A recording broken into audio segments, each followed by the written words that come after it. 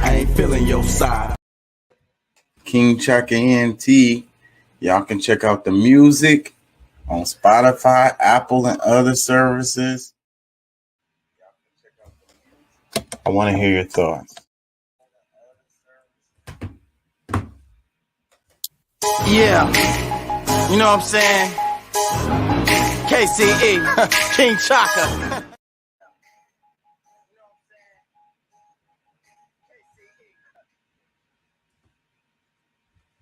Hey, how y'all doing out there? Remember, an educated and united public cannot be controlled. Get organized. ¿Cómo estás?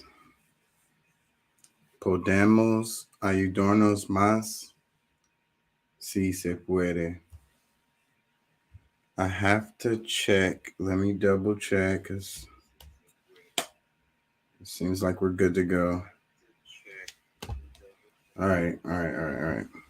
So the name of the show today is I Want to Believe. I forgot something. Hold on, give me 1 second.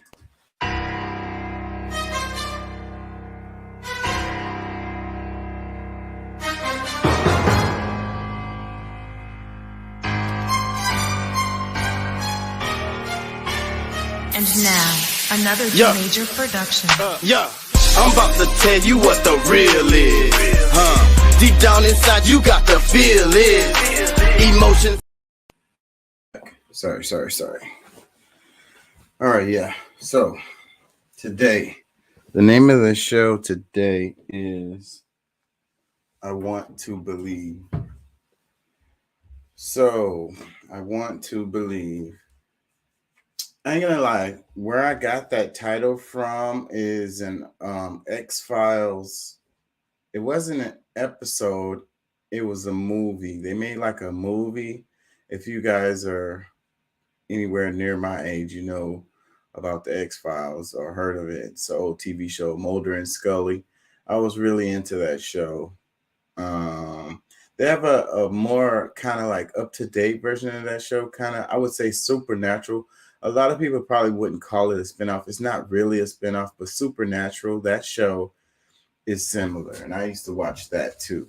I don't watch TV anymore, but when I did, I liked that show, Supernatural. It was pretty cool. The two brothers, and they're like the one of them know they're gonna go to hell, so they're kind of like fighting to save his soul or whatever. So they're going around and like, you know, fighting demons and spirits and so forth,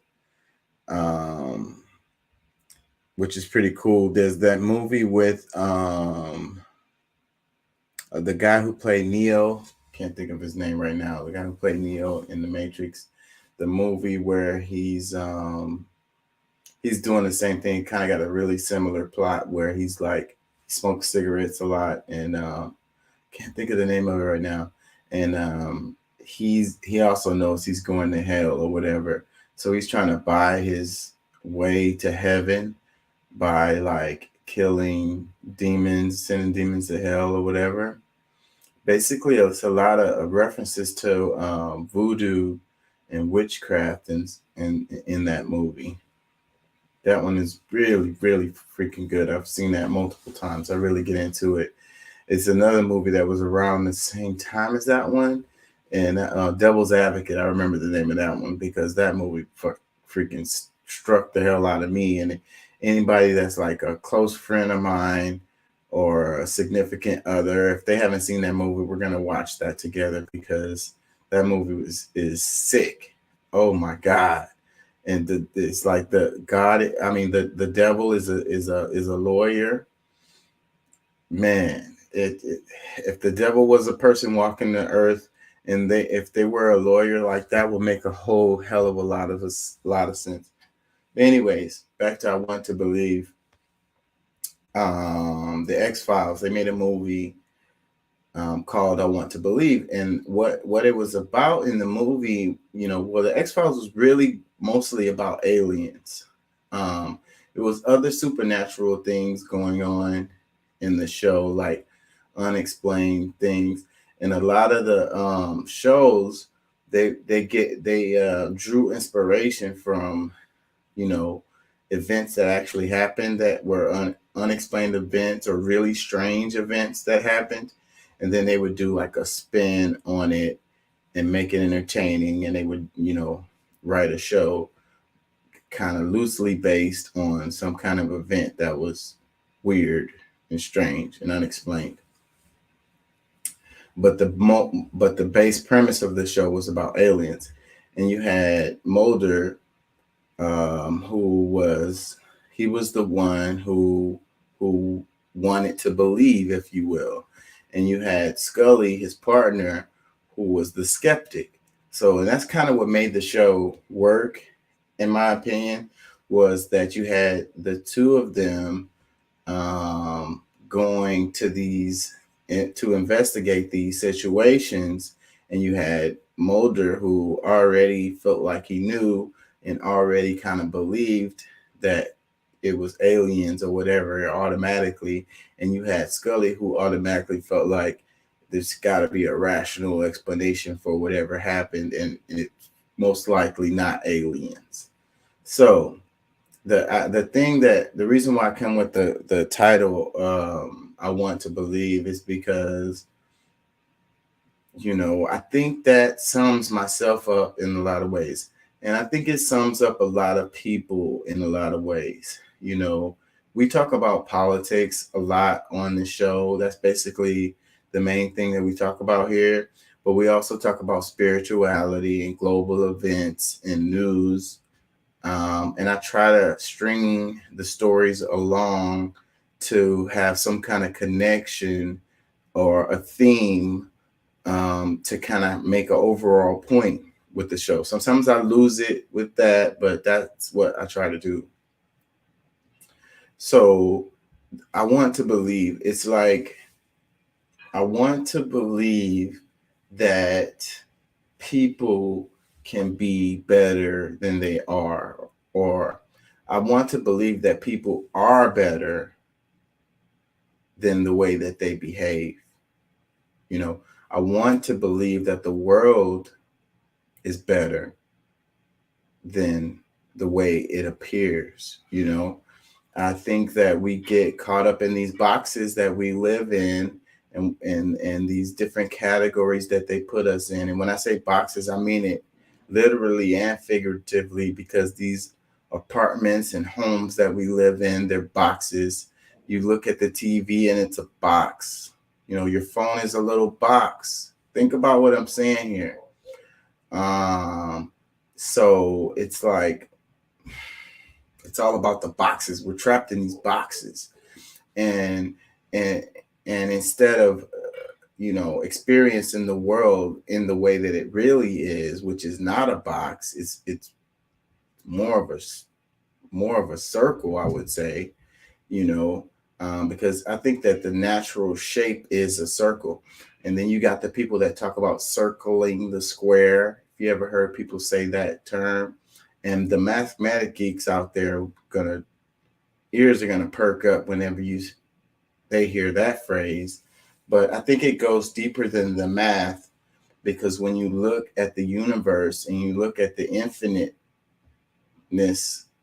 the infinity of the universe, when you look at nature, when you actually go outside, you go outside of your box, you go outside of your box figuratively and literally, by going outside and by getting out of your let's say, political perspective, or even your cultural perspective, or even your perspective based on the experiences that you have had, you know, and you go out in the real world and you see, like, what I like to say is that we live in the Garden of Eden. We really do. It's not so, like in the Bible, they say that the man was kicked out of the garden. So, but I don't think so. I don't think it's even possible to be kicked out of the garden, but you can choose to leave the garden. Okay. So then they be talking about the tree of knowledge, and you eat the tree of knowledge, and then now you're aware that you're naked, and you go and you run and you go try to live a life of fornication and pleasure. And I think that's when you leave the garden. You choose to leave the garden, but it's still a facade. It's still an illusion. You're not really leaving the garden. You are creating an illusion for yourself to make yourself think that you have escaped the garden or you've left the garden, because you can't leave space. It's like, the earth is floating through space. You can't escape that. You know what I'm saying? You can't escape the universe. You can do it mentally, but that's not really real. But then you think about the reality of the universe being mind. A lot of people like to say the universe is mind. And I like that. I really like that term a lot, and I think about that a lot.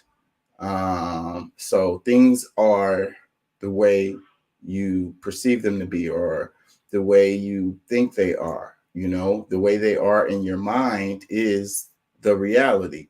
It's not an actual, real, true reality, but it's a reality that's true to you because you believe it. So on this show, Doc Deuce and Pat always beating me up on some of the stuff I talk about, and they say that I'm trying to make a utopia, or I think there is a utopia that exists or whatever, and they're like, it, at least now it can't be that, is what they say. Maybe one day, but now it can't be. And people talk about global warming and things, climate change or whatever, getting off of fossil fuels or whatever, or getting rid of the guns, or pick your topic. And from my perspective, I'm like, I try to imagine. I want. This goes back to my point of wanting to believe. I want to believe that we can live in a world where we don't have to worry about getting shot when we pull into the wrong driveway or walk to the wrong car or something. You know, I feel like I want to believe that we can live in a world that's sustainable, that we're not using these fossil fuels or whatever, these finite resources, and we find a way to live in balance with the resources that we have. Leave it the way you found it, or leave it better than you found it. you know I want to believe that we can live in harmony with each other, even if we disagree with each other. you know Even if we have different cultures and we speak different languages and we have different sexual preferences and we have different ideological views, we have different uh, political leanings. I want to believe that people are better than this, and I really believe it. I believe that our nature is altruistic. I wrote a paper earlier this semester, and one of the things I said in the paper was, I mentioned 9/11 and how when 9/11 happened, and in New York, you know, the disaster happened, and you had people, innocent bystanders, or people that had nothing to do with what was happening, but they saw a disaster, and without any thought of their own health, they ran towards the situation, to help, because they could feel that they could possibly save a life, just one or two or three or whatever, just not even having tools to do the job properly, just digging with their hands and digging through the rubble. you know a lot of those people got sick and dying later as a result of their actions that day, because it was so much toxic stuff in the air and they breathed it in. It's really, really sad. But the point is, I believe that humans are naturally altruistic. It's us acting indifferent towards each other and acting like we don't care about the pain and suffering of others is not our real natural behavior. I think that there are powers that be that lead us to behave in this way. you know so fast forward to today, when we look at the shootings, people dying, you know, getting upset, road rage, and just shooting and killing each other over getting cut off on the road or whatever, or the car in front of you wasn't driving fast enough. That's not our natural behavior. So, and then I think about the animals in the zoo, and that's the reason why I don't go to zoos anymore. I've done it in the past. I went to SeaWorld in the past, and I ain't gonna lie, I enjoyed the trip. But where my mind was then versus where I am now is different. And I see that those animals are not living in their natural environment. They're basically in cages, they're confined. And when you're confined, when you're in a cage, then your behavior is not going to be normal. And you lose your mind. You go crazy. It makes you crazy because you don't behave normally in a cage. So that's the thing. I can see these animals in cages at the zoo, even though they try to create these habitats and they try to make it like it's similar to them in the wild or whatever, but you can't recreate the wild. You can't do it. It's impossible. Okay. Maybe in the future we'll have some kind of technology to do that, but present day we cannot do that. It's all an illusion. And those animals, you think that they know, you think they don't know that they're freaking locked up. Okay. They know they're locked up. It's just like the people in the prisons. And you're like, oh, they're acting like animals because they're in the prison. They're like, oh, they're just animals. But you put them in a cage. How do you think they're going to act? Their freaking mental is distraught. They're depressed. They're emotionally imbalanced. They're not living in normal conditions, in healthy conditions for a human or an animal, and they act out, So, and I think that's what's happening. That's what's happening in our society, is that even though we don't see the bars and we don't really see the walls, we've created this prison for ourselves, and it's causing us to behave in this way. We're insane. The majority of us are insane. The mainstream society is insane and is behaving in a way that is not natural to our natural selves. And it's because we live in conditions that is not natural to us. And it's causing us to behave in this way. So I want to believe that there could be a time where humans are really free. When we talk about freedom and we talk about liberty, we talk about justice, but we're not being truthful and honest about freedom. Do we really understand it? Do we really understand liberty? Do we really understand justice? Do we really understand balance? We're just using our limited perspective to come up with these conclusions of what is right and wrong and what's good and bad, but I don't think that we have spent enough time to actually come to those conclusions anywhere close to what it needs to be. We like our comforts. we like our pleasures, and I think that we have become, what's the word? A slave to our pleasures and our comforts. We have become imprisoned by our comforts and pleasures. Okay. So the thing is, it's like for you to be able to experience pleasure, then you have to experience things that are unpleasant, you know. For there to be light, there has to be dark, you know. For there to be up, there has to be down. If for there to be left, there have to be right. You understand? So if you are living in a dimension that is only one of those, then you've lost it, what it is.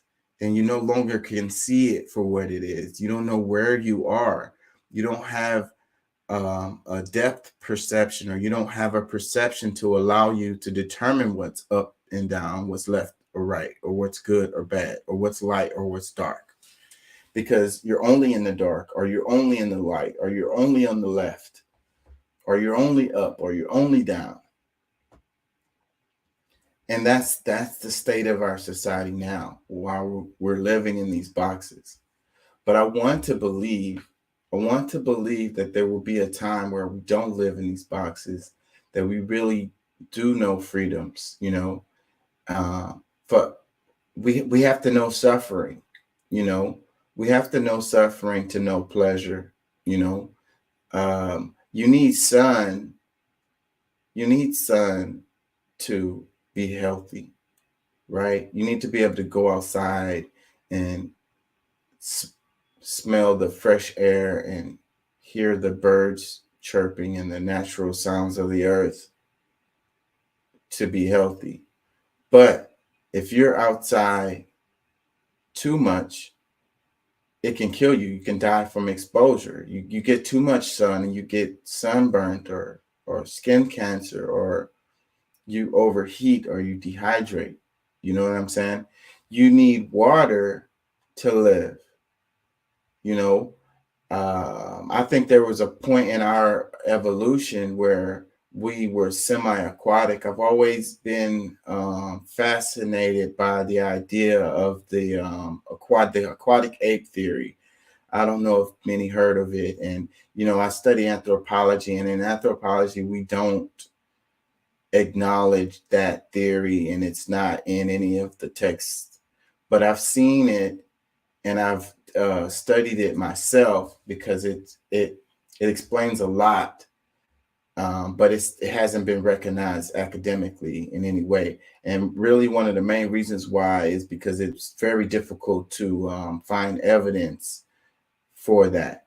Maybe one day, if we can find some true evidence for it, and then it'll be in the academics. But we need water to survive. We need to be able to drink it.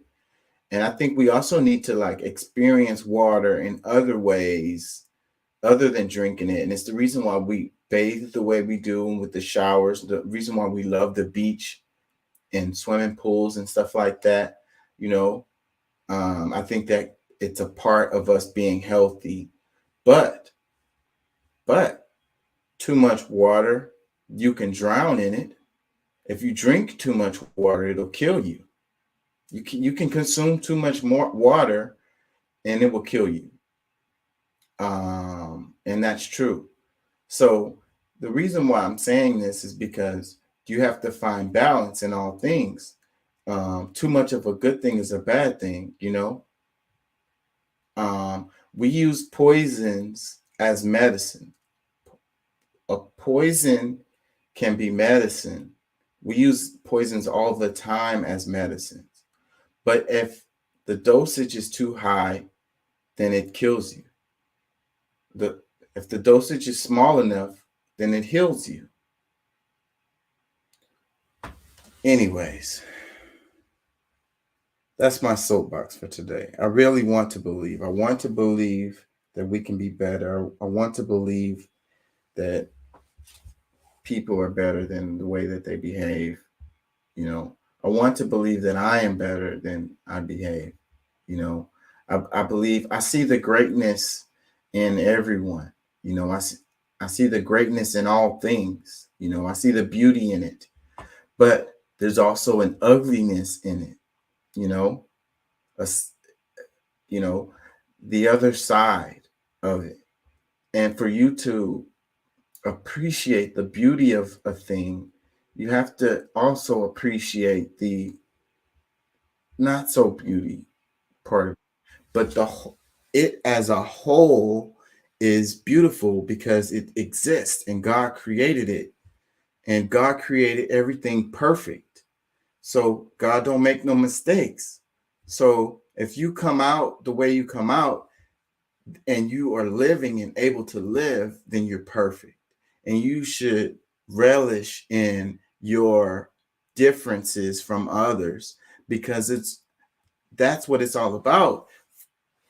If everyone looked the same and talked the same and speak the same language and had the same skin tone and was the same height and weight, then how lame would that be? God doesn't create lame. God creates wonder. So you see things that you've never seen before. If you keep your eyes open every day, you'll see something you've never seen before. You'll experience something you've never experienced before. It's infinite. And therein lies the beauty of it all. Anyways, amen. What's up, Pat? What's the deal? How you feeling? I'm feeling good, man. Much more rested than I was yesterday. Me too, man. I'm really hoping for a better show today. I apologize to you guys because the yesterday's show I was all over the place. I'm pretty sure it's going to be a better show today. Well, I'm pointing no fingers because you know, we pick up where the other is might be lacking, and I don't think I fulfilled that yesterday myself. So, but you know, it is what it is, man. Yeah, it's new day, new show. You know, we do this show live, so you know you can't expect it to be perfect. You know, that's another thing. You know how I was watching something and they were talking about, what was it? No, I was reading the comments underneath. I might play some of this video anyways. I sent y'all some of those propaganda videos from like the 1950s or whatever. Yes.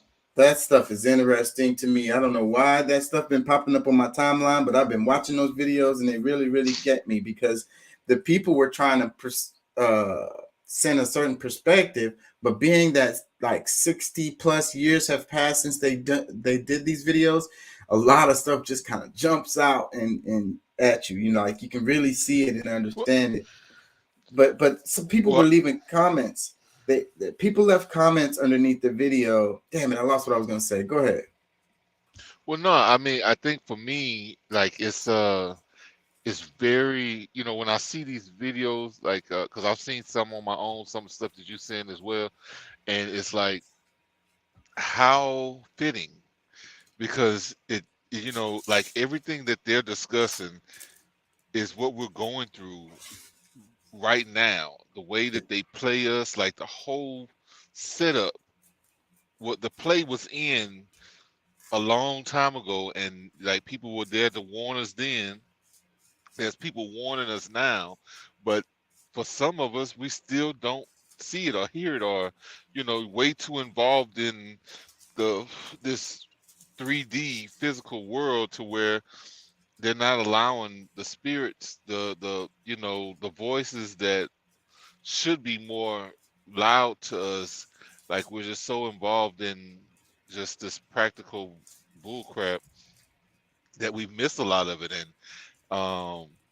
you know, but I mean, I think that based on the way I'm seeing the world, it matches up, you know, because, you know, even though like we know that like our government is practically one body, it's not, you know, like you know, the two-party system is the illusion for us. Yeah. And you know, something that we've been talking about for a while. And you know, but even though through everything, I still think that, like us, you know, there's still people that want to make the changes, and their voice is not as big as some of the others, because the ones that's put on TV and able to exploit or use, you know, spread their voice as much, you know, as they do, they've, you know, they bought and paid for. Like they can get those messages out, but the ones who you don't really hear so much, you know, I share a bunch of those Forbes videos, you know, when they're actually in these meetings and having these questions and bringing up the issues, and you know, I listen to this stuff while I'm rolling down the highway, and just, you know, really just kind of like, just to really kind of give an like with this whole thing, those old school videos, like they're like they're telling us what, you know, like they were trying to tell our parents as when they were young, or our grandparents when they were coming up, what was going on even back then.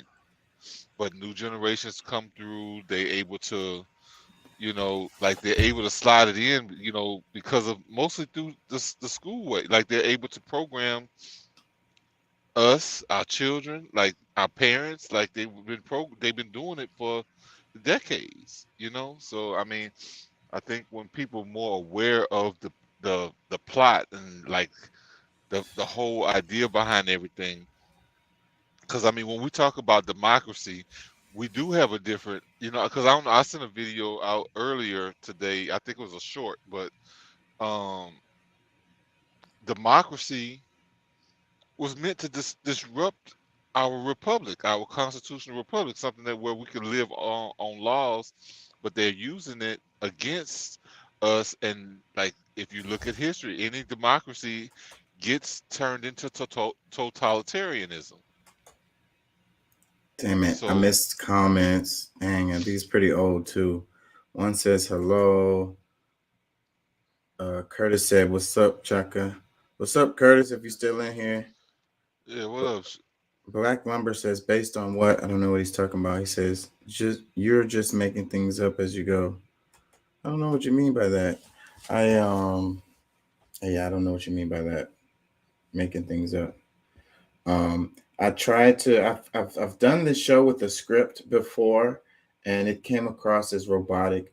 Oh, that was one of the things I wanted to talk about. The comment that they made under one of the videos, they were like, it was really refreshing to hear a video where you could hear the pauses in what people were saying, you know. And that's one of the reasons why I do the show in the way that I do it. And even when I do my editing, I keep that stuff because it's human instead of things sounding robotic. Like most of the videos now that are on YouTube, they edit them and they take out all of the uhs and ahs, and they even take out the pauses, you know, to make, and I get why they do it, because everybody's attention span is so short. So they try to condense everything into the shortest time that they can. So it has all, it's choppy and it comes across really robotic. And if you really, and I get it because I watch these videos.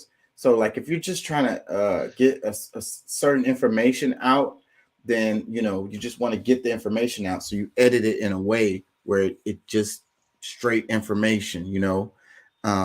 But we're humans at the end of the day. We're not robots, and for us to consume information, for it to actually go in, for us to actually take it in, we need those pauses from moments of reflection, even during the, you know, the presentation, if you will. You know what I'm saying? And that's Yeah. what the comment was saying, because of the old video from 1950. It was analog version, and the guy would make pauses to kind of insinuate his points on things that he's talking about in the video. And the comment was like, yeah, it's really refreshing to watch a video that actually has those pauses in it, the way people actually speak, you know. Yeah. So Black Plumper 333, I have written scripts and I've done the show in that way, but it came across robotic and I didn't like it. So I like it much better Uh-oh. when I do it in the way that I do it. I think that it really works better. I want to grab you. I want to grab your soul. I want to grab your heart. You know what I'm saying? I want to grab your humanity. So I have to show my humanity for that to happen. If I get up here and I just do robotic stuff, then I'm just talking to robots, and I hate the idea of zombie robots and the zombie apocalypse that has happened, and us. It's like, when no one ever has real conversations anymore. They talk about the weather, they talk about sports, or they ask how's the kids, how's the family, how's work, or whatever. It's always the same stuff. It's never about real things, like being really true. Everyone's afraid to say what they really are thinking. They're afraid of being ostracized, or they're afraid of what people are going to say, or whatever. And screw that. Fear is a good thing. Being wrong is a good thing. You can't be right all the time. You know what I mean? You're not going to be perfect all the time. We're humans. So Yeah. we need to get back to real ass conversations, which is what I Well, really focus on this show. Go ahead. well, let me say this because you kind of, like a few moments in your monologue when you talked about perfect.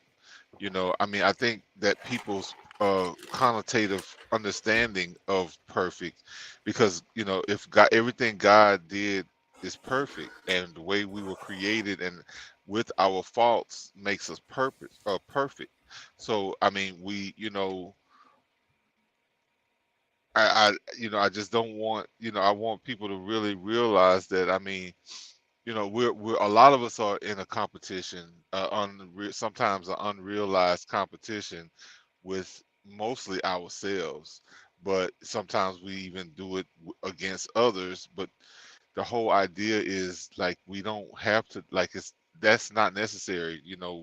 We do what we should, or do what we do because we're trying to um, match what the universe, you know, put us here for, but we end up getting lost trying to match something that we, a different idea of what perfect is. But when you came here, and what what I'm saying, just doing you is perfect.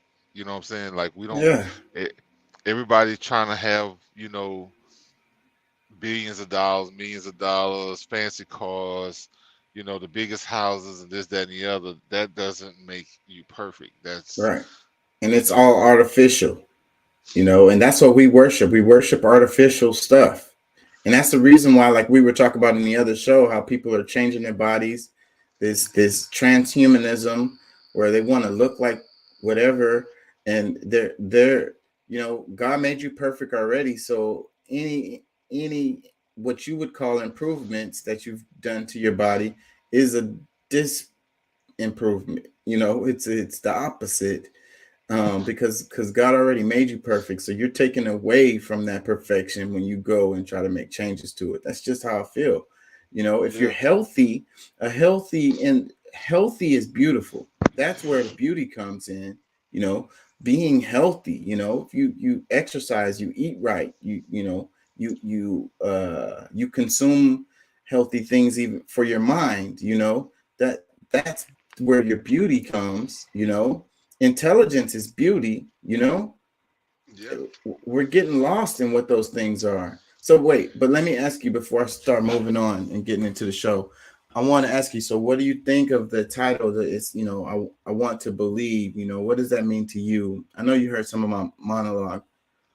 What do you yeah. think? I got cut off on some of the monologue, but I didn't even know what the title was. I didn't see the title, and you said it's I I want to believe. I want to believe. That's the title of the show today. Well, And what does that mean to you? I don't know. Uh, I don't know. I guess personally, I've come I have an issue with that word believe, because I think we're capable of knowing, and there's enough information for us to know, instead of just taking somebody else's word and believing, where we actually have experiences where we can actually see, we experience things to where we actually know, we can, regardless of if it being tangible or not, there's enough evidence to, see the realness of the world or whatever. So, and, probably taking it out of the context in which you originally meant, but just without any idea of where you were going. That's how. And I can't argue with that. I live by that philosophy of what you're saying, but I also think that there's a limit to what you can know. And also, you know, where I was going with it is, I want to believe that things can be better. Things can be not the way they are. Like whenever you guys bash on me about like trying to think that we live in some kind of utopia or that we can maybe create some kind of utopia, that goes into that idea of wanting to believe that we can have a utopia. And what Doc always says is like, a utopia for you is a dystopia for me, or whatever, for the next man.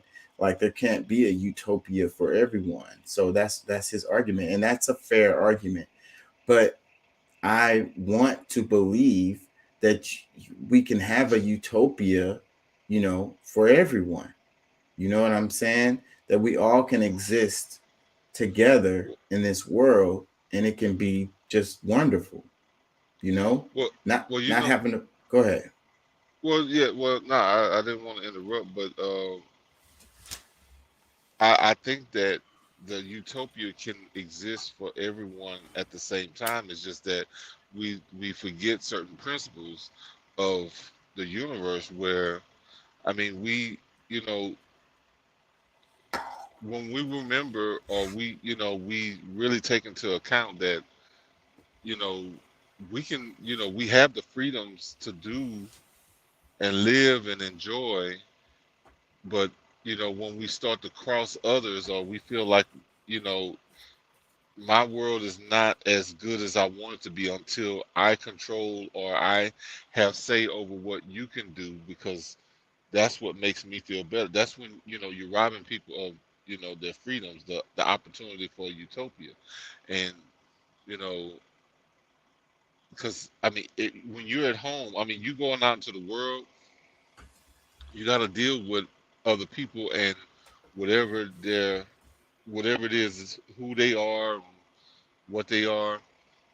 But I think that, because of a lot of the arguments that I make, a lot of times I'm, more upset with the LGBT community, not because of who they are, but the way that they're trying to control people, and, because they want people to not just accept them, but their ideas. Like, bro, like, I see a woman as one thing. Don't make me change my definition because this definition makes you feel better about yourself.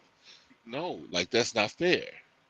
And So, I agree with that line of thought wholeheartedly, because it's like you want, I I protect my sanity at all costs. You know what I'm saying? We live in an insane world, and I'm always fighting to try to stay sane. So I try to go away from the mainstream and not follow trends and fads, and not watch TV and be all into whatever everyone else is in, just so that I can try to have a buffer, but to protect my sanity. So when someone tells me to, they want me to address them as a female or a male, when that's not, clearly the, definition or mental state that I'm in for them. I respect you, and I respect your sexual preference, or your identity that you your want. way of life, I respect it, but I'm yeah. not going to allow my mind to. You can't force me to take my mind to that place where yours is. that's not fair to me. And um if you, I'm not saying that if people that are gay have mental issues, but what I'm saying is, if you do have mental issues, I don't want to go there with you. You know what I mean? I don't want to be in la la Well, land well, with well. you. See, the thing is, like the whole idea is that we all are having an experience here. We having our own individual and collective experience here together. And the whole thing is, it's like, okay, I'm dealing with a whole nother set of issues than what you are. And if me calling you ma'am or sir or whatever really affects you that way. I mean, if we're close enough, yes, I'm gonna may go out of my way a little more, but just in passing, I don't know you enough to like know your likes, and m- we're probably not gonna become close enough for me to even like for that to even matter so much. Why would you try to restrict or try to lessen your interaction with somebody just because? Okay, you have this idea and you like pretty much demanding that everybody treats you the same way. Like, no, like the And, rest of the world. and I don't Huh? even think it really matters. I mean, you're another human, and this is an issue that I really have with people, how they don't treat everyone as human. They don't give human respect, like, how you had eye contact with someone, you give them Yeah, a nod, you say what's up, you acknowledge their existence. You know what I'm saying? yeah. Just human respect. Like, I don't even It, think it matters what your it sexual does, preference and is, that's the thing. or what you want to identify as. You are a human, and I respect that. And That's it. I expect you to respect me as a human also. So we Thank don't you. need those labels. Exactly. And that's the thing. Like whatever you're doing, you know what I'm saying? Because like I believe like they would really receive way more respect if they just lived and just did, you know what I'm saying? Okay, you accept there's ignorant people and you move on, you go on and deal with somebody who's not the ignorant ones. Like, Just do you, and love yourself, and then that's it, and respect other humans. Don't force them to come down some road that you want them, like. So then now it's that outrage culture that we're in. Like, you're always finding something to be upset about. So you're upset because someone doesn't want to think the way you think they should think, or y- whatever. I yeah, mean, I respect you as a human, and let's leave it at that. There's no thank need for the labels. There's no need exactly. for it. Whatever you do in your bedroom or whatever you do at home, I do not care at Yeah, all. I mean, Do it. at some point, Enjoy life.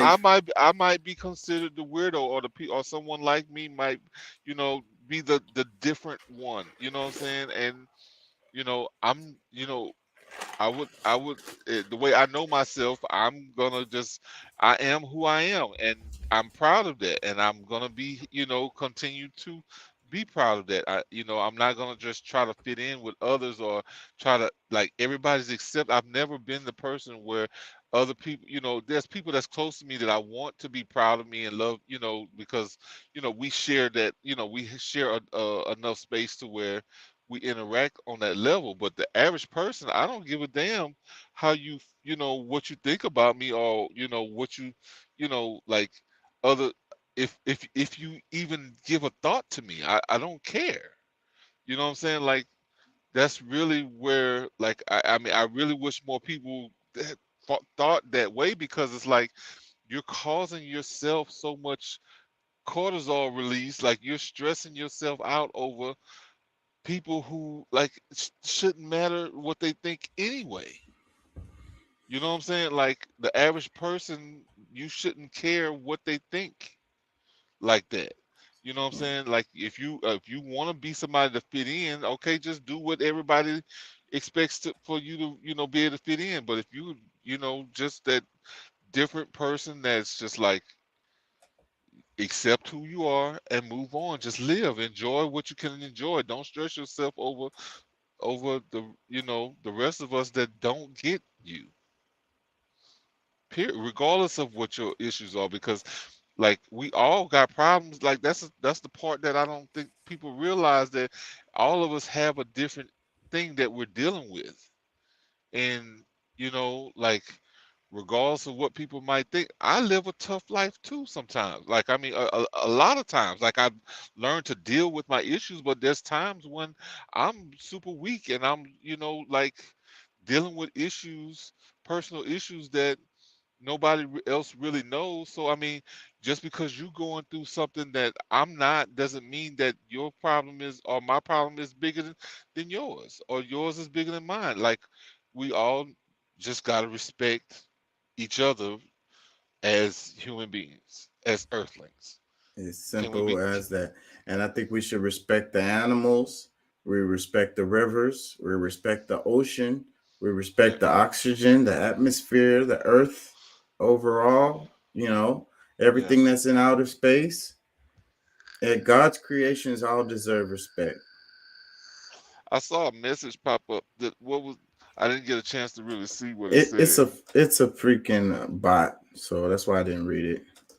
It's a bot. Oh, okay. Uh, I'm gonna go into this right here, this story right here. So this just happened. It says a manhunt was underway Saturday after a man killed 5 people execution style, including an 8-year-old boy, using an AR-15 after he apparently got angry when confronted by neighbors who said his gunfire was disturbing a baby in San Jacinto County home, authorities said. So before I read the rest of this, because I saw it, the story, and it's like the guy was in his yard and I guess target practicing or whatever, and the neighbors came and like, complained about it, and the guy killed like all of them. You know, it's another similar story that happened yesterday, I think, where it was a guy with a leaf blower and he was blowing a leaf blower, and his neighbor came out and shot him because the leaf blower was bothering him. This is the world we live in. Let me read the rest of this. It says Francisco Oropeza, 38, was allegedly firing his AR-15 semi-automatic rifle around 11:30 p.m. Friday in the front yard of his home. His neighbor went to the fence to ask him to stop shooting, saying an infant was trying to sleep. San Jacinto County Sheriff Greg Capers said the suspect allegedly went back inside his home and then reappeared, launching a shooting spree inside the neighbor's home filled with 10 people from Honduras. He cleared the whole house, Capers said. It said, read the link in the bio. I'm not going to go to the bio. Houston Chronicle posted this. Let me read a couple comments. First comment, it says, something about he cleared the whole house doesn't sit right with me, especially coming from the sheriff. Yeah, that is kind of a weird way of saying that. Another comment, it says 5 human beings murdered in cold blood by a psychopath with an assault rifle. There, I fixed your headline. Another comment, it says horrific story and unimaginable pain for a family. This is a prime example of why every U.S. citizen able to should have at least one readily accessible firearm in their home to protect themselves.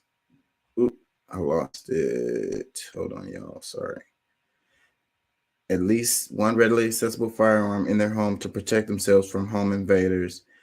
It's an unfortunate reality, but reality nonetheless. I will have to say though that I don't know that who knows that, who's to say that those people didn't have weapons in their home. They probably wasn't expecting this guy to open fire on them in this way. I don't think that having a gun would have protected you from this particular situation, unless you went to the fence with your gun already, loaded, cocked, and ready.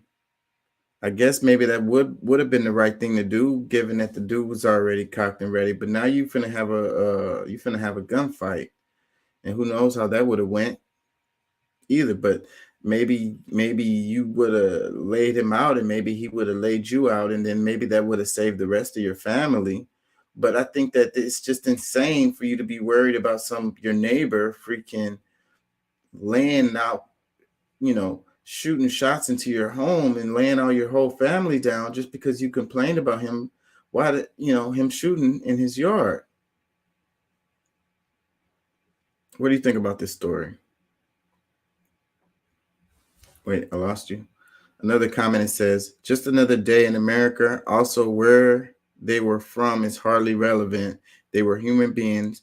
Their country of origin means nothing. I agree with that. I wonder why they put that in there. So is that why the guy shot maybe he just didn't like them anyways? He was racist or whatever. He didn't want people from Honduras in his neighborhood or something. Like maybe if the neighbors that complained about the shooting wasn't from Honduras, he wouldn't have killed them all. I don't think that part is relevant. I don't think they should have put that in there. Maybe it is relevant, but it shouldn't be. Another person said it too. They said, was mentioning where those victims were from really necessary? Another comment, it says, just another day in USA. Can't wait to see the excuses for the shooter now. Another comment, it says, Republicans want more of these people to have easier access to death machines. Another comment says, Abbott wouldn't have it any other way. Really, really sad story right here. What do you think about it? You there, Pat?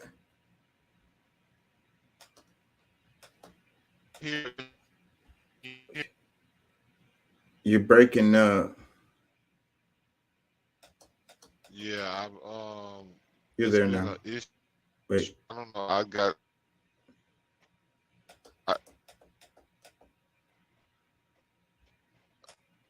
Hold on. Yeah, you're breaking up still. I wonder. Okay. What about now? Yes, you're in. Okay.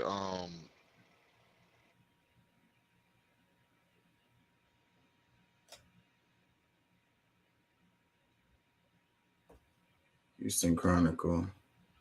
Let me see. Do they have the article? It's a good bit of. Yeah, you're breaking up again. I'm not getting you. I got the article. Let's see. Are they going to let me read it? I'm not paying for no subscriptions. Is it going to be the same? Yeah. Yeah, you're breaking up. I'm not getting you. You know what? I need to see about switching to.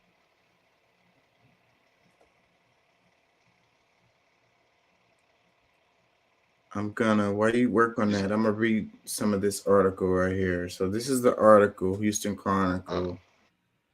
It says 5 killed execution style by gunman still on the run in San Jacinto. That was another thing I saw when they talked about this. The guy, they said he left on a bicycle or by walking or something after the incident. So they still haven't caught up with this guy from the last I heard. I mean, I haven't seen any updates. This article is April 29th, 2023, updated April 29th, 2023 at 10:06 p.m. It's written by Jonathan Limehouse and Doug Begley. This is the Houston Chronicle. Let's read some of the article. It says, wait, here, let me read the caption underneath the picture. It says, law enforcement authorities removing bodies from a scene where 5 people were shot the night before Saturday, April 29th in Cleveland. Are there any other captions? Okay, so this caption, it says, a loved one is consoled by people as he arrives the scene where 5 people were shot and killed the night before Saturday, April 29th, 2023 in unincorporated San Jacinto County. The suspect, Francisco Oropeza, who lives next door, is still at large. So those are the captions for the pictures. Let's see. Let's do some more captions. For this picture, it says, law enforcement authorities removing bodies from a scene where 5 people were shot. This one, it says, a law enforcement authority. I don't know why they cut off half the screen. It kind of sucks. A law enforcement authority investigating in front of the suspect's property Saturday, April 29th in unincorporated San Jacinto County. The suspect, Francisco Oropeza, is accused of shot and killed 5 people who were inside the house next to him the night before.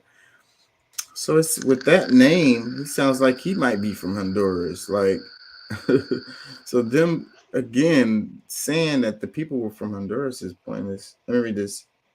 It says a loved one arrives at the scene. Okay, they're kind of repeating. Let's read the article. It says a manhunt was underway Saturday after a man killed 5 people execution style. Why they say execution style if he was just shooting through? Because when I read this headline and that caught my eye when they say execution style, but they just said he opened fire into the house.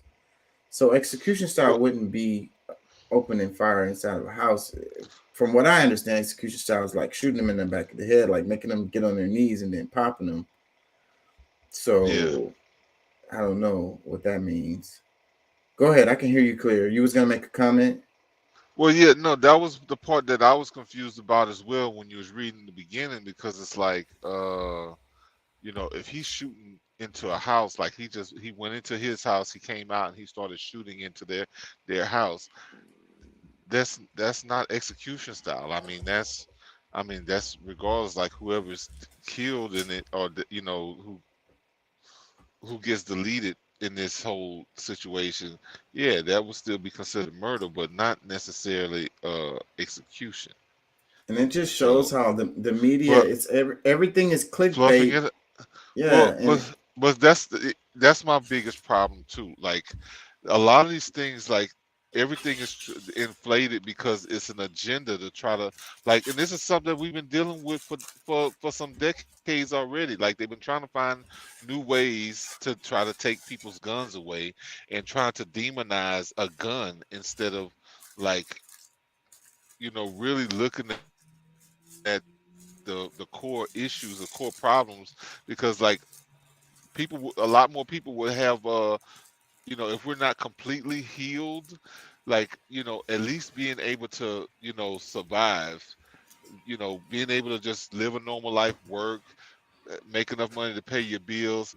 Like, for whatever reason, that makes life a whole lot smoother and more tolerable than when everybody's kind of like wondering what if they're gonna, what their next meal will be, or, like, okay, like, damn, am I gonna find a job?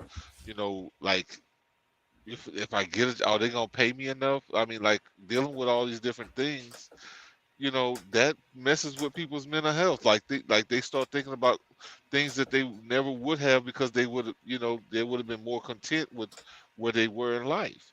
So I mean, it's just, you take all these things from people, like the unemployment rate is down in every community. I mean, well, I guess unemployment is up. I mean, is actually up in every community, and um, it's, a lot of people uptight. The government is antagonizing us with all kind of different, mind pollution. Got us thinking about things that we shouldn't have to if they weren't trying to, manipulate us through every step that they make. Food, TV, like everything that they give us to ingest is polluted. So yeah. Well, you know that's where what I happened. stand That's on what. this. If the crazy ass Well, MFer well, didn't have access to a weapon, those people would be alive still today. well, no, I mean, they're talking about guns. I mean, if he wants to do something, so if he didn't have a gun and he's like aiming, doing target practice, maybe he'll have a bow and arrow, or what's the one that's made like a rifle, the crossbow. Like, I mean, he would probably still have something. Like, people act as if like murderers are gonna just like, damn, I don't have no gun, so I can't kill nobody. Yeah, Like, but I can't see how you could say that for this particular situation. I mean, if it, the what? gun was everything. The guy was shooting the gun outside. It was making noise. That's the reason why the people came out. They complained about him shooting the gun. They said they had an infant in their house, and the infant was trying to sleep, and your gunfire was making the infant wake up and be irritated. And then you had the guy retaliate by shooting the people through their house. You can't do that with a crossbow. The Well, gun I hear is the this center of this situation. whole story. The situation would have been different, but like my whole point, if you're hearing my point, like I mean, you don't have to like try to sell me on guns being a bad idea. I do know where you stand on that very well. So, but my thing is that people who are you know prone to go after another human being because they said something that you didn't like. I mean, those people are gonna find they got a chip on their shoulder anyway. They're gonna like people who got it on their mind to do something. They're gonna do something regardless of what tool they need. Like that's the part. And I guess it'll be more intimate murders if that's the case, if that's what you rather. But that's what it'll be. Well, you gotta be. I think it's so easier. It's so much easier to pull a trigger and shoot people like that from a distance. Like if you Yeah. got to get up close and personal and intimate, like you said, and stab someone or whatever, and like watch them die or whatever, and like actually struggle with them physically, because people don't die right away when you stab them. You know, it's you're more gangster. I'm not condoning killing people, so guys out there, don't get me wrong. But what I'm saying is that it takes more balls, it takes more guts. Well, You have to be more thicker and skin to freaking I kill someone in I that hear you. way. I hear you with that. And like I said, I mean, if Get their blood everybody all else on did, you and my, shit. Like yeah, that's because I different mean, my level. stance is because I mean, I am at an age where like I'm not necessarily looking for no fight. I mean, if I got to get down and dirty with put my hands in, that's fine. But somebody, I don't fuck with nobody. And Yeah. if it comes to me, most likely, what I'm saying, you're gonna have to deal with the slug or the hollow point, whichever one you just so happen to catch. Because I load both. You know what I'm saying? Yeah, I'm Um, not trying to have physical fights right now in my life either. I'm about ready to. I'm but not. that's My wind but is my short anyway. The fight needs to be yeah, over within like 5 minutes. And it, yeah, if it goes longer than exactly. And five but minutes, I'm in trouble. man, 5 minutes, but 5 minutes is a long time, bro. I know. Yeah, it go longer than that, I'm in trouble because my But wind gonna be but gone. but my main thing is like I said, I advocate for guns because like I don't, what I'm saying, that it's always there's gonna always be because I mean I'm not afraid of my average man. I'm more concerned about what the government is going to try to do. They're the ones that's trying to take my guns from me. Like Yeah, they the one that has an agenda, and the whole idea for the Second Amendment is for the tyrannical governments, which we clearly have. Like I mean, bro, yeah, and but like I said, everybody is shooting each other. I don't see nobody shooting at the government. okay, that's fine. But that's the whole thing because see, I think that like you know, call me crazy, but I think that a lot of these things, regardless of what party you want to point the finger at, I don't care who you point it at, who this whole idea of disarming the people is coming from the government, and they have these different issues like this. Maybe there's some standalone where we just dealing with somebody with mental health issues or whatever. That could be it. But I think a lot of these things are, um, you know, somewhat made. Like they created these. Some of these situations are created so that they can have a reason to say why they need to take away guns. Maybe I'm overthinking it, but even if I am, like, that's what I believe. You know. Okay, let me read some of this article. It says a manhunt is underway Saturday after a man killed 5 people execution style, including an 8-year-old boy using an AR-15 after he apparently got angry when confronted by neighbors who said his gunfire was disturbing a baby in San Jacinto County home, authorities said.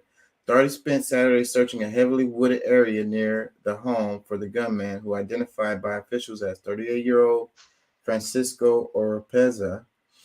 According to Rob Freyer, an assistant district attorney with the San Jacinto County District Attorney's Office, a judge issued an arrest warrant with a $5 million bond for Oropeza.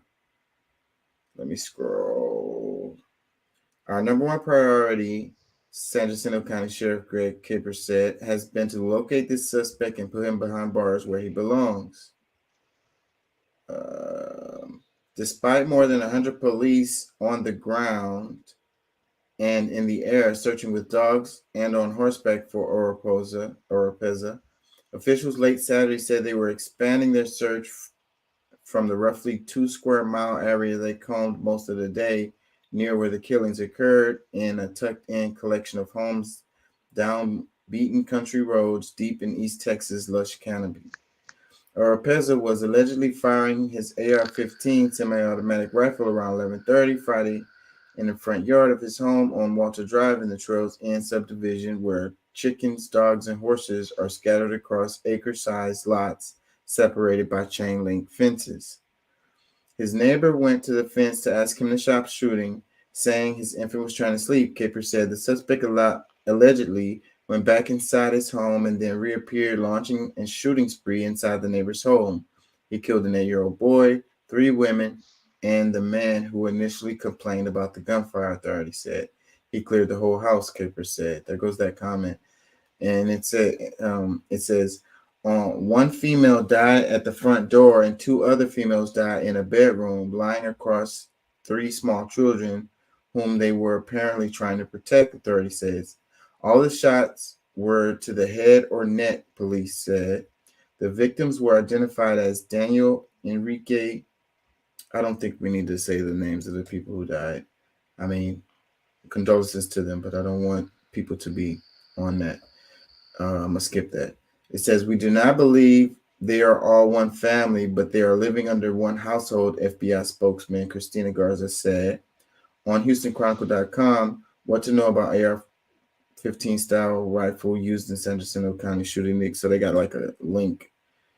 Anyways, and going on, it says 3 children covered in blood were taken to a hospital where exams determined they were uninjured and bloodied by the slain women protecting them, officials said. The children are now safe with family in the area, Freyer said. San Jacinto County District Attorney Todd Dillon and 2 adults in the home were not harmed.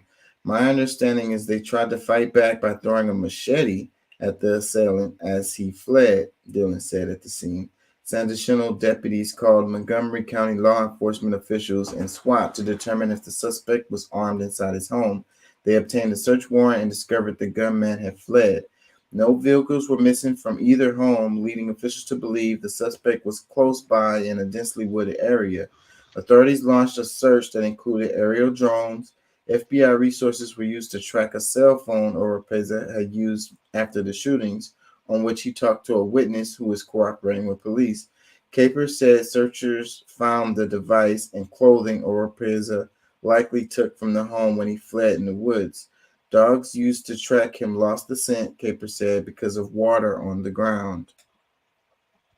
Officials collected a semi-automatic rifle and magazine from the suspect's home and believed that was the weapon used in the killings. What's unclear is whether he could be on the run with other firearms retrieved from the home. We consider him armed and dangerous, said James Smith, special agent in charge of the Houston field off of the FBI. Smith urged residents to call police if they see him and not take matters into their own hands.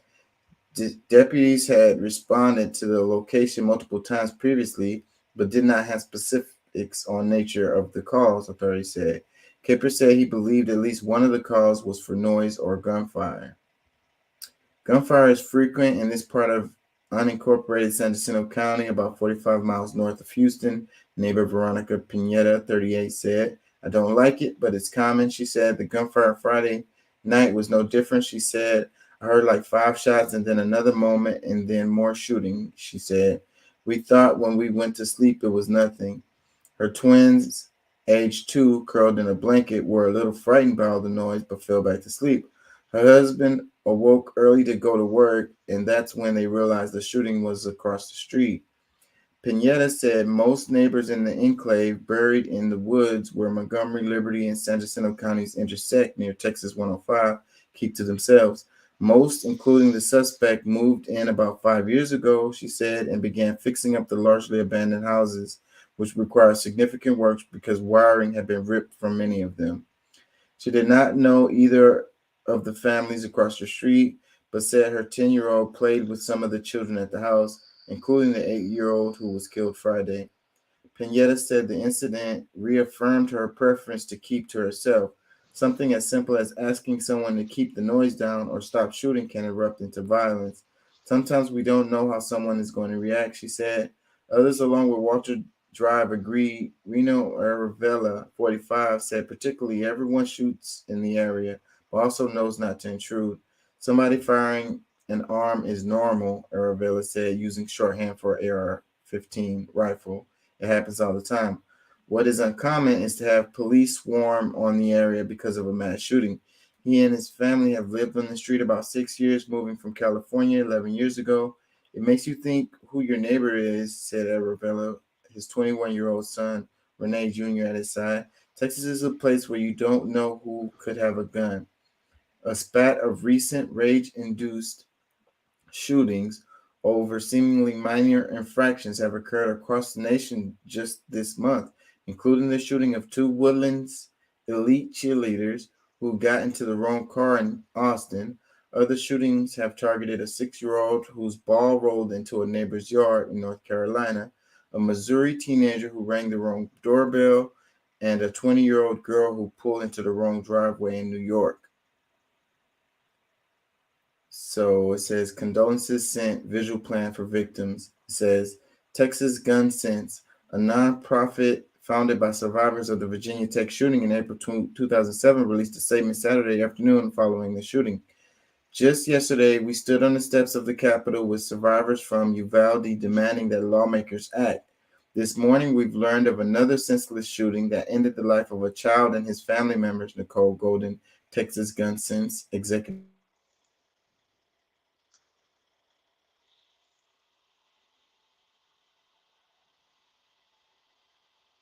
statement. People often ask what happened and continues to happen to our communities. We know that strong gun laws work. We know most Texans support them, and we know there is no excuse for inaction to save lives. The first anniversary of the Robb Elementary mass shooting in Uvalde is next month, and gun legislation has been a hot button topic for lawmakers. The San Jacinto County Democratic Party held a vigil for 5 victims on Saturday in Huntsville. On Houston Chronicle, 60 children and teens died from gun violence in Harris County in 2022, the highest total in years. San Jacinto County is devastated by the horrific events that happened last night, John Michael Adams, chairman of the San Jacinto County Democratic Party, said in the news release. We've decided that it no longer made sense to hold our annual fundraiser tonight, but still felt we needed to come together as a community however we could and send our love and prayers to the loved ones of victims of these senseless shootings. The mass shooting comes 2 months after a 38-year-old gunman fatally shot 3 teenage girls at a home in Galena Park. The gunman also sexually assaulted a 12-year-old girl who managed to flee the home in the 2000 block of 2nd Street with her niece during a February shooting. So that's the end of that. Man, I got people in Huntsville. This really feels close to home to me. That's right down the street. Well, San Jacinto is not necessarily right down the street, but Well, this I'm just feels, saying. I mean, in the world aspect, it is. yeah, You know, I mean, it's. I mean, I don't know. I'm a truck driver. But yeah. that's So to right you, down the road from. Yeah, that's yeah, right down the road, up the road, however you want to look at it. It's right up the road. You head north, you there, you say and round it's round not the no. corner, like what we like to say, Yeah, country I folks. mean, It's just yeah, round the up, corner, up the road. You up know, the road, like round the corner. you know what I'm saying. But yeah, man, it is close to home, and you know, I you know, I try to leave my conspiratorial mind but it's hard too because I feel like a lot of times it's just lack of proof. The reason why that those things that I'm feeling like I just don't have the proof at the moment, but the proof usually shows up later on. Like you just need enough time for enough things to happen to really be able to see it more for what it is. And I mean, we know how our governments work at each level. Like I mean, it starts at the high, and then each one it goes gradual so that it can try to hit different communities directly, so that they can eventually, so that they can, their mind is actually caught up in it, and or even like somebody they know close. Okay, yeah, they've learned the psychology of controlling people. They do it very well, and that's why like I fight against a lot of just accepting what I hear. And a lot of times what I feel, because I trust my intuition, like that's really that's what I lead myself on. I'm not going by what just if what you feeling and I feel match up, okay, cool. But just because I trust you, I like you, you cool, and this, that, and the other, but because you done said something, don't mean that that's what I'm about to live by or die by. You know what I'm saying? Well, I hate how our system is so like it's just punitive and reactive. It's like in the article they said, yeah, we're looking for this guy so we can put him behind bars where he deserves to be.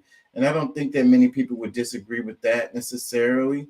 But I mean, that doesn't bring back those people. And that also doesn't help with anything that happens in the future. So what do you suggest? Like, what can we do to help save the Well, next group of w- people who's gonna get shot? well, and I mean, because I don't, me personally, I don't have an issue with stiffer gun laws. Like I'm a law-abiding citizen. Like I mean, I have credentials that the where the this country, this government knows very well who I am, my record, and all this, that, and the other. So I'm not so concerned about when I'm ready to purchase whatever firearm, or even if I build one. You know what I'm saying? Like I have the the resources for any one of those angles. I'm not gonna have a problem. But and anybody who does have some conflict, like some things that we should be concerned about, I don't have a problem with restricting certain people. But when we start talking about hey, nobody should have one, that's a damn lie. Yeah. So Like what's the answer though? Again, like you said, what's the stricter gun. yeah, Um, I mean, what I would don't those look like? well, I mean, Because in Texas, you can buy a weapon. You don't have to have a license. You can open that's carry. bullshit. That's You, bullshit. it's true. It's true. So You, from you, who? that's the way it is. That's the law. Bro, You don't. I done bought three guns in the last year, to two, maybe a year and a half or so, and every time I gotta show my ID. I gotta prove who I am. Not driver's license. I'm talking about a license to carry the weapon. But all right, okay, so why if you can get a gun, is there necessary to have a another permit, or like that's just extra money for people to spend? Well, if you can own one, you should be able to carry it. I don't get that. So then, okay, this is where we're going with this. So I asked, what do we do about this? And you said you're okay with having uh, restrictions Yes, and common but sense my gun laws. But that there goes one of them right there, having to get um, uh, background checks, having to have a license, having to, waiting periods. I mean, there's a whole list o- of them. okay, but my thing is, None of those are in Texas. if you pass those laws, Not or having, not being able to it, open carry. Go ahead. Well, okay. So, all right, if you want, because I mean, open What carry. restrictions do you condone? I'm saying, what laws do you think should be in place to help Well, I think deter that people, this? I think people who have like certain, like if they're determined dangerous, they just can't have a gun. Like, I mean, anybody that qualifies by the standard to be able to have a gun, like, what's the purpose of having it if you can't carry it? Like, there's certain common sense things that just, like, to me, like, okay, if I can buy a gun, but I can't, defend myself when I'm in the world. Like, nobody coming to my house to hurt me. When I leave the house and I deal with certain things, that's where I'm more concerned. O- Open You know, carry and concealed carry are two different things. I You understand have that. law enforcement. My uncle, my mom's brother, he was in the, I want to say FBI or whatever, and he always had his piece on him, but you never saw it ever. Yeah. You never saw Okay. it. You couldn't see no bulge. You didn't see nothing. That's very different than these guys who are in the line at McDonald's with the big ass fucking thing on their hip, like. Well, okay. Which one is supposed to be more dangerous? Because whether you see it or you don't see it, I mean, I'm not sure what difference that really makes. Because It I mean, makes a difference because it makes people uncomfortable. It makes me yeah, but uncomfortable. I saw okay. one where this dumbass, a picture on Instagram where the guy had the holster. The way the holster was, it was on his shoulder, and the gun was facing like back. So that there was a guy, he was waiting in line at like a fast food restaurant, like McDonald's, and the gun was pointed at the people who were sitting there eating. Now, we don't know if it was loaded or not or whatever, but having a barrel of a gun pointed at your face, does that not make you feel uncomfortable? Well, I mean, I'm sure it would make me feel uncomfortable, but I would, most likely if in the case like that, because I don't, maybe bring up a conversations like, hey, what's up with your thing? That looks, pretty cool. Like you can learn how to know how to talk to people where you're not being aggressive to them or whatever. But or if I don't feel comfortable somewhere, I can't make somebody else leave. The only thing I can do, I can leave. You know, I'll replace myself. So I I don't really like whether because I mean I always try to understand like okay, it makes other people feel comfortable, but I by you seeing it makes you uncomfortable. But most like I'm my stuff is concealed. So does that make you less make somebody less dangerous whether you can see it or not see it? It's not about them being dangerous or not. It's about the way people feel. Having a gun barrel pointed to them is not cool. And But but walking see, but around that, with but the, that's the biggest argument that we have on the planet right now is about people's feelings. It's like, well, and then this it's person that dangerous you too.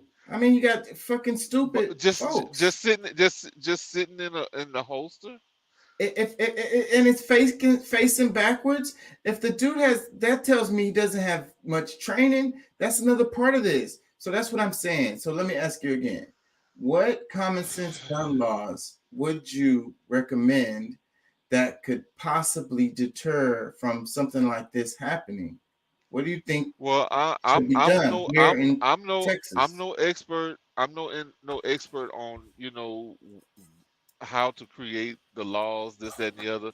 Now, when I hear them and it makes sense, I can, I can agree to it. But when it doesn't make sense, like that, Well, I just made three suggestions, and they're very simple, and they're the ones that get thrown around a lot about having concealed carry, having to have a uh license, having to But I have just, but I just background responded. checks, and But I you just didn't like responded you to didn't you. like none of those. You pushed back on each one of those. Because we call people call it common sense, but it's not. It doesn't really make a difference. They still have the gun. Like it is not gonna make that. It's not gonna make as like I gotta move my shirt now to be able to get to it. Wow, what a restriction! Like I don't see where people getting uptight about whether somebody has it exposed or not exposed, like a visible or And you also invisible. said you don't like the idea of them having to have either. Have You what? know, a license to carry, No, no, no, no. Because see, weapons your license, training, your license to carry should be your receipt. You own it. so that there's no that's how the law is right now in Texas. It's basically no Exactly. restrictions. But, So but again, I'm asking you, would what would be a common sense gun law that could improve the situation here in Texas? What would you advocate for that would make things better? well, So you I wouldn't have mean, so many dumbasses walking around here with weapons and fucking getting in their feelings and killing people in a spur of but a freaking moment. Well, see the part that I think because and I appreciate your concern and it's wanting to see a change, but the people who care about the laws, the people who even learn about the laws enough to want to abide by them, isn't your problem. The people that's gonna go and do like they're not concerned about breaking a law. So you changing a law is not gonna make them put their shirt over their gun or to or carry it however it's told to to carry it or go and apply for another So they so know so that. with that logic, there's no point in having any laws related to guns at all. Well, I'm just well I mean, until they come And up no with something that restrictions. makes sense, that truly makes sense, because, like I said, I mean, the people that the laws focus on are people who follows them.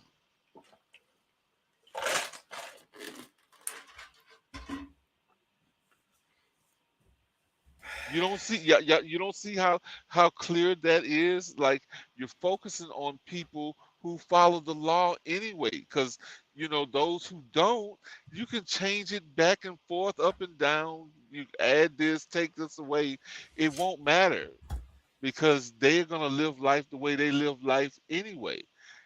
Like I And think it's more of a core problem that you know people are unhappy with the way they live, like the conditions that we have to live under. That's more of the core issues that we have to focus on, is making life more like where people can be happier instead of like always finding a way to take something away. Like the gun issue, people would have guns, but they too damn happy to be going around trying to shoot somebody. Like I mean, that's more of the core issues. but the point of having the law is so that you can have consequences for your actions. You know, even if no one got hurt, then you were doing something that was like, unsafe. Yeah, and also to have more But you but training. I but think that you're gonna be training held is accountable.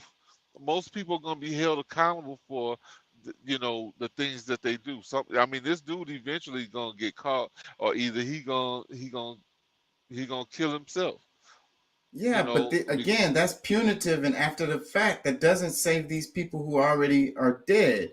I'm but that's talking the thing. about It's not gonna. laws to help keep from less people die. Make it so where it's less people I die. hear what I hear what you're saying, but all right, taking the guns will solve one problem, but it's gonna open the door for many others. Like you not being able to protect yourself from, like a criminal is not gonna be fair.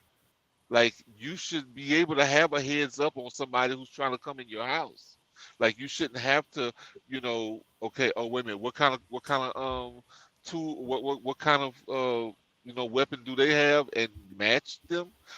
No, bro. Like it's really a tough thing, this whole situation, because like when you're talking about saving people's lives, but you're also endangering lives at the same time. Because like the people who are law abiding, the ones that's gonna listen and be like, okay, let's try that so that we can, try to have a safer America, or safer, communities or whatever.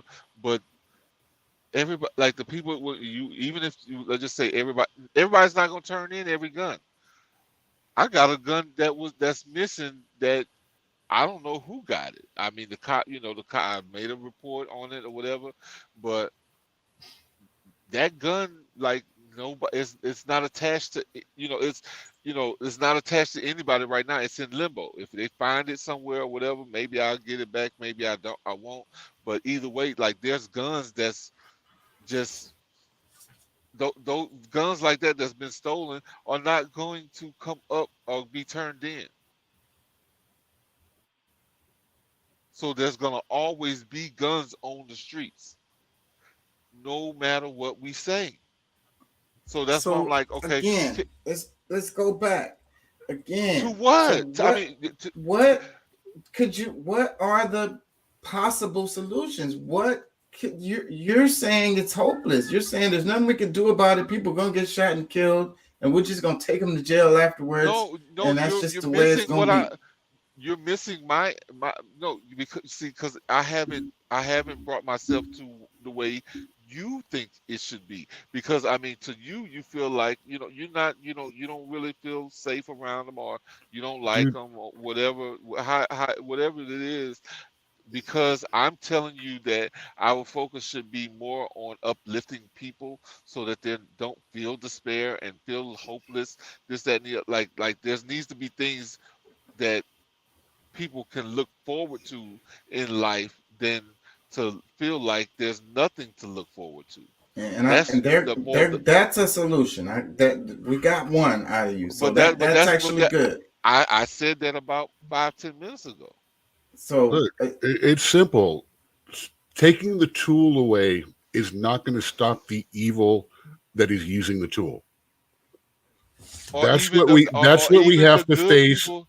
and Or that's what we've got to face and figure out is how to reduce the evil that is causing these people to go there. I like what Living Room says too. You know, it seems like things were a lot better when you had to be discreet, because when you had to be discreet so you didn't catch a charge. let me read his comment. So living room viewing says, it occurs to me that when folks had to be discreet because they could get a gun charge, the threshold for pulling out was much higher. And another comment, he says, you can't legislate hotheads. It's not about legal or not. It's about crazy or not. Write the law about that. You want a gun. Where's your psyche eval? Your psych eval. That part. Well, And I'm that's what I'm saying too. I mean, as far as restrictions and common sense gun laws, okay, but Pat now is saying if you're an able-bodied person, then you should everybody should just be able to have a gun. I'm saying you need to have a license at the very freaking least, with actual gun training and with actual freaking yeah, make sure you're not fucking crazy. there's no violation. Well, here's another problem that you're going to create there. Now you're going to put another barrier in between people trying to seek mental health. And if you start to make therapists, because the next step was, and this has been proposed, that therapists have to start reporting people. And so what's going to happen now is they're going to stop seeking mental health if they think that they might get a label.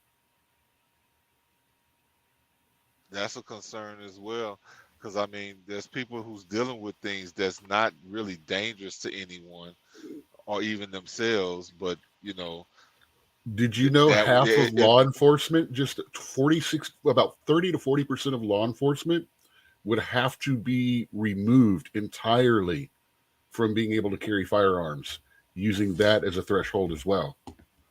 If you want to use but they're domestic not gonna. violence, if But they're you not you gonna know take away the. They're not gonna take away their I think a guns. lot of them shouldn't. exactly. I think a lot of them shouldn't. They don't, and I think that in a lot of situations they shouldn't.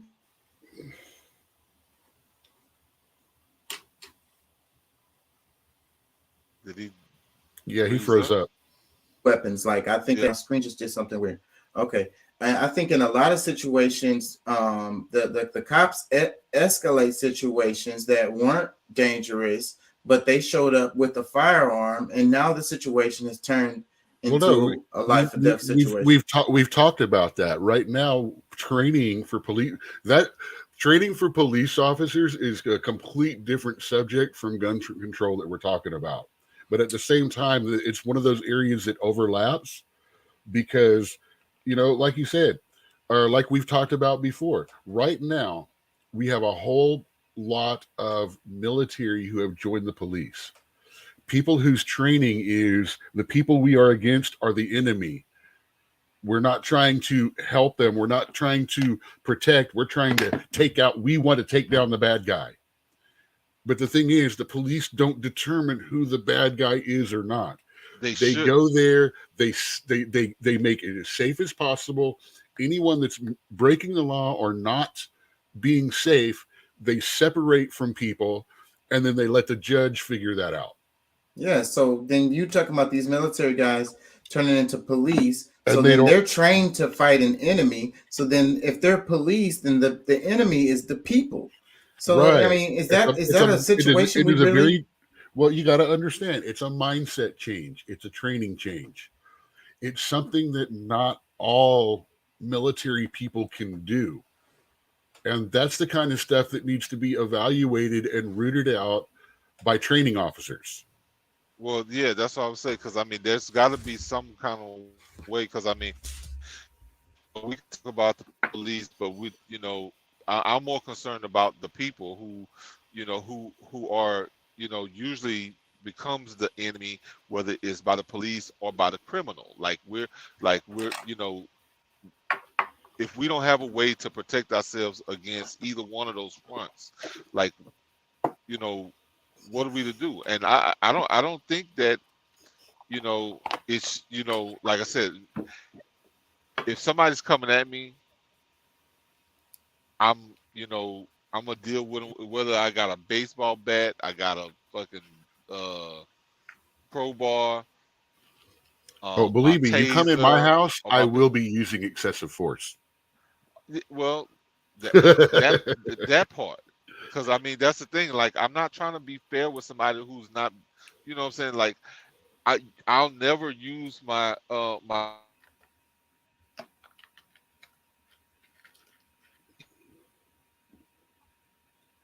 You breaking up.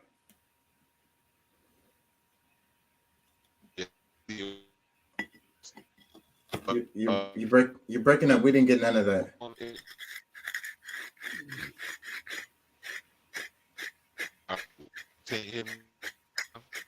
Kind of, but you still breaking up. All right, I'm gonna just let it alone. So we could talk about guns forever. So I kind of want to move on, but I want to do a segue. Doc, did you catch any of my monologue? The name of the show today is I Want to Believe. What does that mean to you? Or what does that make you think? Hey, man. What's up, Fox Mulder? Hey, that's where I got the. I said it in the monologue. That's exactly where I got the freaking title. Yeah, remember, I'm pop culture, man. Yeah. So you caught it immediately. Sharp. That is the poster that's over his shoulder in every single episode when you see him in his office. Mm-hmm. So, but what does that mean to you? Like, what does it make you think? Like, why did he have that poster? And we're talking about aliens or whatever, and talking about I want to believe, but that's like I don't really believe, but I want to believe, so I'm searching for that evidence that could maybe put me over the top or whatever. You know what I really want to believe? I want to believe that our country, individually as people, are not near as narcissist as we have been acting the last few years. I want to believe that at some point we're going to stop hating people and designating people as our enemy who don't agree with us, and just saying, hey, man, I'm glad we don't agree. Let's have a beer, or let's not. And when it's all done, at the end of the evening, it's like, hey, I'm gonna go off, go hang out with my wife. We're gonna go home and suck each other's wow. It's like, you do your thing, I'll do mine. Later, dudes. I mean, seriously, that's life more I remember But in the 80s and the 90s. but I It's think like that's how life was before all of like before we got locked inside for well 2 years and turned against each other. no, it was I mean this now it started even before that because I mean that this whole idea of you know whether people accept you or not is mainly somebody trying to force you to accept them. Like the mindset has to be more of the people, for the people is that, look, I just deal with the people who do. Like, I mean, me Well, see, worrying about the, mhm. 8 billion people who may or may not like me, this 30 or 40 that do, like that, this is who I fucks with. You know what I'm Yeah, saying? Like, I still remember in the 80s, when a lot of the gay people were first coming out the rights, the fight that they had because of the AIDS epidemic at the same time, being pretty much blamed on them, and all of that. We're here, we're queer, get used to it. Walking down the road, I'm like, yeah, we know, stop screaming at me. And this time it's just so much worse. And truthfully, it's for a much smaller population of people, people which kind of actually included them in the group in the first place. They just let them kind of carry along with it until all of a sudden the new group here, all of a sudden, that's bugging us with all this, turned around and started attacking their own community, saying, well, if you don't accept us for what we think we are, then you're the bad person. yeah. Say, what's the matter? Why won't you play with my magic lady wand if you love women? You're transphobic if you're not attracted to a trans person. We'll see. And Yeah, if that's the you're a thing. lesbian that won't take lady wand, then you're transphobic. No, I mean, any way that happens is like that's insane to me because it's like what like okay, look, I whatever it is you want to do that just without me. And but by you trying to afford because there's laws that I've heard, I don't know how far they gotten with it, but I'm sure like over time, like there's a lot of things that people just at some point give up on because they've been shamed into believing or to like okay if I'm a lot of people. That's just like with the girls that's playing these sports and these guys want to come in and pretend to be girls to compete against them. A lot of them don't really speak up and say that they don't like it because they don't want to be, you know, uh, They don't want to be canceled. ostracized and made fun of. That's why I like Riley, the swimming chick. And on that topic, recently there was a clip. They asked, what's her name? Brittany Griner. They asked her about that. They asked her how she felt about, because it was a law or something. I don't know if it was in her state or whatever, having to do with, keeping trans peoples from playing sports pretty much all together. And she was against it. She said, everyone should have a chance to play. or whatever. And I was really kind of surprised at her comment, because the first thought I had after that is that then she's gonna have dudes. I think she would think different when she has a game and it's gonna be dudes dunking all on her with their balls on her forehead. You know what I mean? You know, I don't see she's how. at the upper level of that game too. She actually could probably hold her own as a minor player in the NBA.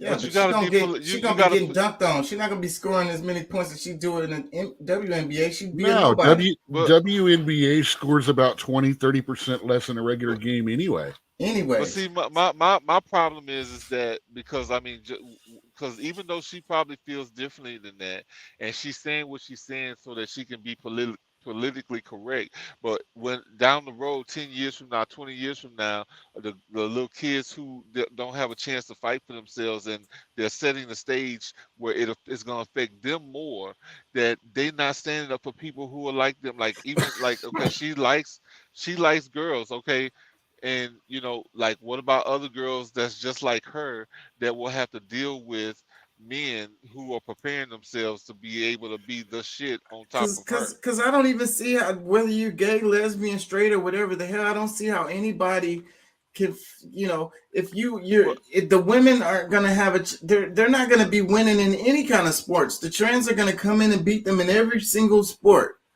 and you're supposed to be okay with that.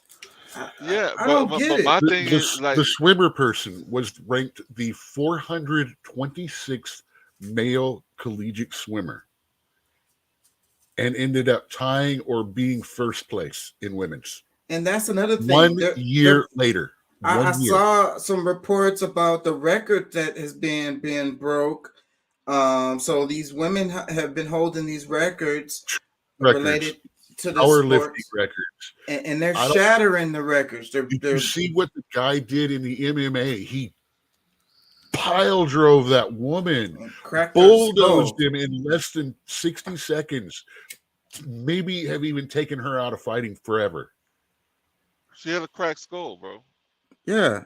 I don't see how anybody with common sense, or anybody that's fair and logical, regardless of what your sexual preference is okay with this. But see, but I mean, and I'm it's not minute, but like, even when we break it down and we looking at little, like, these different little situations, like, that doesn't tell you how corrupt our government has become, how insane our, like. But the people are the ones, like, okay, you can say the government, and I get you, but the people are on. A lot of people, they're on board. A lot of people are not speaking up. That's the problem. Like, a lot of people are not, like, so many people are afraid of being, like, thought of as being, like, because I mean, I'm far from being a homophobe, but however, like, I'm gonna still tell you the truth about how I see it. Yeah, and I don't care about their sexual preference. Look at what they did to Caitlyn Jenner. If any person in the world can make a statement on how they feel an athlete, a trans athlete, should perform or not, or be able to compete, you would think that the person formerly known as Bruce Jenner would be the perfect person to have that say so. And she spoke up and said, she spoke up and said, no, men should not, trans men should not be in women's sports, especially trans women who have gone through puberty and all of that. Which, of course, that just pushes for puberty blockers and stuff like that for people that want to be trans before puberty, which that's a whole nother thing right there. As the argument. So, man, I'm in the, if you start messing with puberty and stuff like that, we start playing with the natural development of bodies and things like that. That's child abuse to me. And it's crazy. And Pat sent a video in the week or so ago about it was a transgender woman, born cis male, who had transitioned into a man at a pretty young age, and she was saying that she didn't know what she was getting into. She didn't know that it was harming her body, and all of the negative impacts that it was having on her physically. You know, Blair's covered a couple of people like that now. And so, I mean, we've really gone down this really crazy road, man. Bro, it's a slippery slope, because I mean, you want people to be able to have, like, decide, be able to do what they want, but I think children should be off limits and give them an opportunity to, develop mentally enough to be able to, Did y'all see the if guy? they really want to make that decision. It was a story that was big in the news recently where they kicked in the door of this guy's home and arrested him because he gave his kid I think it was a tattoo. I want to say it was a tattoo. It was either a tattoo or a piercing. Anyways, the laws came. His ear. Yeah, he got his ear. It was a piercing. And they kicked the door in and arrested this guy. And this was his own child. And he was also a professionally licensed person. No, he was not like he was. That was the charge, was illegal body modification. Well, but it was illegal because of the age of that person. It wasn't because of his license, because they said the guy worked in a freaking tattoo shop. That's the first I actually heard of that. Yeah, he worked. That was his job. That's what he did for a living. Joe Biden said, and that was his own child too. And so, but the law is that this person under a certain age can't get this procedure done. And I think it was like the neighbors or somebody who tipped it off, because the parents were cool with it, the kid was cool with it, and somebody else had a problem with it and tipped the police, and they came and kicked the door. So, funny thing is, technically, since he's licensed to do it, it was a crime. If his mother did it, there should have been no deal. But technically, if he's licensed to do it and he did it on a minor, his kid or not, that's the legal verification. That's what they needed to go snatch him.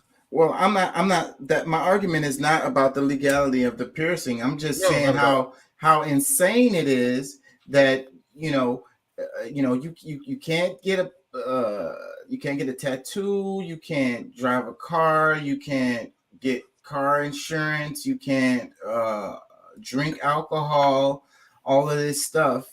A list of other things that you can't do under 21, but they let you do complete body modification where you completely change your gender at a young age. Yeah, no. All they can do is start the hormone therapy and stuff like that. They cannot do any of the surgeries except maybe mastectomies.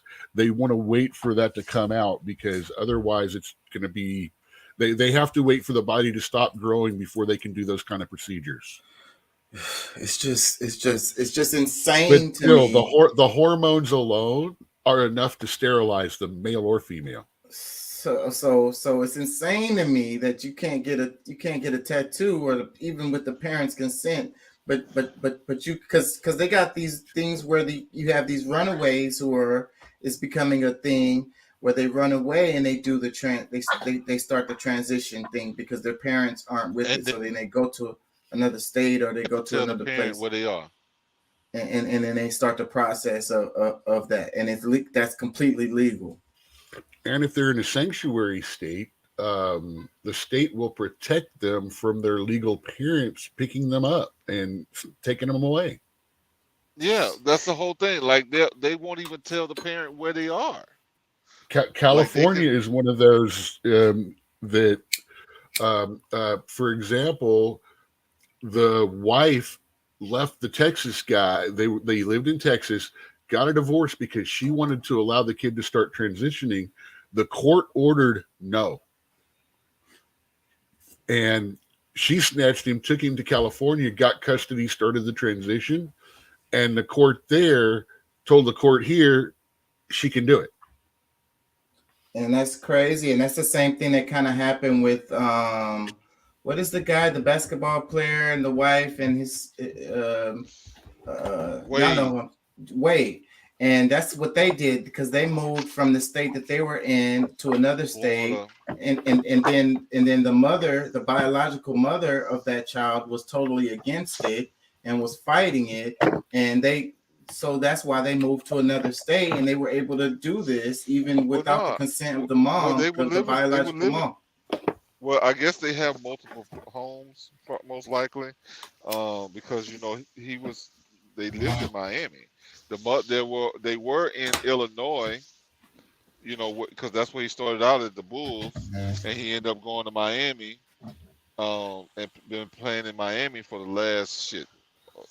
I think he might even be retired now, but either way, they had a home in California, so that's why they were able to do it that way, even though they still live in Miami.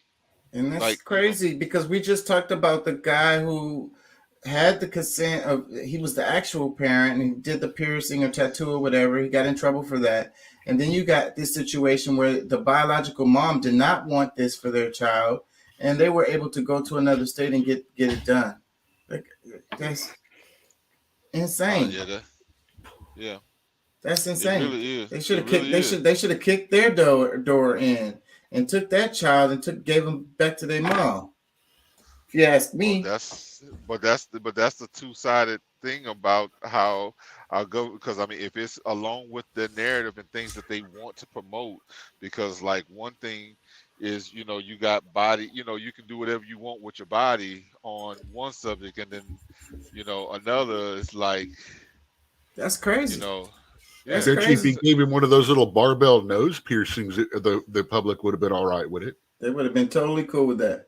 Give him a little blue string to his hair. Give him a video page. If it was a tongue ring, where it would be more exploitative towards sexual ideas, then yeah, it would have been perfectly fine. Yeah, but just getting a tongue ring would be only if he was gay. And my daughter is a teenager, and she's been on that wanting these piercings and tattoos and stuff, and I'm like, pushing this stuff off as long as I possibly can, and I'm like, once you get old enough to legally do this stuff on your own, then go ahead, but when I was in my 40s when I got my first tattoo. I was like 18, 19 when I got my first tattoo. It's like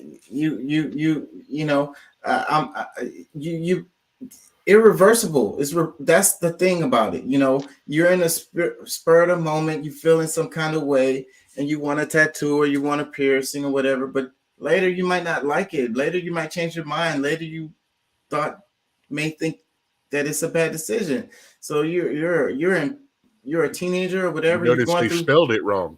You're going through puberty, and how many people got horrible ass jail tattoos because they were just locked up and bored? Dude, I know people with horrible ass jail tattoos that never spent any time in jail.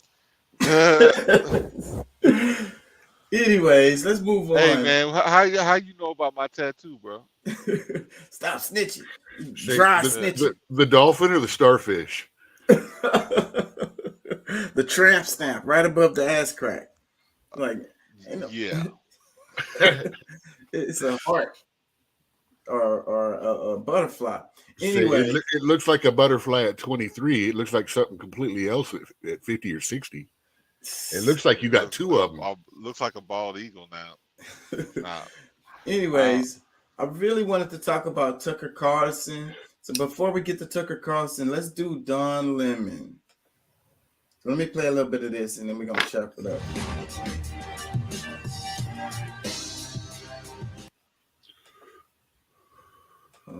Breaking news, we have yet another high-profile cable news host departure to announce. This just in, Don Lemon is out at CNN. Of course, coming after the news that Tucker Carlson and Fox News have parted ways. So this is quite a day so far. In a statement posted to his Twitter, Lemon said, quote, "I was informed this morning by my agent that I have been terminated by CNN. I am stunned. After 17 years at CNN, would have thought that someone in management would have had the decency to tell me directly. At no time was I ever given any indication that I would not be able to continue to do the work I've loved at the network. It is clear there are some larger issues at play. With that said, I want to thank my colleagues and the many teams I have worked with for an incredible run. They're the most talented journalists in the business, and I wish them all the best." Statement from Chris Licht, chairman and CEO of CNN, says, "To my colleagues, CNN and Don have parted ways. Don will forever be a part of the CNN family. We thank him for his contributions over the past 17 years. We wish him well and will be cheering for him on his future endeavors. CNN this morning has been on the air for nearly 6 months, and we're committed to its success." Yeah, well, when he alludes to other issues at play, I think a lot of folks are going to be thinking about some recent controversies he's been mixed up in. Of course, who can forget his little colloquy about how Nikki Haley was past her prime. But what we learned is that that's maybe just the tip of the iceberg. Variety did a longer profile earlier this month titled "Don Lemon's Misogyny at CNN Exposed, Malicious Texts, Mocking Female Coworkers, and, quote, diva-like behavior." There were a number of instances, including apparently calling one of his producers fat to her face, getting into a weird spat with co-host Kyra Phillips, who was later taken from her show. But when she landed a gig on CNN, reporting on a reporting excursion assignment in Iraq that he really wanted to be a part of, apparently he sent her threatening texts anonymously that were traced back to him. People didn't know what the actual result of the internal investigation over that was, but they were separated as a co-hosting team after that. And it seems to be really part and parcel of a pattern of behavior. So perhaps it should not be so surprising that he was let go. Perhaps what's more surprising is that it took this long. Sure. I don't think any of us were nearly as shocked to hear that Don Lemon was being let go as we were to hear that Fox News is parting ways with Tucker Carlson, right. Even though, as we talked about in the other segments, there was the ongoing, the legislation, the lawsuit with Dominion. There was going to be future lawsuits. Potentially, it has something to do with that. The timing would certainly seem to suggest that, although we don't know for sure. Don Lemon is someone who's been a little bit mired in controversy, as you noted, as of late. Was someone who actually had shown kind of basic contempt for his colleagues in the realm of the journalism they were doing. There was he very much bought into the Jussie Smollett allegations. Yeah, that was so long ago. Hate crimed. He got on the wrong side of a lot of Black folks by participating in some of the kind of pull up your pants, stop sagging kind of shaming of, clothing and things like that as an excuse for why there were various disparities in the community. He, in 2014, got a lot of pushback when he told a Bill Cosby rape accuser that she could have stopped an attack by biting the comedian's private parts.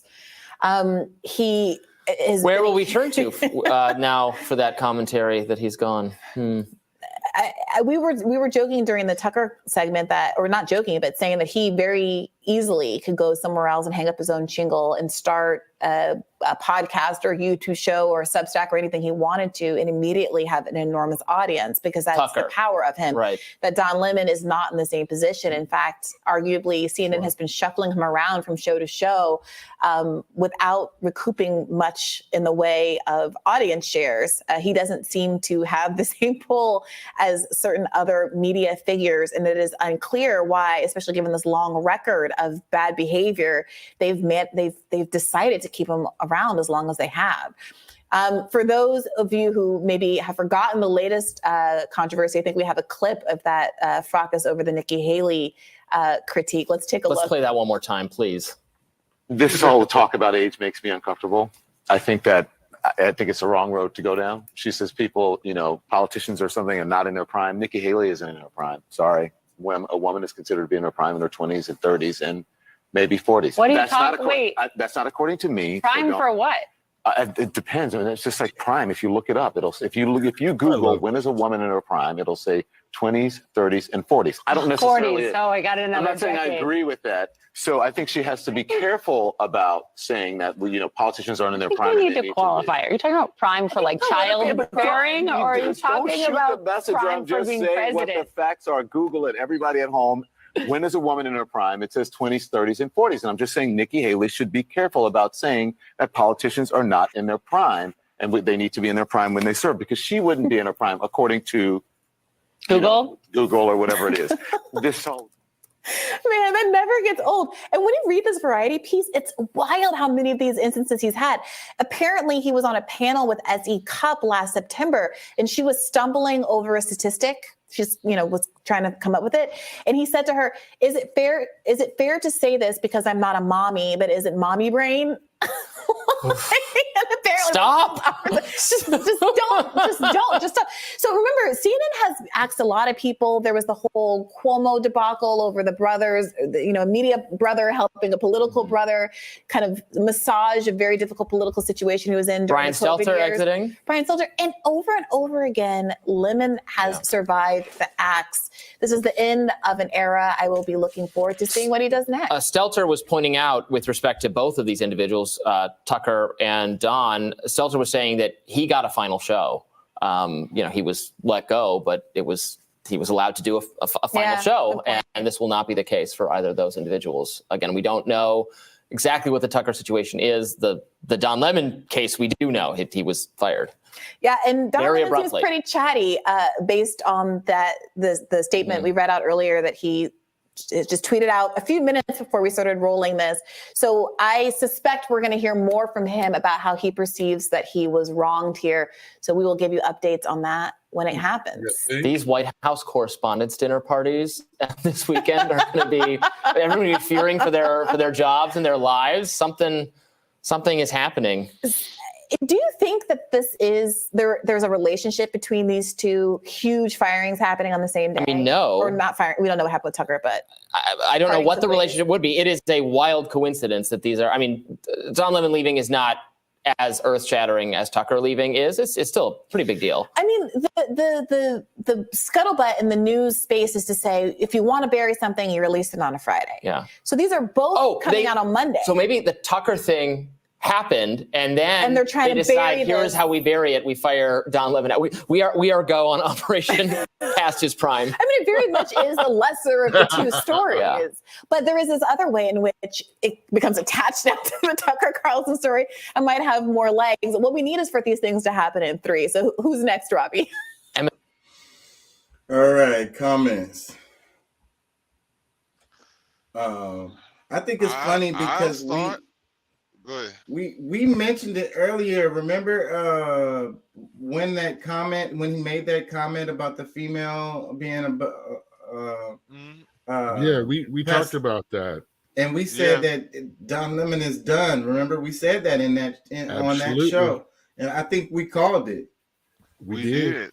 We definitely called it, and because a lot of people are trying to conflate it or inflate it to make it seem like, this is some conspiracy between, why they's firing both these people at the same time. I think to some extent with the universe, maybe they're similar things, but Lemon has been a problem. And especially, I haven't been a fan for I never really was a fan, but at least had some respect in the beginning, and then he started just doing and saying stuff where it just seemed like he was just totally whatever the narrative was he was going to follow it instead of giving right around Obama's second term was when he lost me, because like you're saying, same thing. On point for any racial, anything that he could pick a scab at and keep nasty, he would do. He would dig in and really make it worse. Saying stuff about black communities, it's not really a surprise to me when you know, you've shown really what your character is a long time ago.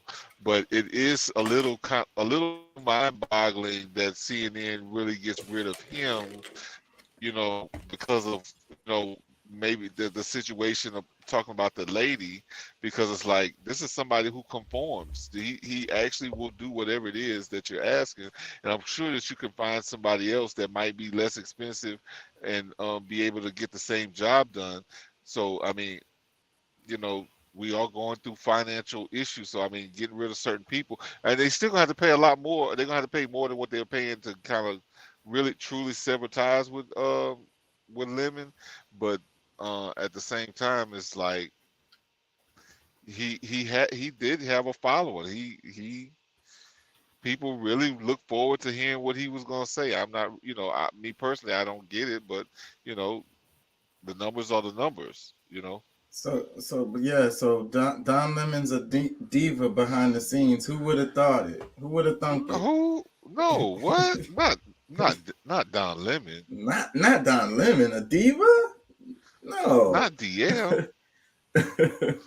Yeah, so and I think there's more going on too over this because you know, the major media stations are dying, man. I think about that movie Anchorman, and like in one of the shows he was like, yeah, the market is really becoming saturated. Like, you know, Anchorman is a great movie in the way that it was poking fun at, you know, the news media, you know, and how it works and so forth and so on. I really think it was insightful, even though it was just a comedy. But I think that it was really on point with its satire and really pointing out the actual real truths related to how things are. And the major media stations are competing with all of these different little local or like small time YouTube channels and so forth and so on. People are turning off the main news channels, and they're getting their news from other little smaller places. And I think that that's a part of what's going on here. And then I find it weird how Don Lemon, being that he's a gay guy, and then, you know, the way how you gonna be a misogynistic and gay at the same time? How does that work? Well, you know, I don't think that was his intention, because he was really calling her on something she said.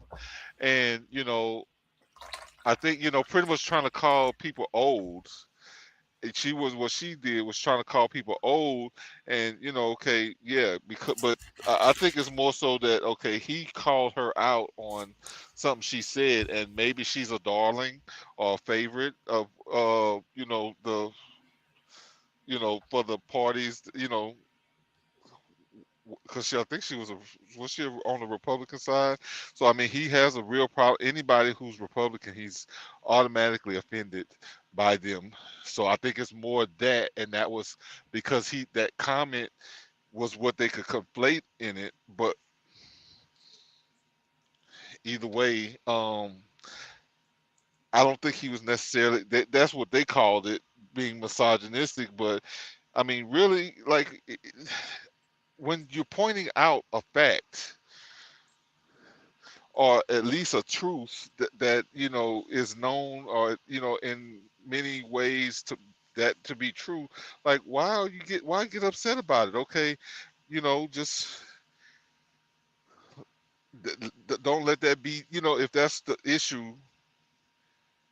I just find it weird for a gay guy to be attacking women from like and then the fact that they called it misogynistic, I don't know if it actually was, like you said, but still, it's just weird to me how you be a gay guy and then you're attacking women from like a male perspective. Like, don't forget, I'm a dude. Shit, I'm still a dude. Well, I mean, all gay guys are not, like, you know, they somewhat jealous of women. Well, I could see it coming from that perspective, but coming from the perspective of being like women, I don't know, or lesser, or whatever. It's all crazy. And you're gay, so yeah, that's just mind-boggling for me. Yeah, I mean, it's all crazy, no matter how we look at it, because I mean, you know, whether him being gay, or, you know, because I mean, regardless, I mean, him saying something about black people should be a problem. You know what I'm saying? Like, bro, you black, and you know, I'm sure you have people in your family. Like, why, you know, why you want to do this to, you know, make us look bad? You know, even though we know that there's a sector that does this, like, what good does your comments really make? Like, the people that you're talking about are not watching your show. You know what I'm saying? But this is just supposedly making your numbers better because you're proving to people, you know, okay, you know what I'm saying? Like, I guess you want people to see you as, oh, well, you know, you're one of these kind of black people. I don't know, man. Like, Yeah. he stirred up some shit all over all the time, and you know, a lot of people really have been calling him out on that for a long time. And at the end of the day, I don't feel sorry for this dude at all. He finna just go take a vacation. He been living the life anyways. I remember the New Year's Eve broadcast, and he got drunk on the air.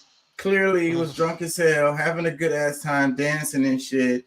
And then, like, I want to say the next New Year's Eve party, they didn't let him do the live broadcast show because the time before he had such a good time and was drunk as hell on the show, saying random ass shit and stuff like that. It's hilarious to me. And again, I don't feel sorry for him. He's just gonna go take a vacation. He living life. He probably traveling. Bro, this dude makes millions of dollars every year.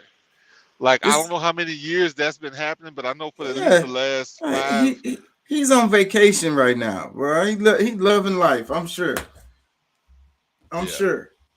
But funny that you mentioned. But let me say this too, because you know, for somebody like Lemon, he's somebody that would be, you know, because of the stances that he's made, like politically, just like what they did with Angela Rye. Like, she stopped being, you know, she ended up going and talking. You know, she get paid to go talk at other places in, you know, so I think that's more where he would be more directed at, is being this figure that now they pay him $50,000 to come and speak on, you know, different people campaigns, or, you know, that's how Ben Shapiro makes most of his money. He makes more money off of Obama. One of the biggest, you know, he's saying, how did they go from having only 300,000 to having 32 million within a few years of him leaving office? He said it's because the book deals, and it's because they give him $100,000, $200,000 just to come and give a 20, 30-minute speech.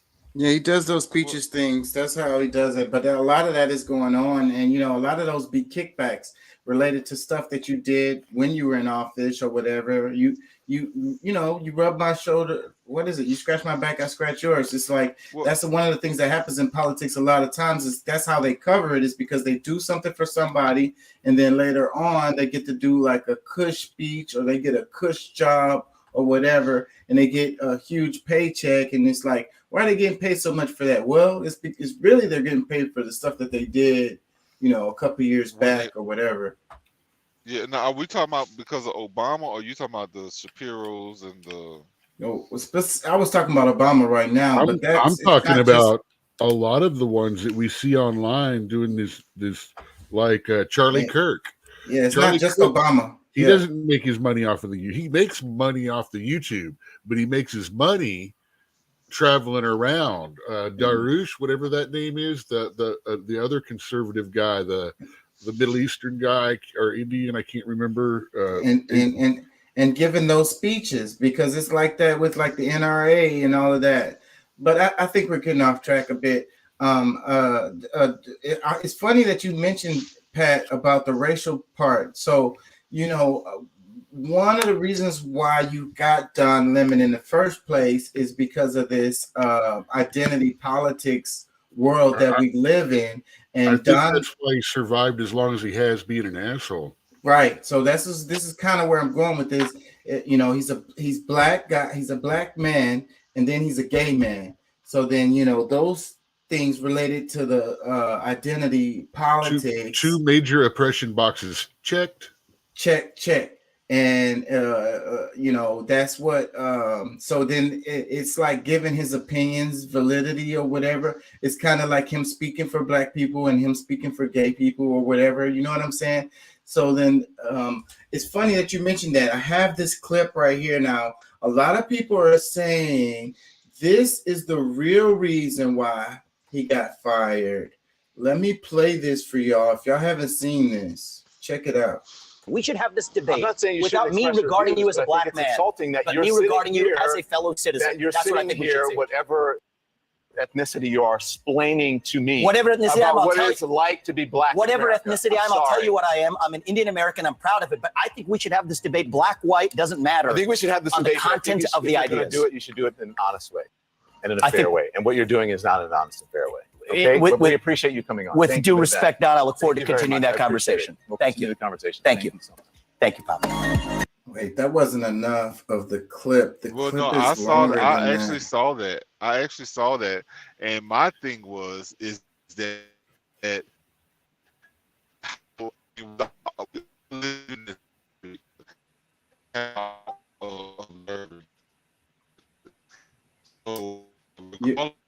You're breaking up. Shit. You're breaking up. Okay. Hold on. All right, so let's Let's talk. do- I hope I have a more full clip. I really wanted to, because that was not good enough. Where they was saying right before that, that I'm was the telling end you. of it. I have been that white girl in that conversation before at a bar. I'm just sitting there sipping my drink going, you're both racist motherfuckers. Let me see. Is this one better? Because I want that full clip. I really do. Hold on. Let me see. Situation she's in. Take a look at a bit of this. Black Part people of today, what's hang secured on, in that please. I freedom. cannot keep a thought if you guys are talking to me in my ear. So hang on one second. So to say that black people, say what you said again. Historical fact, but It's down not the- historical the- fact. Wait, pause. I wanted to go. It was really interesting how he just said, I can't finish my thought with you guys talking in my ear. And I Yeah. think he pulled the earpiece out. Yeah, they're telling As me, he- dude, back off, back off. Yeah. Hold on. Let me play. Take a look at a bit of this. Black Part people of today, what's secured hang in on, that please. I freedom. cannot keep a thought if you guys are talking to me in my ear. So hang on one second. So to say that black people, say what you said again. Historical fact, but It's down not the- historical the- fact. the part Yeah. that I Just find because you say it's historical the fact. part As that soon I as find she insult took that black thing man out of her insulting that ear, you're me sitting regarding you here- as She a sat fellow back. citizen. She you're pulled her That's what I chair think we should back. say. whatever ethnicity you are explaining to me. What forward to Thank you very continuing much. that I appreciate conversation. it. We'll Thank you. continue She the conversation. texted. Thank Damn, Get me out of here. they didn't play the clip either. It's such it's that's why they chopping it up. Damn it. Where's the fucking clip? Doc, find that clip from me. Give me a second. Give me a second. I need to. We should have this I'm debate. not saying Vivek. Oh shit! I need to pull up my other web browser. Anyways, a lot of I'm people on- are saying that is the actual My sterilized web browser right now. is what actually caused him to be fired. And let me see, do they have the full clip here? Vivek Ramaswamy played a role in the firing. Now we have a clip of the contentious exchange. Let's watch. Black people secured their freedoms after the Civil War. It is a historical fact, Don. Just study it. Okay, this is better. Only after their Second Amendment people rights have- were secured. They That's were a not fact. secured their freedoms after the Civil War. That is not you are discounting Reconstruction. You're discounting a whole host of things that happened after the Civil War when it comes to African Americans, including the whole reason that the Civil Rights Movement happened is because Black people did not secure their freedoms after the Civil War, and that things turned around. People tried to change the freedoms that were supposed to. And you know happen how they after the got Civil it? War They got their and Second Amendment Reconstruction. rights, and they actually got the NRA played a big role in that. But today, Don, The NRA did not play a big absolutely, role in they that. trained That Black Americans is how to a use lie. firearms. That's a lie. That's not. The it's NRA did not play a big role. this is Co-host Poppy Harlow watched on Yeah, that wasn't the whole thing, but that was much better than the other ones. Hold on, did they play some more? The best one I can find is one on Fox News that shows the whole thing, but you know they do that internet sound in there half a dozen times. Yeah, I think I can get away with that though. Did you send it? That sound I mean- is how they get you.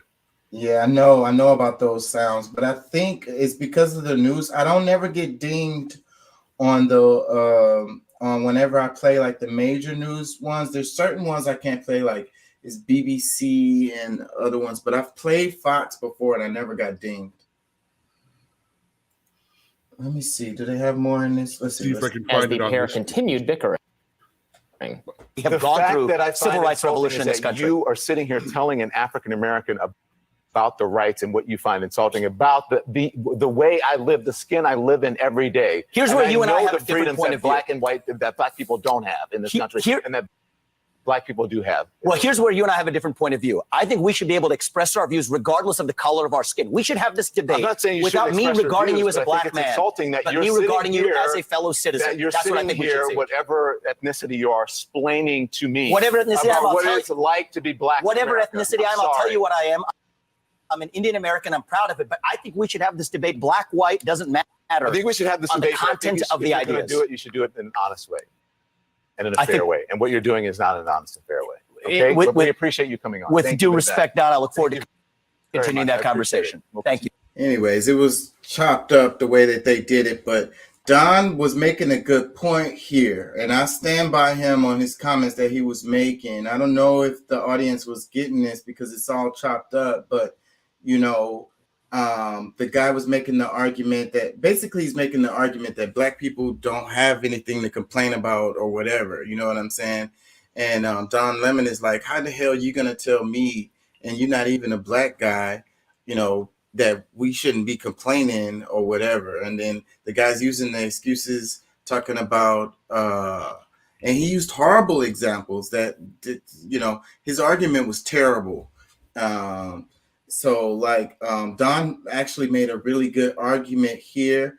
And I'm sure this particular topic is something that they didn't feel comfortable on CNN with. And then the position that Don Lemon took on this argument wouldn't be a position that CNN, because if you're an anchor of them, then it's like, you know, I used to work for a job, and because I was getting paid salary, the stuff I did outside of work would get me in trouble too, because they said that I represent, you know, the company or whatever. So it's like CNN would have to take on this perspective, given that one of their anchors or making this perspective on their show. You get what I'm saying? So I think that this exchange may have been the straw that broke the camel's back. This was really recent. Man, it's I think it was only about a week or so ago. Yeah. I would say, But-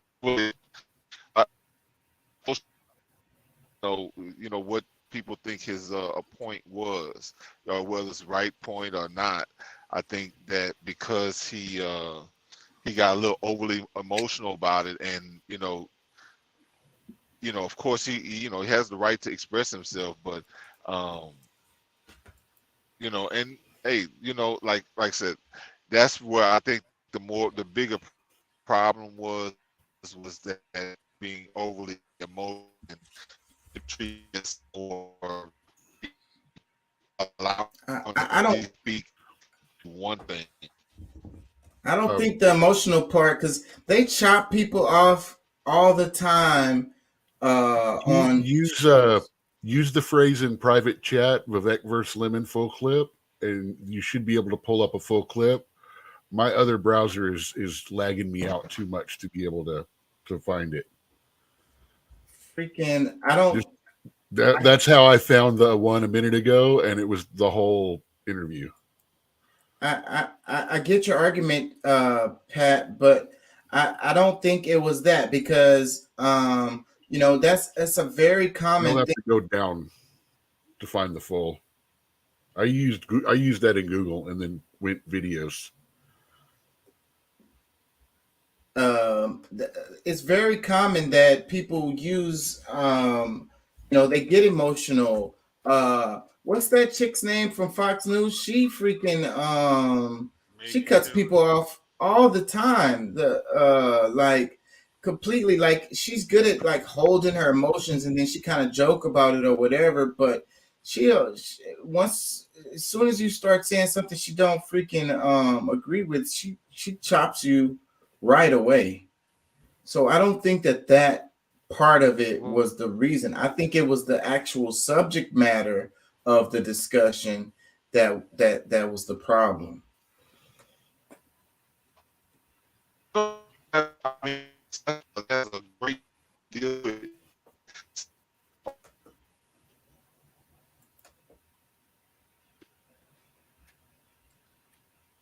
You're breaking up. We can't hear you.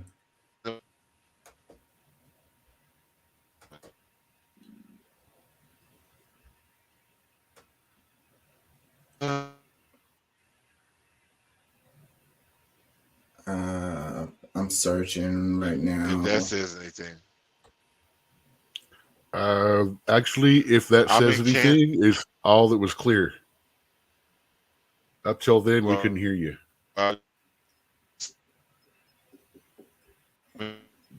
You're Yeah, digitizing bad.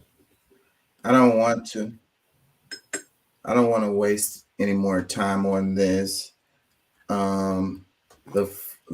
For whatever reason, the full clip is, and that shows how we are in our media, because they're chopping that up for a good reason. You know, playing it through give you a good feel for. They could be striking everyone that plays the full video, so that's why they're chopping it up. Yeah, so I think it's a reason why they're chopping it.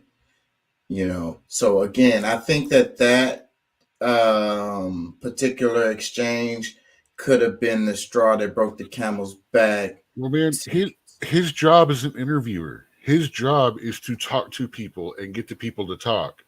And he literally refused to talk to him, shut him down, and didn't try to have any back and forth at all. So, yeah, now why I may not fire him over that one interview, he screwed the pooch. I mean, right or wrong in his points, he didn't do his job. Yeah, I think he was feeling himself. He was feeling himself a little too much, and that might have been what did him in. You know, he was too big for his britches, and maybe that's kind of the same thing with Tucker Carlson, which we're about to go into. Let me see. This one might be it.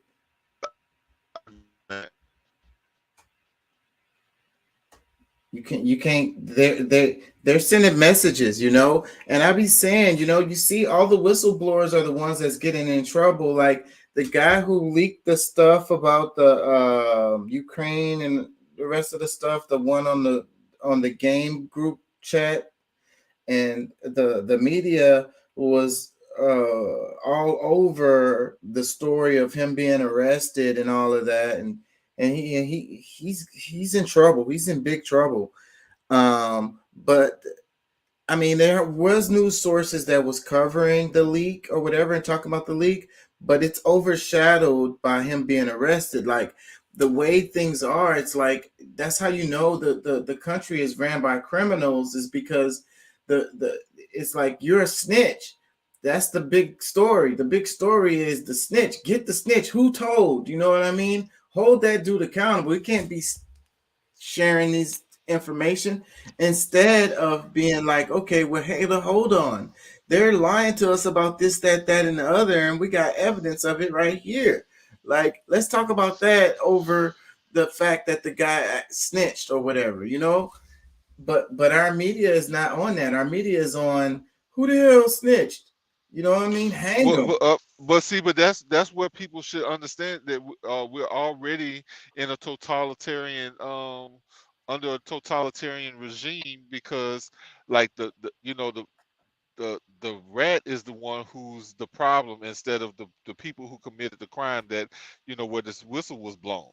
So like same thing with like all the stuff that came out about Hillary Clinton.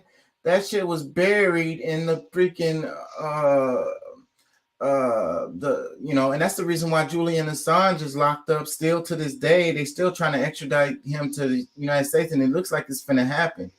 And but all the stuff that came out, about Hillary Clinton, and instead they were like, it got swept under the rug. They kept talking about what's his name? The FBI main guy or whatever. And But also the misinformation, because that's the whole new thing now. Like they can write things off to being misinformation, because and they were they like, can do that. oh, he's trying to sway the election or whatever. Like, so he came out with this information right before the election. Da da da da da da da da. Hey, calm down. Let's focus on what's actually happening here. Like, this stuff is foul. Let's focus on that. Yeah. So what about the truth? What about that part? Yeah. What about what actually happened? What about that part? Let me see. I think this might be the clip because it's 29 seconds, and I think the clip was about that long. Let me see. Am I sharing this? Let's try this one more time. If you really want to fix the problem, here's just 5 things that you should think about doing. Here's number 5. And if this doesn't apply to you, if you're not doing this, then it doesn't apply to you. No, this is the pull up your pants clip. No, that's not what I want. Let's move on. Let's move on to Tucker Carlson. So before I play any clips or anything, what are y'all's preliminary ideas about Tucker basically getting canned? Well, honestly, with Tucker, I think he's got too much power, and I think that's where the real problem is. Because I mean, yeah, he has these different types of conversations on a regular. He has that's the crowd that he has, and I think he speaks too much truth. Where and if he decides that he wants to change up the narrative and tell people something outside of what the network is saying, like he has the ability, like even still, I mean, with Fox or without, he's gonna be able to do that because that's the kind of voice that he has. Like he's really, I don't think it's much difference from Don Lemon, but I mean, I think the following that Lemon has and what Tucker has are totally different leagues. Different, yeah, and the people that Tucker is reaching, I think, really makes a big difference when it comes to things that change. Like I mean, something comes about on the news, like the books and like all these different things. Like there's parents at the school board or in these meetings and stuff over the next day because of stuff that Tucker has said. Like he has the ability to mobilize people, like instantly, almost. You know what I'm saying? So, yeah, I think he's became a dangerous man. He's willing to talk to Trump and allow Trump to say what he wants and being able to, expose some of the things that he wants. Like the narratives that they pay for, or they are will, want to, will allow or want people to put out.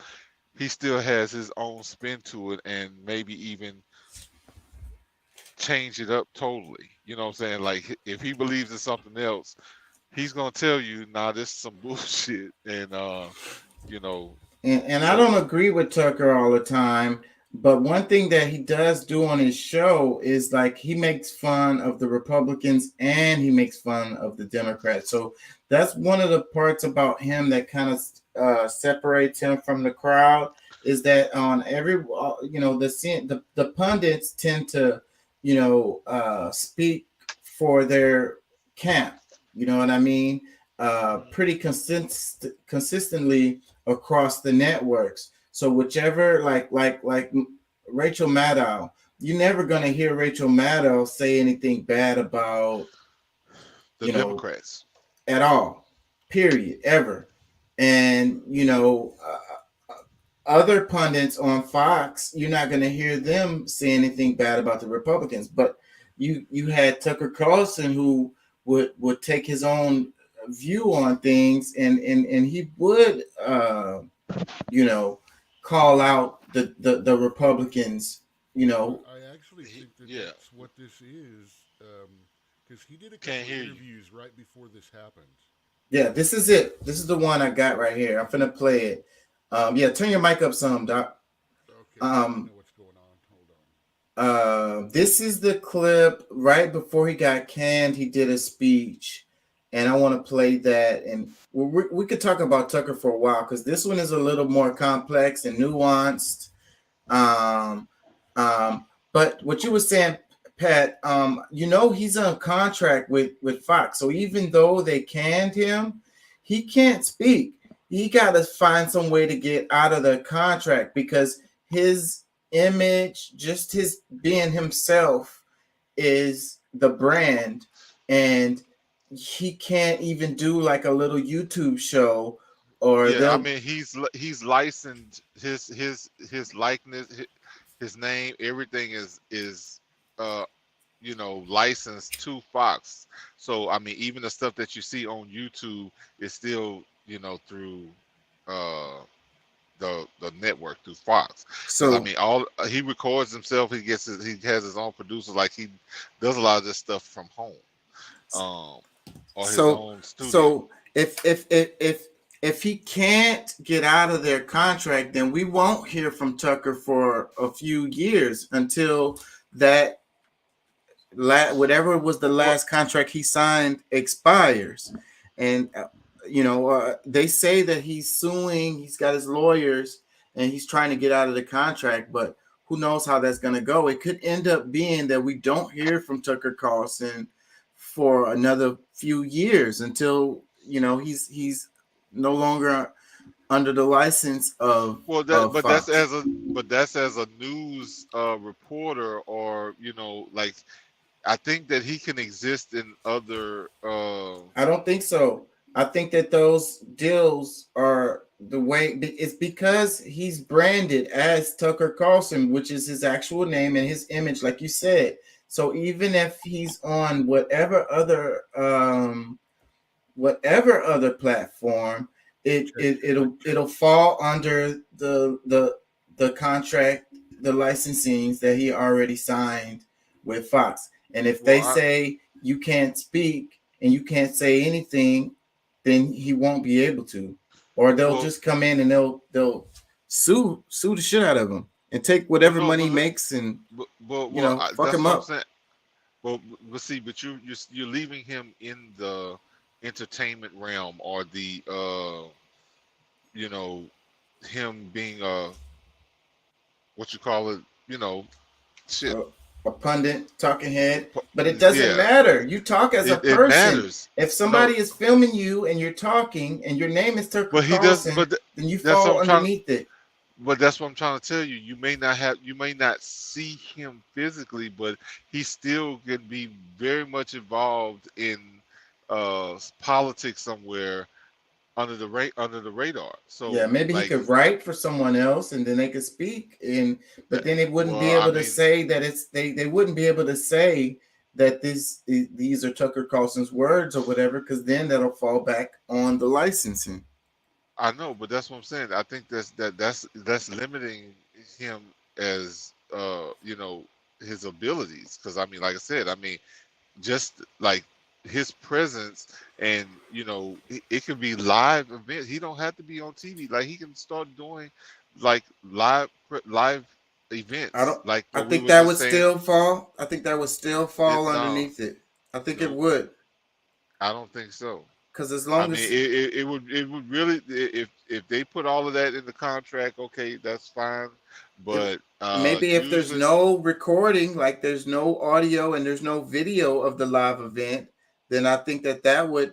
But there's so many events like that. I mean, some people might be able to put, certain things could go on, but they still got to ask. Or if he was like saying I was a comedian or something, and he would just be doing jokes or something, maybe he could find a way around it. But it's gonna cover almost everything. That's just how it works. Let me play this clip. This is the speech that he gave.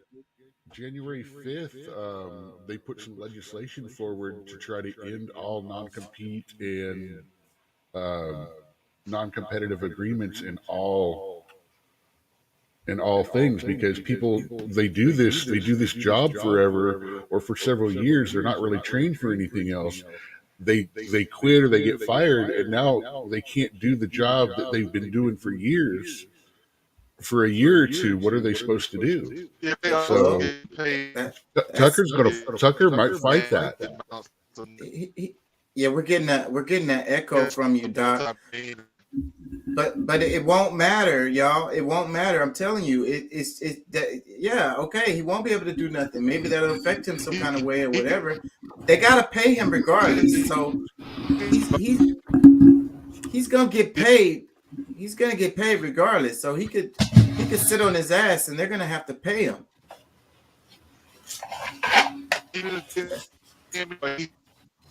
Got big money.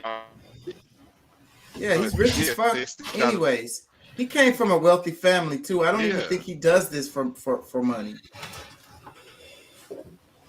I don't think money is his motivation. And I think that's a big reason why he's a wild card. Because at this point he's not. I don't think even at the beginning. I don't even think at the beginning he came from a very, very extremely wealthy family. So I don't think that money was his motivation at all throughout his career. Well, a lot of times that may not be people's motivation, but is he still collecting the checks? Yeah.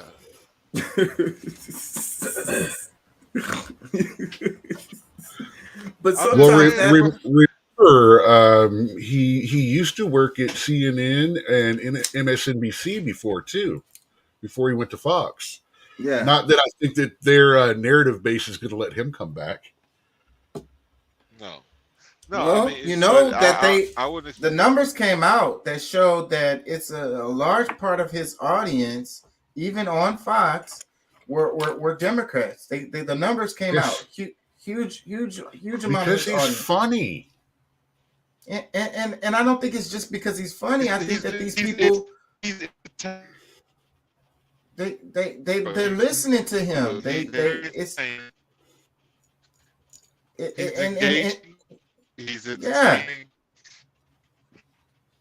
And he's fairly bipartisan sometimes on certain subjects. So some segments, the Democrats eat it up. And they're not just hate watching the show. They're watching it because they want to hear what he has to say. A huge portion of his audience is Democrats. So I think he absolutely. I don't think MSNBC people would take that him resonate, on, but he people that resonate with the truth. People that resonate with the truth, listen. Because I mean, if they hadn't killed RT, I think that would be the perfect place for him to go. Because a lot of the people who couldn't find jobs in the major networks, they went to RT, and they killed RT, and it basically don't exist. I mean, you still have RT, it still exists, but all of those people don't, and a lot of them were Americans, and that's where a lot of people get confused, is they think that because it was coming from the RT network that these are Russians or whatever. No, it was just that they couldn't they couldn't get a job at any other major news. All the secondary networks and the side networks, they can't afford him. Well, again, I don't think it's about money, so I think that he would take a pay cut to dude. It's always ultimately going to be about money. I mean, we all know that. Well, sometimes I think it's just like I say, not saying he's greedier than many, but he is in a class, and you have to pay for that class. And a lot of it is like a dick measure. I think he's going to go. I would say the money is what allows you to separate from certain people being able to interfere with what you're doing. Like I mean, if you charging $3,000, I mean, you charging $3,000 is, for one, that's not going to show your real worth in most cases, but that also allows way more people the ability to hire you. Whereas when you work, for an hour, a week, let's say 5 hours out of the week, you getting paid 300,000, $500,000 every week. Like, bro, shit. I think a lot of times that's just like I said, kind of like a dick measuring contest as far as like, hey, I make more money than you. Like No. It's I bring Quality in more income quality than you. Yeah, quality voices should be that. I mean, that's the difference between a Beyonce concert and Little Mo. Like, you know what I'm saying? Like, because of the talent that's been expressed, like, people are willing to pay more because they know they're gonna get top quality show. Whereas on someone else, not to really take nothing from Lil Mo, but that was just a name to throw out there. Or I don't know, Solange. Like, I mean, we looking at the difference between Solange and Beyonce. Same family, same blood, same, a lot of everything. But the showmanship is way different. People are not gonna pay $1,000 a seat to see Solange. Like, they might barely come. Like, a lot of people not willing to even pay $50 a seat to see her. So that's just the difference, bro. Like, he offers something more that you're not gonna get anywhere else. And I don't think it's just a pissing contest. That's just the way it is. I mean, for me to get up out of bed these days, like, shit, I need to see a G. I need to see at least a G a day. Let me play this clip. So this is the clip. This was the weekend before he got canned. And this was, where was this at? It doesn't say it here. Where was it? I can't remember. Let me just play this. It might be time to start to reassess the terms we use to. Come on. To describe what we're watching. So when I started at Heritage, the presumption was, and this is a very Anglo-American assumption, that the debates we're having are kind of rational debates about the way to get to mutually agreed upon outcomes. Okay, thank you. Right, so like we all want the country to be more prosperous and free and people to be less oppressed or whatever, and so we're going to argue about tax rates, and I think higher tax gets us there. I'm like Keynesian, and you disagree, you're an Austrian or whatever, but the objective is the same. And so we write our papers and they write their papers, and may the best papers win. I don't think that's what we're watching now at all. I don't think we're watching a debate over how to get to the best outcome. I think that's completely wrong. And I've come to this conclusion, and I should say at the outset, I'm an Episcopalian, so don't take any theological advice from me because I don't have any. I grew up in the shallowest faith tradition that's ever been invented. It's not even a Christian religion at this point. I say with shame, but I'm just saying this as an observer of what's going on. There is no way to assess, say, the transgenderist movement with that mindset. Policy papers don't account for it at all. If you have people who are saying, I have an idea, let's castrate the next generation. Let's sexually mutilate children. I'm sorry, that's not a political debate. What? There's nothing to do with politics. What's the outcome we're desiring here? An androgynous population? Is that really what are we arguing for that? I don't think anyone could defend that as a positive outcome. But the weight of the government and a lot of corporate interests are behind that. Well, what is that? Well, it's irrational. If you say, well, I think abortion is always bad. Well, I think sometimes it's necessary. That's a debate I'm familiar with. But if you're telling me that abortion is a positive good, what are you saying? Well, you're arguing for child sacrifice, obviously. It's not about a teen girl gets pregnant and what do we do about that and victims of rape. I get it.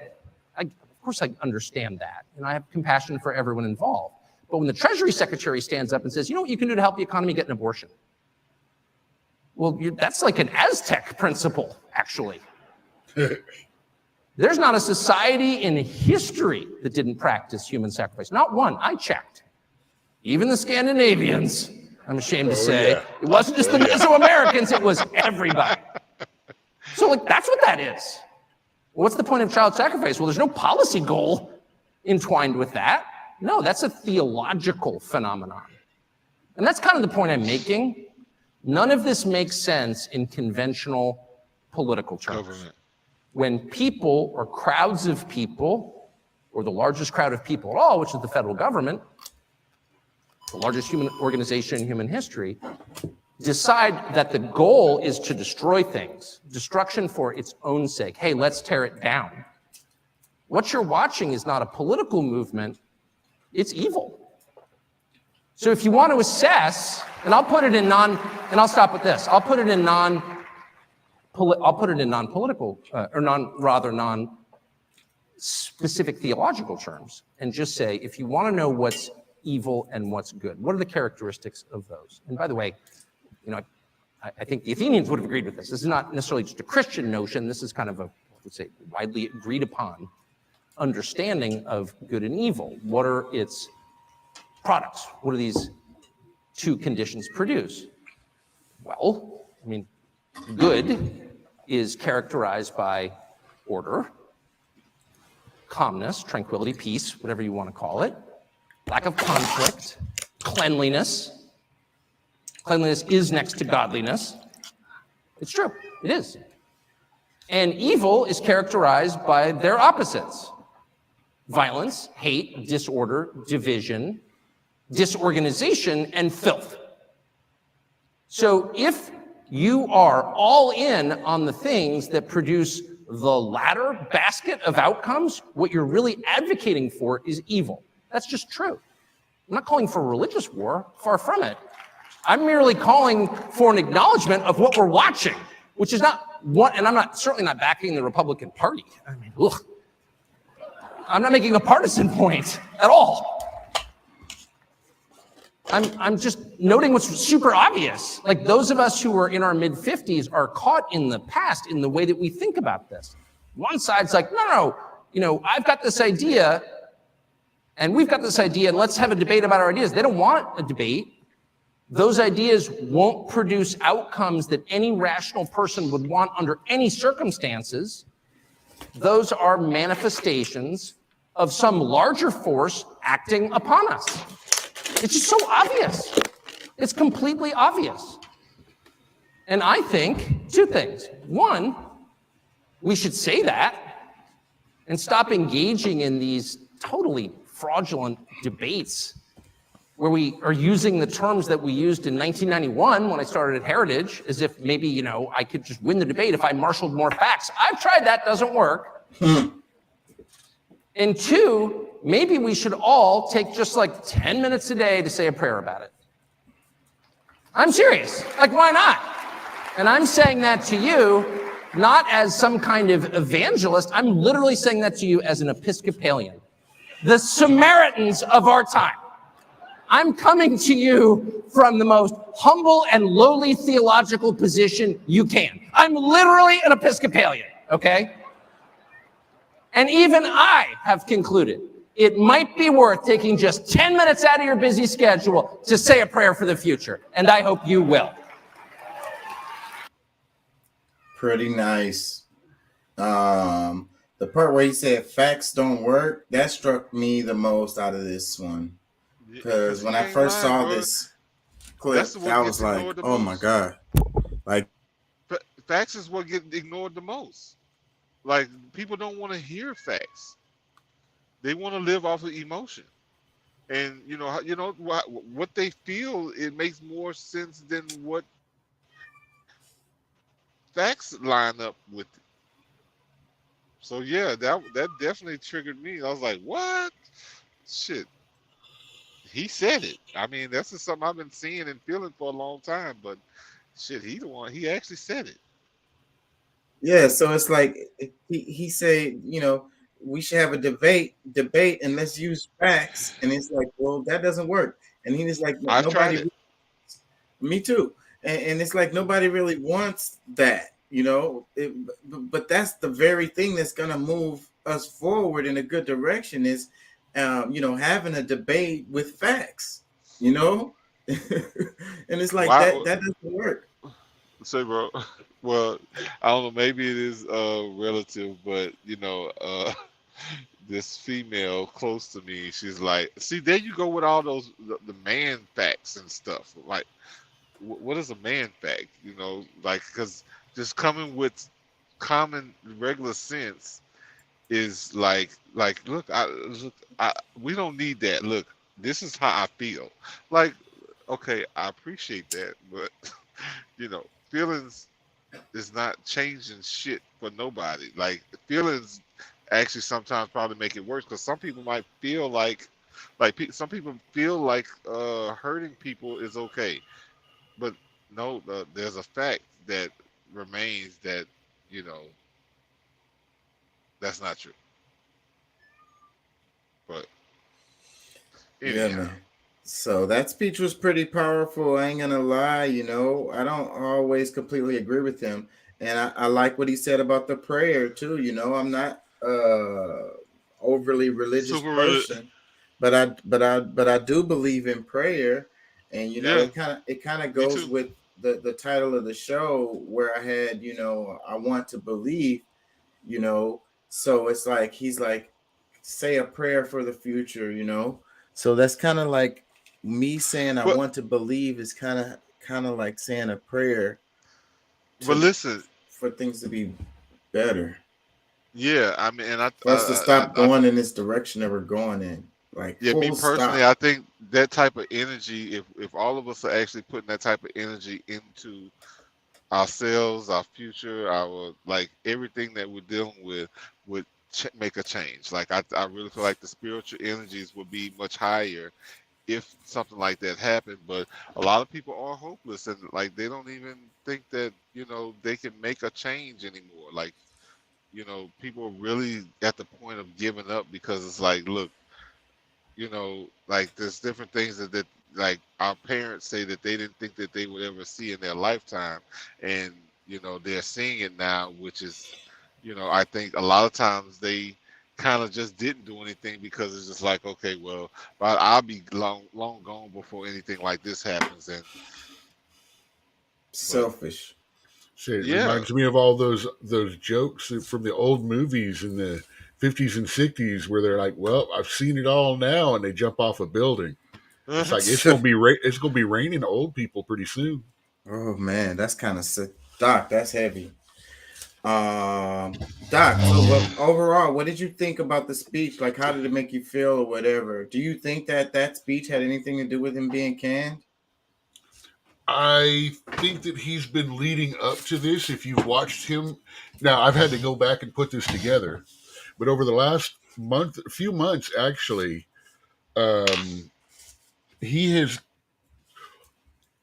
I think he's getting tired of speaking the narrative, and he wants the conversation. Yes, kind of like what we do here on this show. Yeah. Yeah. I think there's some truth to that because everything is his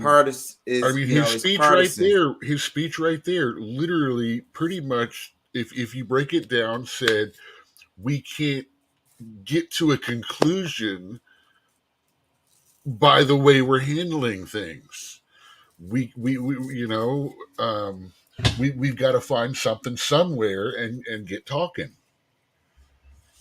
Well, honestly, I think that based on what he First of all, people have to be willing to talk. Yes, we won't have, but still, in all, at the same time, he's also saying we don't have a future if we're going down the road that we're going. Like some of the things that we're actually debating really shouldn't be debated unless we are just saying, screw the world.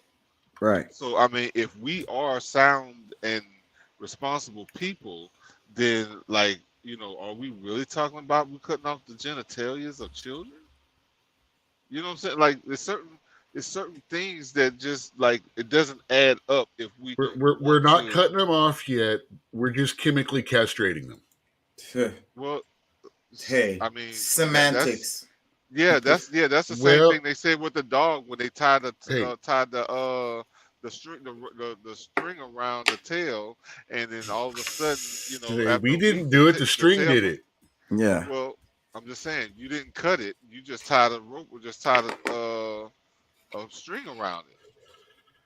Well, like, But now he doesn't have a tail. So I mean, it's you have to understand by understanding the semantics of that, we understand the foot in the door. Yeah. So look, let me go to this clip here. So a lot of people are saying, him having Jimmy Dore on is another reason why, the network had a problem with him.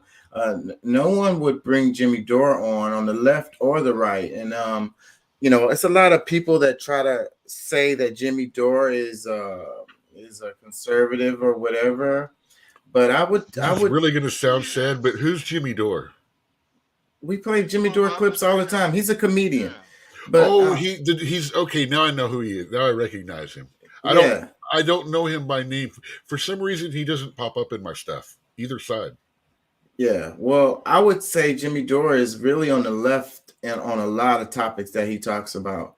And but he is still a conservative. That's the thing. Like, I mean, regardless of how we look at it, he is a conservative, or at least, he's conscious of the world around us, because I think that's these days. I think that's kind of what makes the biggest difference. But there we go with the trying to put people in the boxes thing. But the point is that Fox being in the position that you talking about me? Any one of us put him, because you said he's a conservative, and I said that on a lot of his topics he comes from. He comes from the left. That's not a box. Hear me. I said on a lot of topics he comes from the left. And I'm not disagreeing with you about him being conservative on certain topics. So that's what it is. That's where we have to stop. We have to realize that people are humans. They're not conservative. They're not liberal. They're human. And they have, ideologies on certain topics. You'd have to go through each topic and have them, state where they are on that topic. You know what I'm saying? Line for line for line.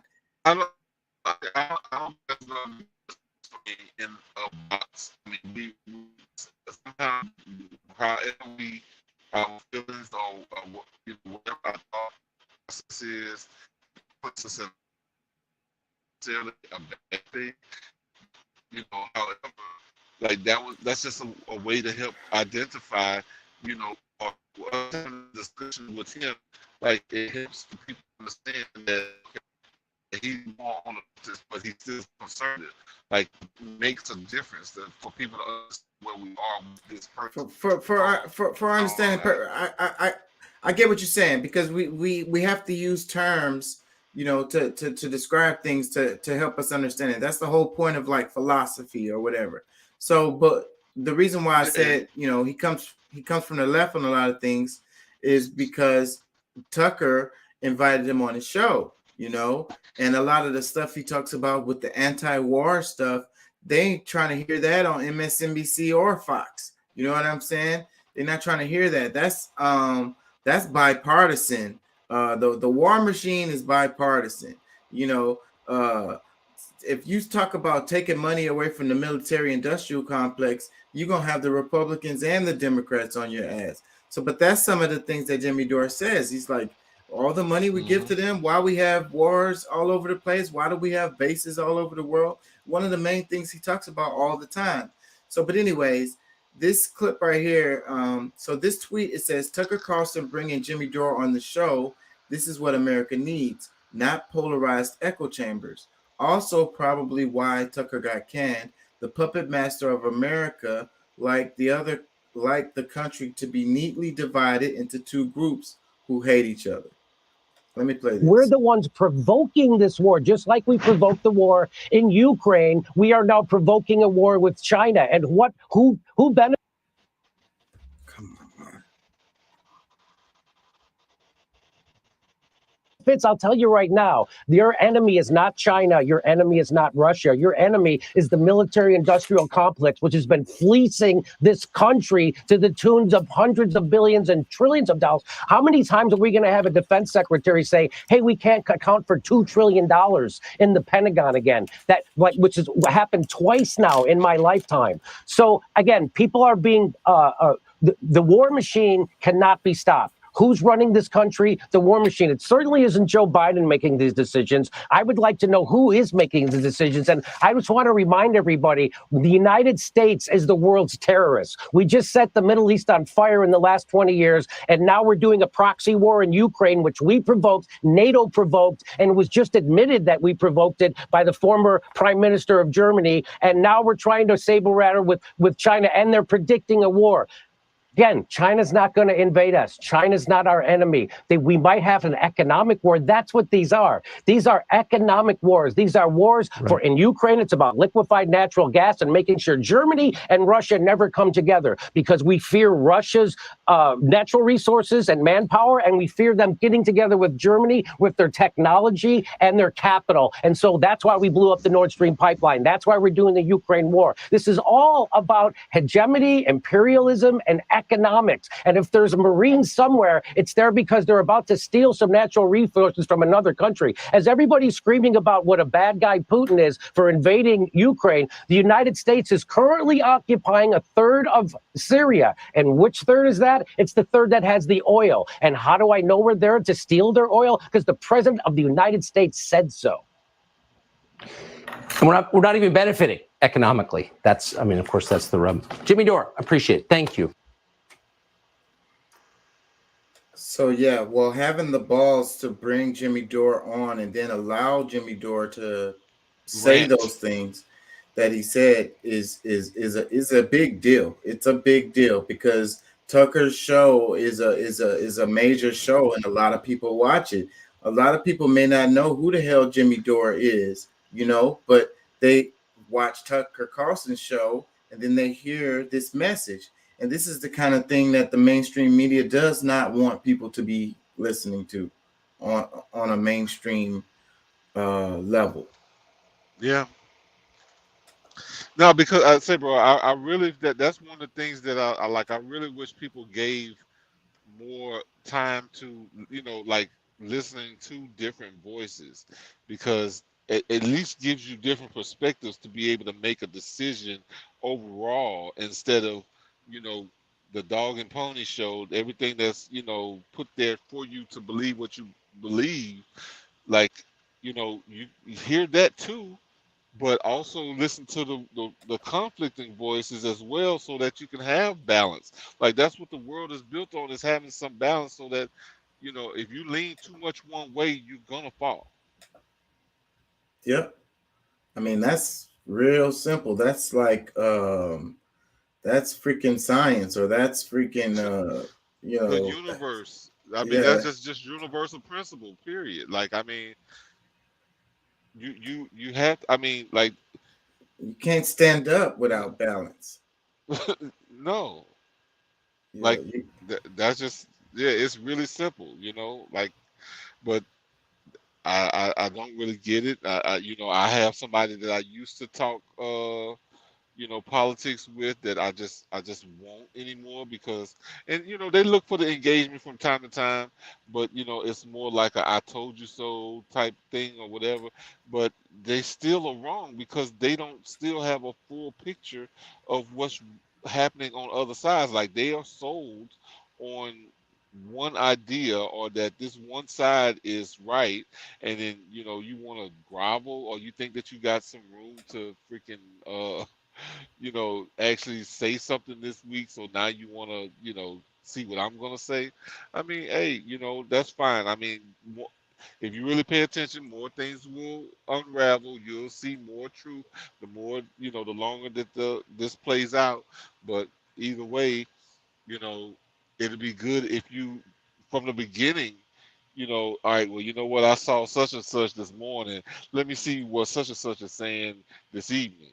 You know, let me go to a different source right now. Let me get online, instead of, you know, looking at the programmed ideas meant for you so that you could, live in this, this gray area. You know what I'm saying? But it is what it is, man. Like I've got to the point to where I just have to accept that, God is doing this thing. The universe is going to play out in a way that Something weird happened. Can y'all hear me? yeah. Can y'all hear Have me? y'all?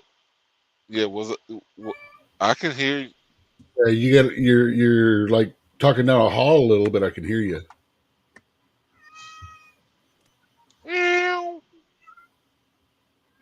Yeah, that's my cat. If you're wondering what that is. No, I know exactly what that was. I just, teasing her.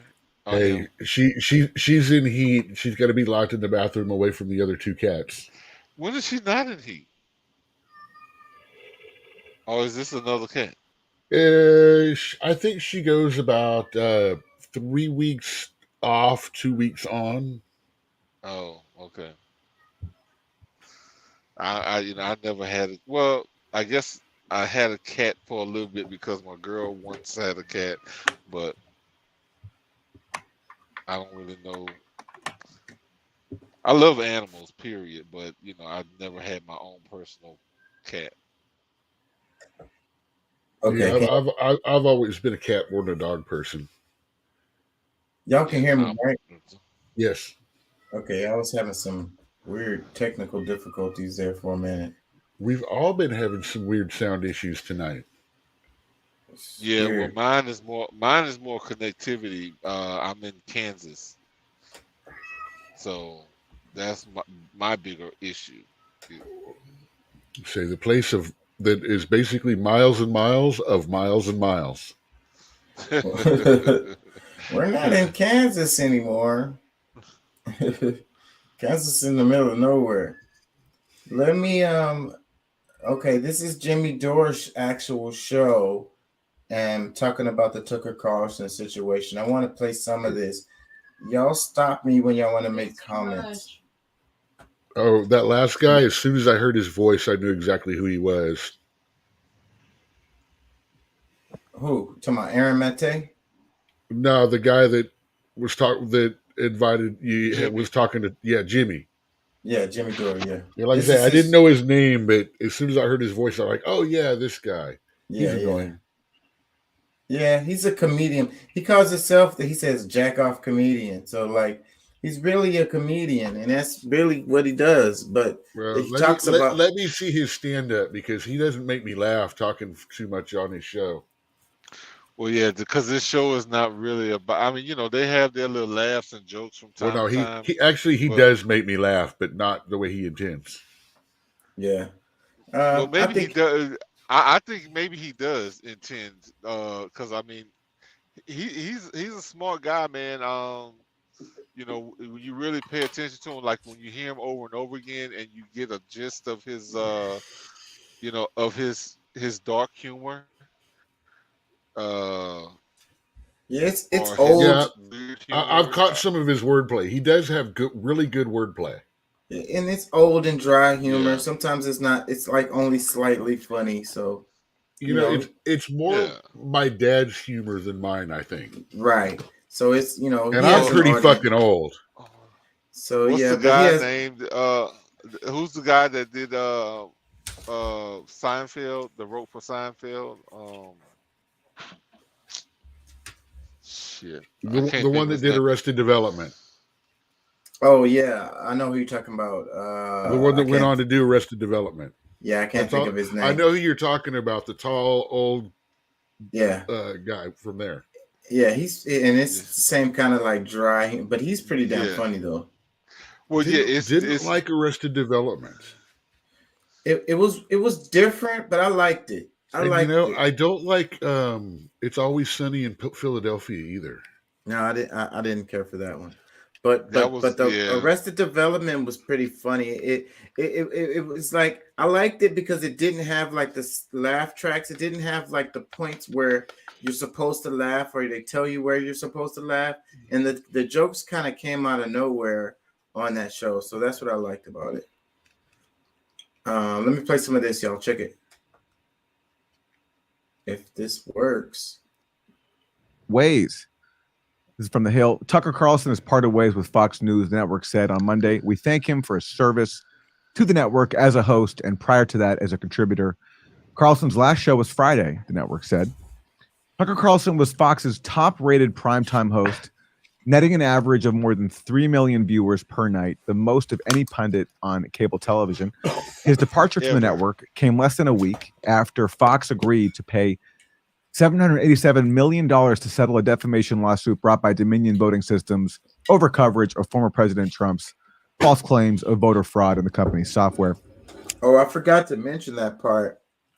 This whole time we've been talking about this topic, and a lot of people are saying that it's simply because of that, Tucker. And that settlement is half of what they were asking for. Just to toss that out there, they were going for a 1.5 billion. So that they settled for this amount, and what's crazy is, and the settlement happened right before the trial was about to begin, and they would have had to call big names to the stand to speak, and Tucker would have been one of them, by the way. And they would have had to say on the record, we lied about this, or we knew that it was a lie, or whatever, because they would have asked them those questions, and they would have been under oath. So they would have had to say, Well, I mean, even with that being a heavy card, of course, it wasn't just one thing. But yeah, I would add that into part of it, but I still don't think that's the biggest part of it. I don't think it is, but a lot of people are saying that was it, and it could be it. But they're gonna show it in this video how they've already lost more money than that since they dropped Tucker Carlson, because their viewership has dropped dramatically off of that. But there's a spin on this, because remember, Tucker Carlson, the ads, they already had pulled all the ads from Tucker's show, and they'd done that some time ago. So the network wasn't making money from ads from the Tucker Carlson show, because all of the sponsors pulled from that's the a show. lot of where his pay comes from anyway.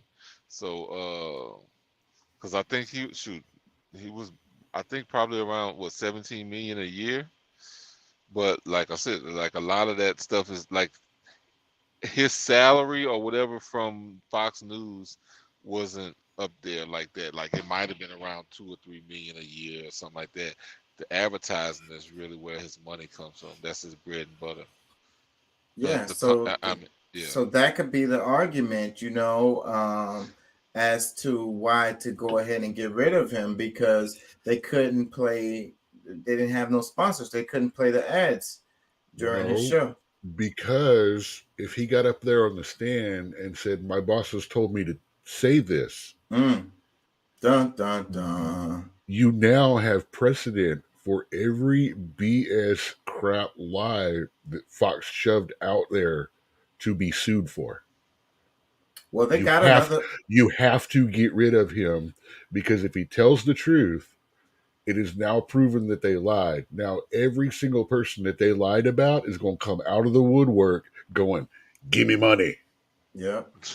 And well, no, but if it's true, but the thing about it is, it being true doesn't make it a defamation claim. They chose, because they didn't have to. Well, pay. yeah, they'd get their 1.5, but what they're doing is they're stopping it now. It's like, if we admit this now, all these people are going to come out. It's going to cost us way more than losing Tucker in the long run. So, but also the other part is the integrity of the show, which, I mean, a lot of people already don't have much faith in any of the major news networks as being truthful and honest. But if you have people on the stand saying that, yeah, we lied about this, that, and the other, then that can also have a huge impact on their brand related to integrity, because I'm sure there's a part of their audience that really feels like, they get true and honest reporting from Fox News. I don't know how you could think that way, from probably any of the major networks, but I'm sure when there's they an audience out there. And you the know what's people that funny? say that, Let me tell y'all, my mom, she's black, and her dude is a what? black dude, and Wait a minute, your mama's black? she's surprise, and they watch Fox News over there. That's the news channel that they watch over there. I would have never guessed, man. They watch Fox News. That's what they watch. So, you know, it's not just white folks watching Fox News. Yeah, I know this No, for a fact. it's not. I mean, because I mean, honestly, because I mean, I don't really turn on the news like religiously, like every day, and you know, whatever. But a lot of times, I'm more engaged. You know, I listen like I'm more a poor like when I listen to CNN and stuff like other like a lot of times like this just feel like oh no, this is just bullshit. But when you listening to Fox, I mean I still have that with certain shows, but when Tucker Carlson come on, I feel more like I'm getting, you know, real news. You know what I'm saying? I didn't have to go do all of the research to feel comfortable about what I'm actually hearing because, you know, at least I'm getting a perspective or narrative that sounds, you know, more like reality. You know? Disclaimer: some of and his for segments, him, of his segments are completely, I don't know what's the word. BS is the best way of saying it. Some of his segments are completely like pandering to the audience, so he's not 100%. But you know what? He also, though, even in those where he's pandering, if you listen to him, he is giving you the information on where to go to look up the information.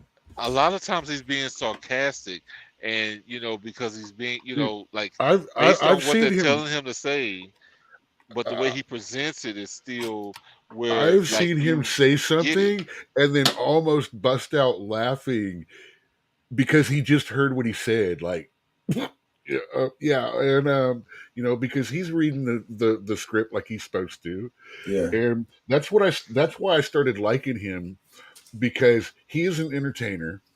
He takes crap shots at both sides. The whole time that he was supposed to be pumping Trump up, he says, "I don't like this guy." You know, a lot of people are right about the things they don't like about this guy. But look at what he's doing, and the other people aren't telling you because they're so busy saying and dealing with it, not liking this guy. Yeah, and that's the thing. That's the part that I think bothers me more is that, okay, like, you know, yeah, they have the popular vote, but this is not a popularity contest. This is, we're, you know, making decisions on people who are going to actually make the moves necessary for the growth of our communities, and that's large and small, you know, all the way down to the local. We have to be a republic. If we were a true democracy, I think 9 cities would dictate the laws for the entire 9 cities, not states, would dictate the laws for almost the entire the country. And I have to say that, well, and I think that's one of the it is a popularity contest in a lot of ways. It is. Oh, absolutely. Like it, love it. Well, no, but I mean that's more so what it has become, but that's not what it's supposed to be. Like, we're actually hiring someone to do the job, do our bidding, and of course, like, there's gonna be some people that's better for the job. You know, I mean, every time there's somebody that's better for the job than the other, regardless if we're voting for the like 2 evils. Somebody is still, you know, more equipped to handle the situations at hand. Because I mean, there's times when, you know, like Obama was, I think, important for the time he came in. You know, did he actually do everything people expected or hoped? Dude, he made Nobody me believe. does. He made me believe again. And that's what made me so much madder. Me too. About him. He made me believe. Yeah. And I felt like a sucker. So bad. especially when people came at me. That was when I walked away from the left. Was the second term. I mentioned that I wasn't going to vote for him again. Someone that I knew for 20 years looked me dead in my eye and goes, "Dude, I never knew you were a racist." Well, that's what made me stop voting. Oh, then they came for my job. Then when the job wouldn't fire me, they came for the business. Saying that they hired racists and a Nazi was working there. He's easy to see. He's the one that looks like a Nazi. Well, that Obama is what made me stop voting in presidential fucking elections.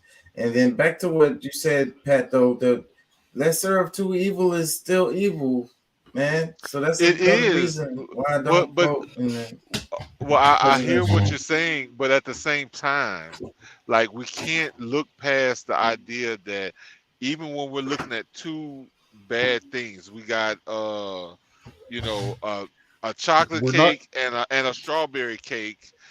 You know, when we looking, okay, both of them gonna probably go you know, make us fatter, but one of them is gonna be less calories than the other. So I mean, but we can also choose not to eat the chocolate cake or the strawberry cake. No, we That's can't. But diabetes. It's gonna happen anyway. Like, I mean, when we're talking about the presidential election, like, yeah, we could choose not to eat the cake, but the presidential process is still that the you know, the voting process is still gonna happen. Yeah, but I don't have to feel like I was. It's cake. It's cake. It's going down like a fat kid on a seesaw. I don't have to feel like I contributed though. Well, I mean, that's a psychological thing that we all I have voted. to I deal voted with independent the last few. I didn't vote at all the last because I mean, like I said, the last time I actually voted, I went out of my way to make sure I voted was the first term for Obama. And after that, that's the last one I voted. That's the last presidential one I voted for too. I vote for who I feel is going to do better in the job. And so far, since I really thought 44, like I said, 44 gave me hope. I voted for him. But since then, I have not voted for a major one because I didn't think of the people standing up there that they were the ones that were going to do better for the job. But I almost voted for 45 though, because we need a businessman that knows how to do business deals and stop with these politicians who only know how to suck poo. But I still vote for the local elections, the smaller things. I vote for those, and a lot of times I vote in the primaries. That's where you change the power structure, is in the primaries. Yeah, I follow primaries really closely, and I vote in the primaries. But then when that shit goes left, which it tends to always do, then I'm already done. They've already outed me. See, the problem is primaries. You have to declare a side. And they have it so set up, bro, because like they have it so where you have to be registered 6 months prior. Well, I vote cross ticket. I vote cross ticket. I can't vote in a primary because I'm not going to vote all Democrat or all Republican. That's exactly. That's what I was about to say. That's the way they have it set up. Matter of fact, I think those buttons and levers should be removed from all automatic voting machines. Right. You shouldn't be able to hit one button and just vote for everyone because they already did that. They already did that. I've been voting, and they've already changed that. So you have they? They've changed it. I'm telling you, I voted like 3 or 4 times since they've changed it. You have to go line for line for line for line now. Is that local? Is that local though? That's local state. That's for all of them. They've changed the machines, but it doesn't matter because you have to be registered Republican or Democrat 6 months prior to the election. You know what I'm saying? So it doesn't even matter. No, to vote in the primary, to vote, you don't have to register as Republican or Democrat at all. You can register as independent. Yes. I'm registered as independent. Me too. That's why. So yeah. So on my big, let you go on and say. On my big long card, I do have stamps for attending both the DNC and the RNC back when I was like in my teens. And so, but then it's 18, a game, 19, like I 20. say, you have to be registered prior. And if you're registered at none of the independents, the Green Party, the Libertarians don't have a shot in those in the national elections. So, well, no, they can't get any of the money from the government because you have to get 5% of the national election at minimum to be able to qualify for the funds from that $3 that we give from our taxes. And no one, I think, has ever gotten higher than like 4.1 or 4.3% so far. yeah, and also the damn it, you made me forget what I was gonna say.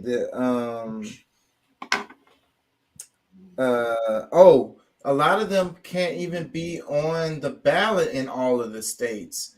The Libertarian, Green Party, or independent candidates. They're not even on the ballot for all 50 states. So they really have zero chance. If you know about them, you can still write them in. Those don't count. I did find out that one of the people I voted for 1 year, I can't remember which one it was only on the ballot in like 43 states. So there you go. And those write-in ballots don't count. Let me play some more. Otherwise, Mickey Mouse would have been president many, many years ago.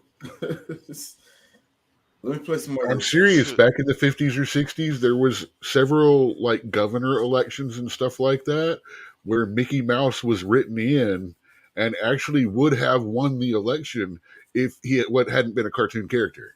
Well, one of those little local towns made like a goat or a donkey or something. I think that's a fucking good ass idea. That's a great idea, I think. No, I read across a great idea: term limits, a younger Congress, all that. Yeah. Let them go back when they got a problem on the floor and need to work a bill out. Let them get down there and start beating on each other again.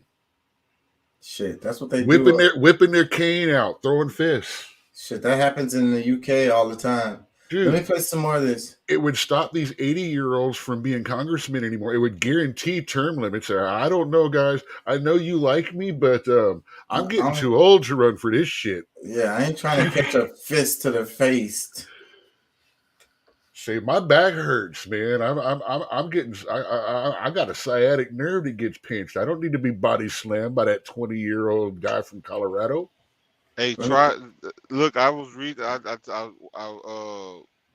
read this thing earlier and get you some. Well, you got to figure out the levels: B1, B6, and B12. I'm gonna see if I can find it and send it to you because that was something I was looking at for a friend of mine who got carpal tunnel, but carpal tunnel and the sciatica is kind of resulting from the same issue, but almost all the diseases are related to. I just figured that my ever enlarging ass and my that COVID-19 that I picked up a couple of years ago, actually more like COVID-38 since it's been 2 years. You know, the whole country picked up from sitting around on their ass is kind of, just. Got to lose a little bit of that weight, stop sleeping wrong. I gained some weight too that I haven't lost since then. Let me play some of this. We're getting off track. Let me play this. Man, means a whole lot of medical people go be making money later on because the whole country gained 20 pounds. Sounds like that might have been part of the plan. Let me play this. Here's this from the LA Times. The decision to fire Tucker Carlson came straight from Fox Corp chairman Rupert Murdoch, according to people familiar with the situation. Murdoch is said to be concerned over Carlson's coverage of the January 6th, 2021 protests at the Capitol, where the host has promoted the conspiracy theory that it was provoked by government agents. So that's the line that people close to Rupert Murdoch are apparently giving, that this was over Tucker Carlson's coverage of January 6th. And certainly this was a surprise to Tucker Carlson because here he is on Friday night at the close of what turned out to be his last show. And I'm especially grateful for the pie. Thank you for having me. Appreciate it. Employee of the week. We're just make it of the year. Tyler Morrell of Coco's Pizza. That's it for us for the week. We'll be back By the way, the entire episode of Let Them Eat Bugs, not quite as good as pizza, streaming now on Fox Nation. Use the promo code ORIGINALS for 30 days free. And we'll be back on Monday. In the meantime, have the best weekend with the ones that you love, and we'll see you then. Whoa. Now get your pizzas and get out. Now, can I just jump in and say that I challenge the veracity of that claim by the LA Times, or what Rupert Murdoch says, that the real reason why they're firing him is because of his January 6th coverage. That's not why. They're firing him for several reasons. The biggest one was that he finally brought on RFK Jr. and they told the truth about Big Pharma. Big Pharma funds news to 70%. And so I'm guessing that was the last straw. I also know that there is a split inside the Murdoch family, and Rupert Murdoch has been wanting to get rid of Tucker for a while. And so I guess there was just enough things. And I think that the 70% advertisers coming down on them, Big Pharma, I think that was all it took. What do you think, Aaron? Well, Jimmy, here's that clip you're talking about. Here's Lee Fong reporting it. Tucker Carlson last week ripped Big Pharma spending hundreds of millions of dollars on TV ads and news outlets, routinely parroting drug industry talking points. Is there a single example of a CNN, MSNBC, or other Fox News host ever discussing TV advertising corruption? No. And here's what Tucker said. And try this at home. Ask yourself, is any news organization you know of so corrupt that it's willing to hurt you on behalf of its biggest advertisers? Wow. Anyone who do that is obviously Pablo Escobar level corrupt and should not be trusted. Wow. What would that look like? That level of corruption. Wow. Well, imagine that the Trump administration had made it mandatory for American citizens to buy MyPillow. That's one of Fox News' biggest advertisers. Imagine the administration declared that if you didn't rush out and buy at least one MyPillow and then at least another booster pillow, you would not be allowed to eat out. You couldn't re-enter your own country. You couldn't have a paying job. MyPillow, they told you with a straight face, was the very linchpin of our country's public health system. Now imagine, as they told you that Fox, as a news organization, endorsed it, amplified the government's message. Imagine if Fox News attacked anyone who refused to buy MyPillow as an ally of Russia, as an enemy of science. And then imagine that Fox kept up those libelous attacks even as evidence mounted that MyPillow caused heart attacks, fertility problems, and death. If Fox News did that, what would you think of Fox News? Would you trust us? Of course you wouldn't. You would know that we were liars. Thank heaven Fox News never did anything like that, but the other channels did. The other channels took hundreds of millions of dollars from big pharma companies, and then they shilled for their sketchy products on the air. And as they did that, they maligned anyone who was skeptical of those products. At the very least, this was a moral crime. It was disgusting, but it was universal. It happened across the American news media. They all did it. So at this point, the question isn't who in public life is corrupt, too many to count. Who is it? The question is, who is telling the truth? Oh my God. No.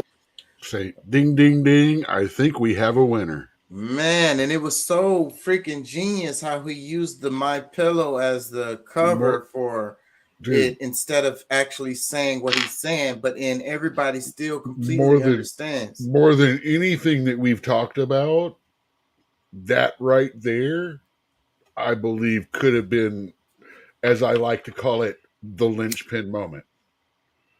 You know, and they already had pulled all his advertisers. So of course they're not gonna. That's what allowed him to be able to talk like that too, because he didn't have. They already had pulled all the sponsors. He didn't care anymore. There's nobody to piss off. It's time to start the conversation instead of just talk their line. I think his voice is going to resonate much higher than it has once all of this stuff, the smoke clears, because they're not going to be able to just hold him forever. Like, you know, we don't know how long his contract is. It maybe it's already coming up and it was about to be renegotiated. No, he just got renewed contract. It was like less than a year. If this washes out that he got fired because he would have told the truth, and then he starts telling the truth, he ain't just starting. He could end up running the country. Wow. Well, I didn't even think of that, but that could be a thing. But look, let me tell y'all this though. This is the way I look at it. He's smart enough. It's agree with him or not. He is a very intelligent man. yeah, I think his next move is into politics.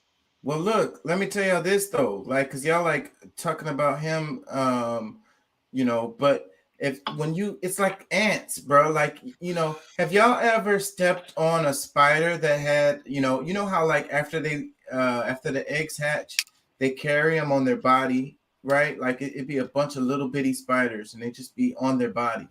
And one time in my garage in my house, I saw a spider, big ass spider on the floor. And I smushed it, and fucking 1,000 fucking little bitty spiders came out of it. And I couldn't even step on those because they were so small that they would fit in the grooves that's underneath my shoe. You know what I mean? The little gaps. You gotta start wiping. I was stomping like crazy, and I wasn't smushing them. It was impossible to smush them with my shoe. They were too small. So, like, I think that this is that kind of moment. You know what I'm saying?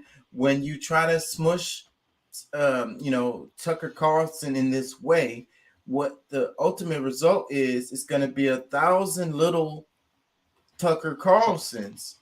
You know what I mean? All over the media, everywhere. Because there's going to be a bunch of people that's going to be seeking for... That happened when everybody got locked inside. That's the whole thing. There are thousands of little Tucker Carlsons and Don Lemons and Joe Rogans. Yeah, and they Tim already Pools. they already exist because if you really think of the best example I can think of is the Kevin Samuels, because he wasn't new. When like he had a viral moment, and a particular shout out to two that I like, the Hodge twins. Oh yeah, me too. They are hilarious. Like I listen to them from time to time. Well, I end up seeing their videos through somebody else's video. Even when they're talking stupid stuff, they're funny about it. Yeah, the one I saw today was insane, but they were like total dark humor. Because the video was about a woman and her son meeting after she gave up for adoption, but now they're lovers, and they had a field day with that. But but yeah, like a lot of these voices already exist, but because like right now, because Tucker Carlson is gone, those 3 million voices every night is gonna be looking for something to fill that void. Finding some other voice, somebody else that's similar to listen to, and there's gonna be some people, like I said, they've already been, exist out there that is gonna become more popular. I'm guessing he's gonna be replaced by a light-skinned black woman who is probably gay. There goes identity politics. And wait, I wanted to say this too. Fox has to. They look at all the other stuff they're going on in their programming, the TV series and stuff they made. They're bending. They're bending the knee. They're gonna have to, but especially with the Sons coming on too. Rupert Murdoch, like he's old. Like he got his sons that's gonna be taking more, more stock in what's going on. Like they're gonna actually be doing more of the day to day. Like they're already on the board. You know what I'm saying? So they already making some decisions, but the more and more that their dad steps away, the more that they're gonna. And one of the sons are pretty liberal too, like left leaning. Actually, most of them are, because most of them are very media oriented. But Daddy was corporate oriented. He's total conservative. The sons, however, being handed the fortune and fame and all that, have become very, very liberal because now blah blah blah. So wait though, the indoctrinations. The thing that Tucker was doing with the My Pillow and comparing it to the jab is what he was really talking about, was genius. Yeah. And I saw there's a you could actually kind of make the same comparison with Obamacare too. Well, there's been an apology because forced to buy a commercial product or take a commercial Well, yeah, product. this is not a new thing that they've been doing. Like they, I don't think I don't like that one, Doc. I wouldn't put I can't roll with you on that one. But look, All I know is I am forced to buy a Doc. commercial product to get a chunk of my taxes taken The off. government, And I get government $67 back every year if I sign up for one. That the only places I can visit are in Colorado. They see the thing with Obamacare was they were trying to do something. Our healthcare system is a mess, and they were attempting something with that. And like they were forcing us to buy a commercial product. Yes, that's the part. That's the angle that we're talking That's about. my regardless only of- real problem with the whole idea. Well, the thing is, everybody for it to work, you have to have enough people in the system for it to. Oh, young people don't get sick. They don't you want to see how- pay insurance. Come on, we're you see side. how quick. No, We're sidestepping. but you I don't see how- think how that co- fits. It does fit. You don't want it to fit because that's something that you feel strong, like you were for that. because You're on you the, want- yeah. you wanted You don't but- see it as something you are forced to do. I do see it as something you were forced to do. But that's why you don't want to talk about it. Is because You don't see it as a unconstitutional move. That's totally to different force from you to buy the government forcing you to buy an end product commercial program.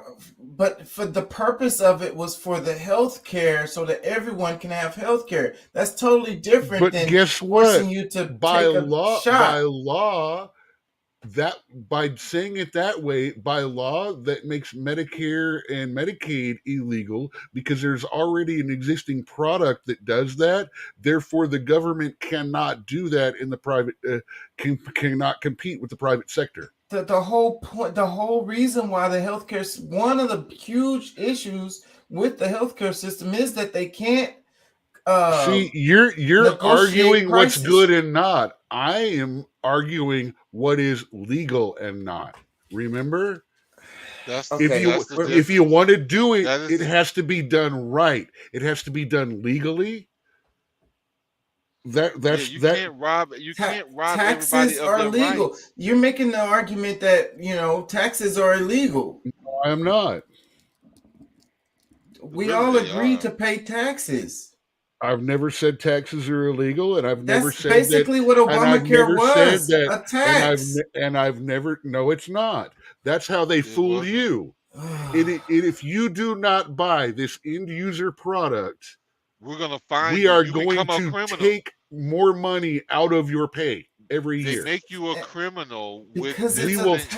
take your money away if you do not buy a commercial It's product. a tax. A It's a tax. commercial. It is not. That's how they fooled you. That the only way that They you changed the wording of it to make it a tax. It is not a tax. originally It it's is a tax. fine. It is a fine. They call it what you want. They are Having to fining pay- you. They are charging you for not having a product. If you have to force everybody to put the money into the program so that the program can work, and that's the whole reason why So, it didn't work. Thank They you, took all sir, the for de- thank you, sir, for explaining that you have to hold a gun to my head to do it because you are forcing me.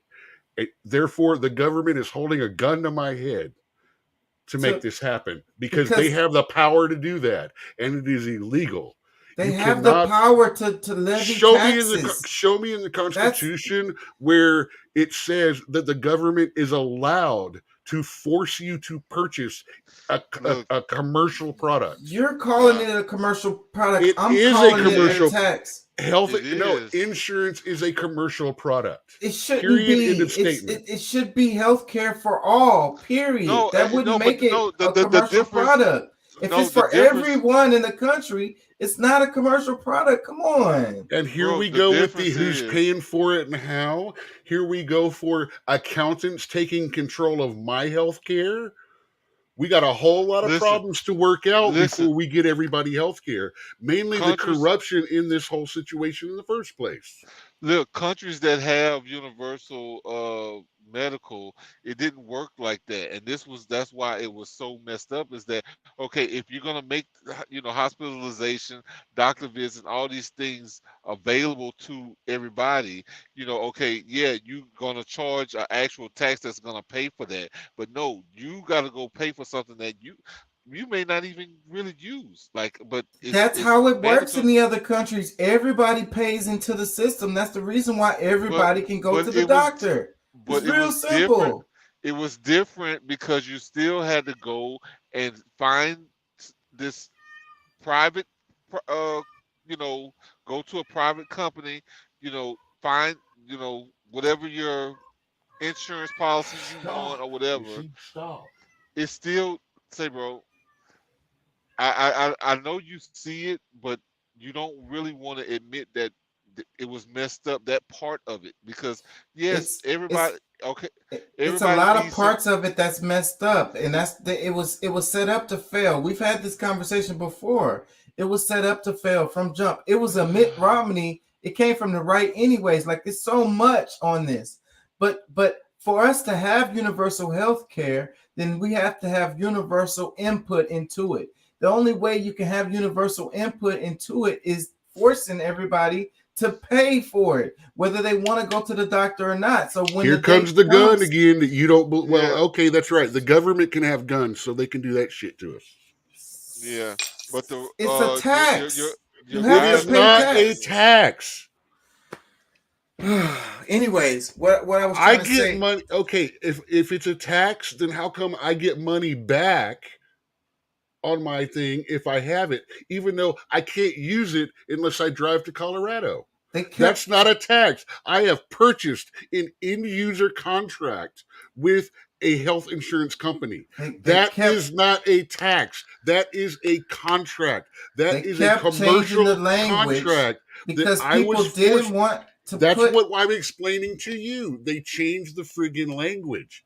They kept changing the language because you had people that didn't want to put into the system. And the main reason why is because the United States is so racist that they don't want certain people to have health care because they don't want to be on the same health care with certain other you just groups. went full left with your gun out pointed at my head. You ain't lying. Say, bro, people. So what you're saying is that people that chose not to or didn't want to pay or couldn't afford insurance is because they were racist. That would be including me, and probably Doc, because I was like, all right, you know what? It'd be cheaper for me to just go on and take the fine because I can't afford to pay for insurance with the market we're in, because guess what? I wasn't making, at the time, I wasn't making the money that I bro, you don't get it because I guess you're on all of these other countries have got this worked out. And the reason why we don't have it worked out is because of these arguments that y'all are making right now. No, we don't have it worked out because the corruption in the insurance system, which we're being forced to buy in the first place. We don't have it worked out because as soon as they find out you don't have insurance on one of these programs, your bill can go from $80,000 to $8,000. Because the insurance isn't going to cover it. Oh shit! The insurance is going to cover. Oh, you got Obamacare? Yeah, okay, you got this insurance. That's great. So we're going to charge you $30,000-$40,000 instead of $3,000 to $5,000. That's why universal health care is not available. We have to get the corruption underhand. Screw getting it now, no matter the cost. Look what that's doing with the whole green energy thing. And the only way, who cares if we do go full green energy and only 30% of the country has the infrastructure to be able to handle it without rolling blackouts and shutdowns. Let's just throw money at it now. The only way that it could work is if the government is able to negotiate these prices. That's what they're telling you, but that's a lie. That's how it works in other countries. No, it doesn't. That's not true. Why do they have to negotiate? Why don't they become the insurance company? They did it with Social Security because that's how they handle money. They don't. They do it badly. And no offense, I'm not 100% behind government accountants telling me what my healthcare can be, because that's how my friggin' dad died. So y'all are saying that, so the way that the UK does health in their country is wrong. It's wrong. Let's in see. Finland, Sweden, if you don't mind fucking long waits, if you don't mind paying for a private healthcare provider, Canada. certain tests done within 8 or 9 months, things like that. Have you actually looked at what healthcare is actually like, especially for people who do get sick? Also, your smaller countries, European countries, take them off because they practice preventative healthcare. They don't practice treatment healthcare. That's another thing we have to address before everyone can get healthcare.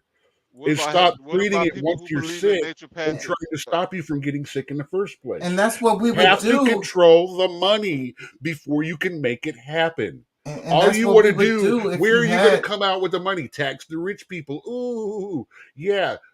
Go on, AOC. Let's hear some more. Everybody has to pay into the system, and whether they're getting health care or not. And some people are going to be sad about that, and that's fine. But when they do get sick, then they can go to the damn doctor.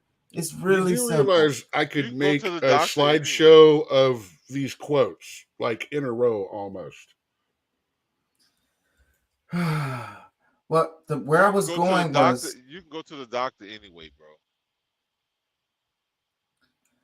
where I was going with this was Tucker was using a really genius way of talking about the jab without saying it, and the problems with the effects of the jab. And right now we have an apology tour going on because they can't keep under wraps all of the effects that has come as a result of taking these shots. And there's a clip where, what's his name, Justin Trudeau in Canada, he's all quivering about it and like, I didn't know or whatever, apologizing, I didn't have all the information, because it has come out about he didn't take it, how bad this thing is and how many people are actually getting hurt, and how like a lot of the side effects are worse and all of this. And then the other flip side of that is the countries that didn't take the jabs, like a lot of these countries in Africa didn't even have any problems with COVID, and they also not having problems with side effects because they didn't freaking take it. So that's where I was going with on that, is how genius it was, how Tucker was able to do this on a major network. And then one of the keys to that is that he didn't have the sponsors, and that's the reason why he was able to do that. And how he was saying that how could a network talk bad about an advertise, a company that has ads on their show, and how can you trust them that they're telling the truth about a product that they're selling during the commercial break? You know what I'm saying? So it really points to the bottom line of the reason why our media is so corrupt and why they lie to you so much. It's because they're getting paid to do so, because they're selling these products, and then when it goes to the point where the government is forcing you to buy a product, not Obamacare, trying to sell you a product that you don't want, and forcing you and shaming you and forcing you to lose your job, so forth and so on. And it's not, and it's basically a product that they're fucking selling. So that's where I was going with that. I think that was genius. It was. Let me play some more. Let me play some more of it. What? No, what? I didn't see this. No wonder they fired him. Are you kidding me? So does he laid it out? He's giving the game away, and he's the #1 news show on it. And the reason why Tucker Carlson is able to tell you this truth about how the advertising game works in corporate news is because they took away all his advertisers, and so now he's free to say that kind of stuff. But apparently he wasn't, because the hammer came down from the top, and this was. Again, let me throw it to you, Aaron. What do you think that this was? Well, so we have the clip there. He's challenging Big Pharma, but also nobody on cable news was even close to him, even comparable in challenging the war state. Right. Not even close. No one covered the issues that he did. And we'll get to that in our next segment. He also featured leftist voices like us. That's right. Which nobody else would Nobody would bring on. And the reason why me, you, Glenn Greenwald go on Tucker Carlson, because MSNBC, CNN, ABC wouldn't bring people on who had an anti-war message or wanted to debunk Russiagate. Even Democracy Now! Stopped bringing people on to debunk Russiagate, right? They stopped bringing on you. They stopped bringing on Stephen F. Cohen, the late scholar who was one of their top guests. He was banned. He was also welcome on Tucker's show. Glenn Greenwald was banned from. Tucker Carlson. That this might blow a lot of shitlibs' minds, but Tucker Carlson doing way better journalism, especially the last couple of years, than everybody else combined in cable news. They're all horrible. He would tell the truth about Julian Assange. He would tell the truth about Syria. He would tell the truth about Venezuela. He would tell the truth about Ukraine right now, and now he's telling the truth about vaccines and how Big Pharma corrupted everything around COVID. Here's Max Blumenthal. Tucker Carlson, Fox's top-rated host and the most outspoken, influential critic of NATO's Ukraine proxy war on national TV, was fired just weeks after the 20th anniversary of MSNBC firing its top-rated host, Phil Donahue, for opposing the Iraq War. U.S. cable news is regime media. I just want to point out that I tweeted out the same sentiment before Max tweeted that out. So that was, if you go track. I had that. Look at it right here. There it is. So now there are 0 people telling the truth about Ukraine or war in general on TV news. 0. No, I also tweeted out the thing about Phil Donahue. Okay. So that was a big, nice pull for me. I bet you Max copied me. I'm sure he did. Here's Glenn Greenwald. Tucker was the cable host who most, and I would say only, opposed the U.S. proxy war in Ukraine. Only one. Who else? No one else. 0. If there was another person, we would know. Absolutely. Denounced CIA, FBI, and Department of Homeland Security for its systemic lies and corruption. Devoted himself to a pardon for Julian Assange, and also covered the issue of Julian Assange when nobody else did. That's right. Objected to regime change efforts in Cuba, criticized Trump administration's militarism. And I pointed out he also accurately covered and challenged the dirty war on Syria, including, I would argue, one of the most censored stories in history, the OPCW's Duma cover-up scandal. Unlike everybody else on cable TV and almost all of leftist media. And for all my disagreements with Tucker, immigration, China, domestic policy, it's just a fact on certain issues, really important issues, like Ukraine, neocon policy, the Syria dirty war, Julian Assange, censoring dissenting voices. He was more accurate and adversarial than anybody else on TV and even in most leftist media. It's sad, but it's true. And again, it would blow most people's minds to know that. But he has more Democrats watching him in the demo than MSNBC. Absolutely, yes. And there can't be that many people hate watching. There can't be more more Democrats hate watching Tucker than are love watching Rachel Maddow. Yep. So you know what I mean? Yeah. Okay. And so that's why I think we said that. Cable news, as Chomsky pointed out, the news business is about manufacturing consent.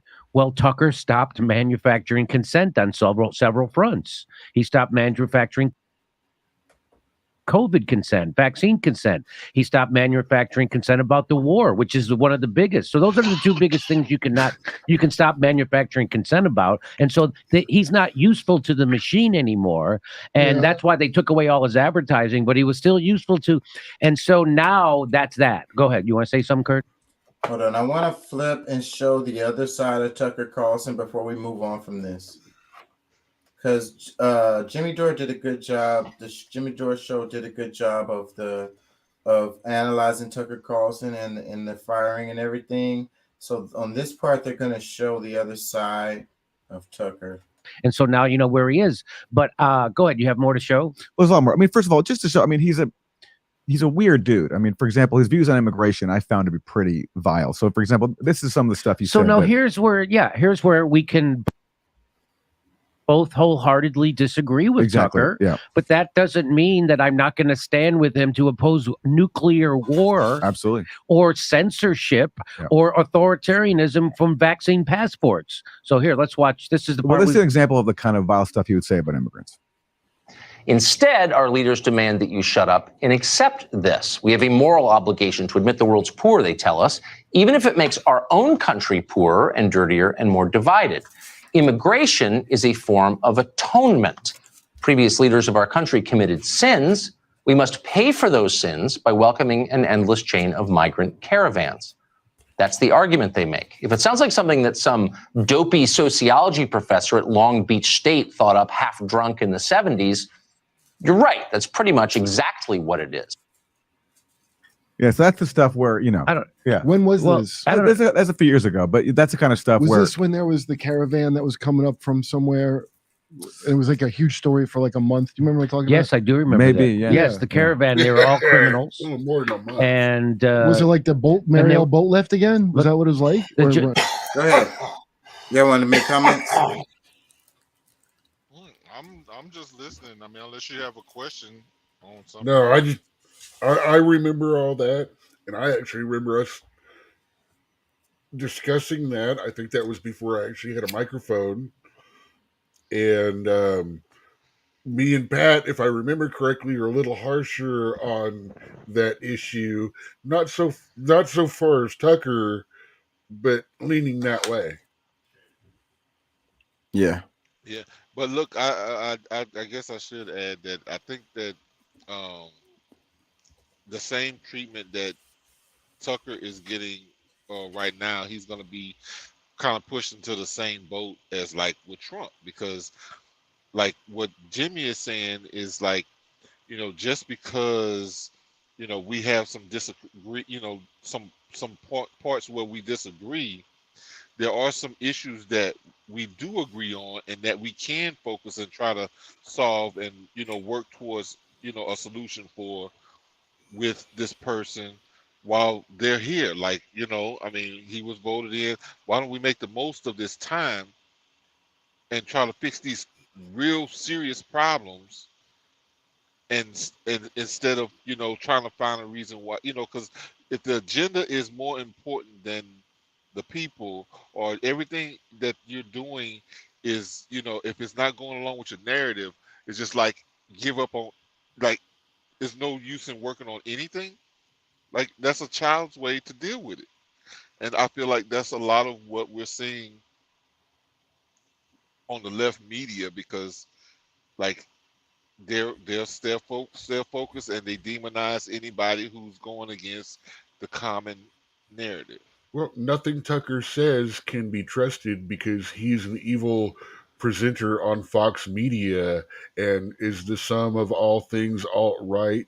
He might as well get a little funny mustache and start putting his arm up in the air and wear gray suits because he said this one thing one time.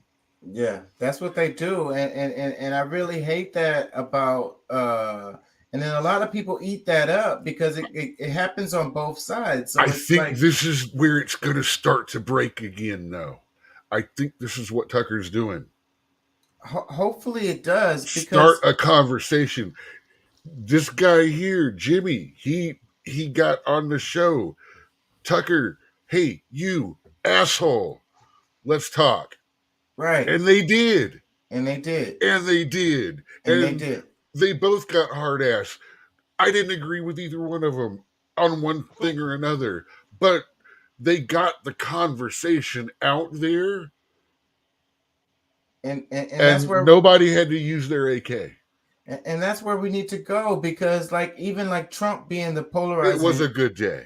person that he is, and then so you got you have a certain segment that's like, oh, Trump is our savior and I'm gonna take in everything that he says as the gospel, And then you got another side who says that I can't listen to nothing Trump says because he's a racist, Dude, whatever. I'm going to tell you the truth Or about Trump. I don't know if people I that's was in the more. middle like me.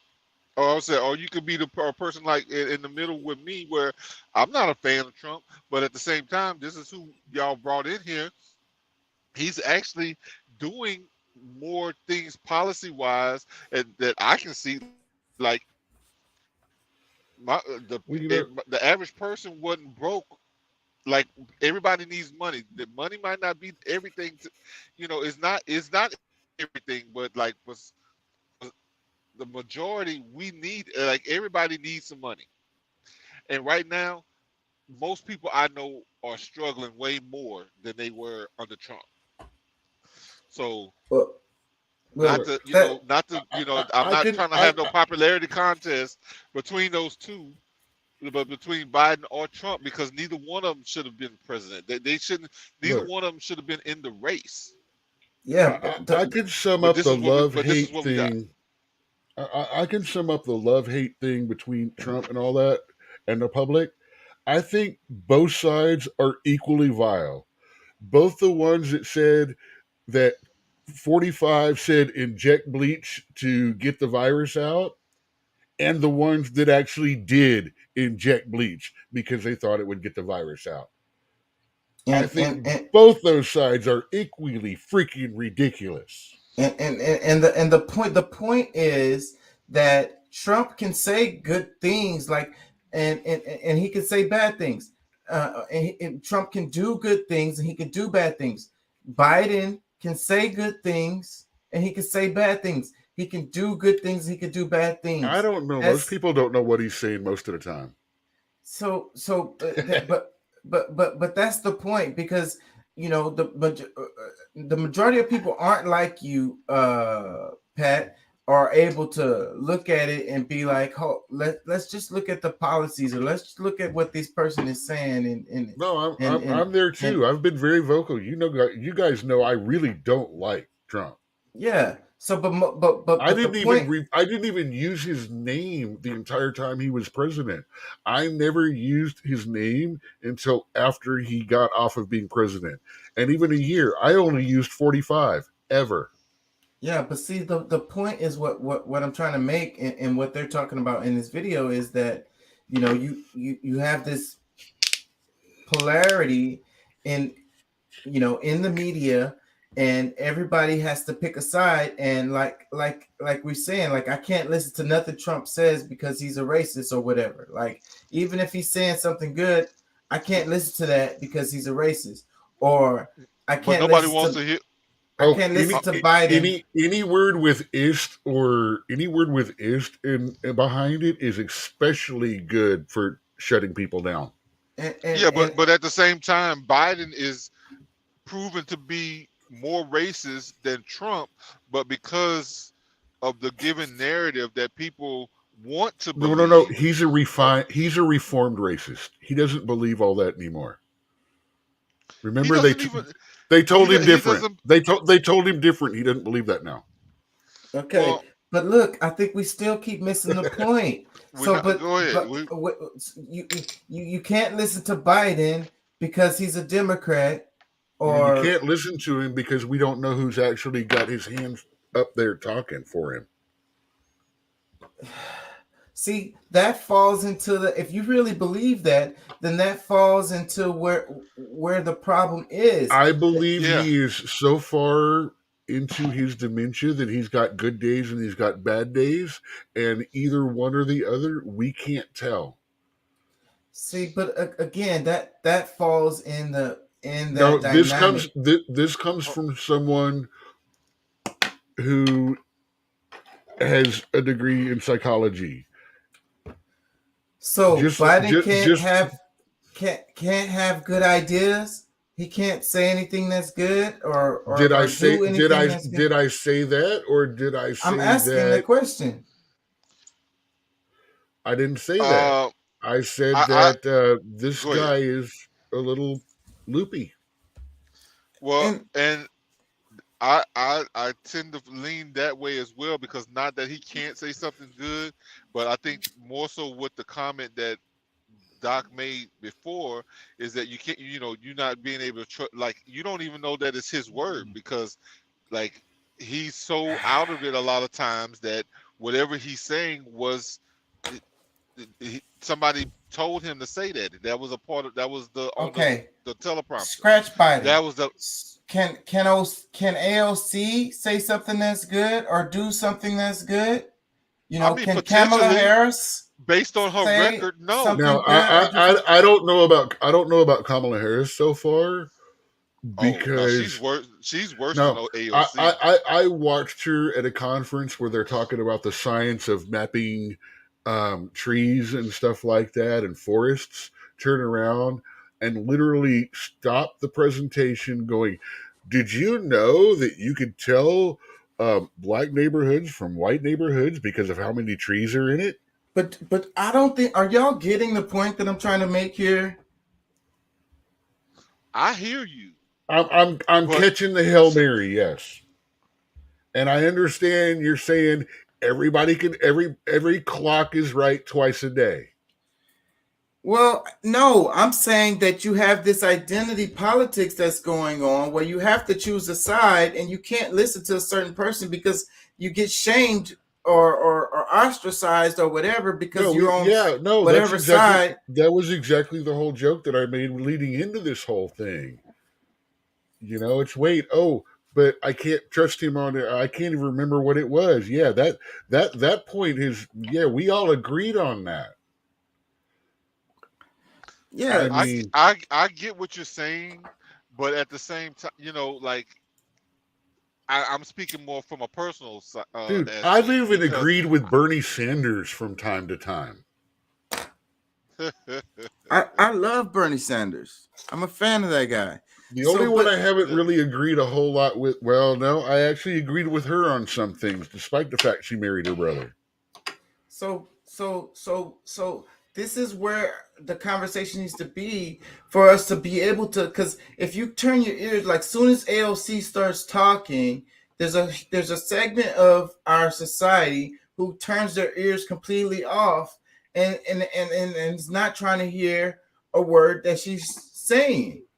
Like depends on how many times they've heard those same words from her before. You have to understand, a lot of people do not like soapbox media the way it's going right now. They stand up on the soapbox and they yell the same thing. Maxine, what's her name? Before he even got into office, was shown impeach so and so, impeach so and so. Well, regardless, I mean, that kind of if you keep repeating that kind of stuff, the soapbox stuff over and over, the stuff that I disagree with, I'm going to stop listening to you. Yeah, but listen, I'm only going to tune in when something interesting goes on. And so far, you've proven you're not interesting. So, but see, that's a problem because you don't know what she's gonna say every time. I'm not gonna listen to all of her fucking vacant, vapid shit just because she might have one shiny thing come out of that turd. Every example I come up with from the Democratic side, y'all are saying is that y'all not hearing what I'm saying. You don't know what AOC is gonna say because I do. So if you don't listen to I dismiss mostly soapbox stuff. I will. So, but if you turn your ears off immediately, as soon as she starts talking, then you don't hear what she's saying. You just assume that everything that she's saying is soapbox. No, but if you turn my ears off when she says something stupid. I listen to her until then. Well, when you realize that, because basically the points that we're making, because I can sit and listen to her, but at the same time, like she's not proving to be she's a bad example though, because she's an extremist. She's also she's a created personality. She's a created celebrity person, and she auditioned for the role, got backed by the Young Turks. If you listen to 90% of her original statements, they literally are quoting Young Turks bam, bam, bam, bam, bam. But do y'all hear that these arguments that you're making are the same arguments that people can make for Trump? Not the specific details that you're saying, but they could you know what? say Like- that, like and that's I the just reason said, why though, the I minute he starts I do talking, listen to her. they turn her Hold on, ear. hold on. The minute Trump starts talking, you have a segment of our society who turns their ears off. They're not trying to hear Yeah. anything that he's saying. And you know what? I ignored Trump when he went on his rants too. But look, the main thing is why that happens, because whether it's right or wrong, and we get being optimistic and hoping that this one, because I mean certain things we don't expect from certain people. So like not we're not gonna get anything revolutionary from AOC. It's just not gonna happen because How can you make that? See, that's the problem. Making a blanket statement like that, because then the person can say the same thing about Trump. So They you say, listen to everything every single right and left politician and pundit says. no, I don't. But I don't. Okay. Then why are you attacking us for not? Because you guys are saying I saying that you're not trying to hear because anything. we're not How many leftists. times have I quoted your leftist person before you knew the quote? Are y'all How getting many times did I know this position before we're never you gonna fought get it or talked about it? We're never gonna get it from your point of view. Based Do on you how actually you think see that I it, ignore is the because other we don't see it side? the same way. I'm not. You're not. I don't think you're getting the point that I'm trying to make. We get it. No, we get it. You don't went get from it. it being general to us. As soon as it went from being general to us, we got our back up. Because we choose to ignore somebody that annoys the hell out of us because that was the person you brought up. Because there's other voices that I listen to. Like, bro, I listen to a lot of them. I even listen to OC from time to time. But at the same time, she is like, there's nothing about her trying to be conservative at all.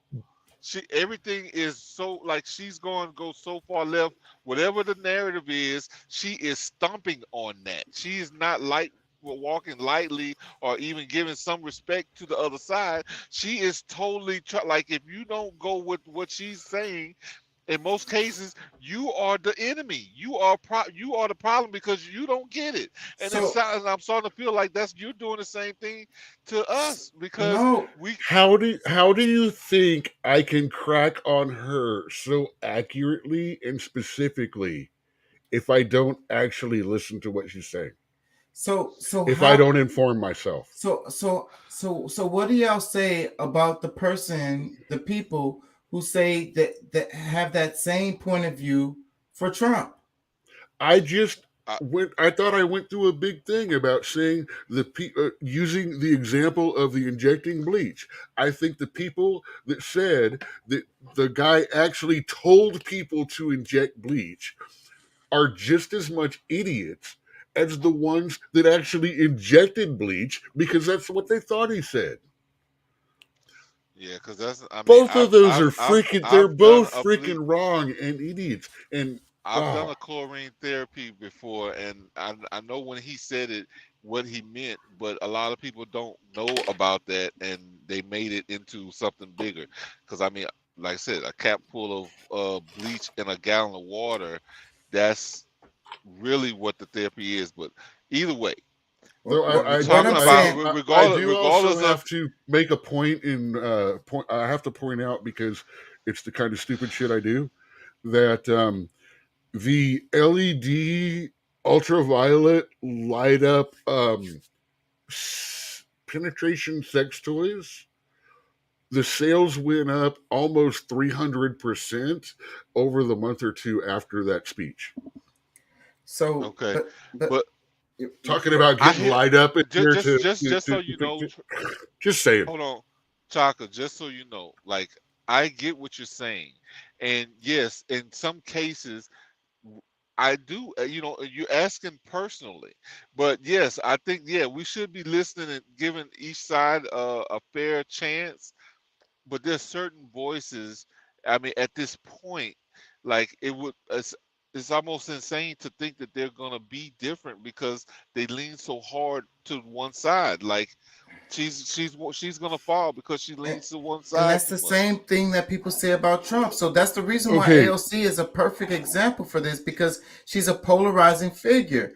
AOC is a polarizing figure. Yeah, Trump is a polarizing both figure. of them. They're Both of both them are polarizing annoying. figures. So Trump can AOC can say stuff that's actually true and right, and she can also And say stuff I get it. that's And not who- true and not right.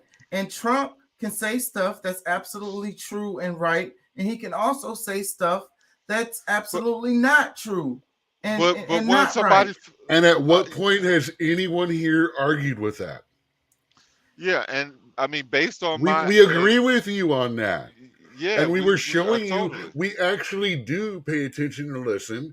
But yeah, when they go off on their thing, we're gonna let them go off on their thing, and we're not gonna join them on that thing.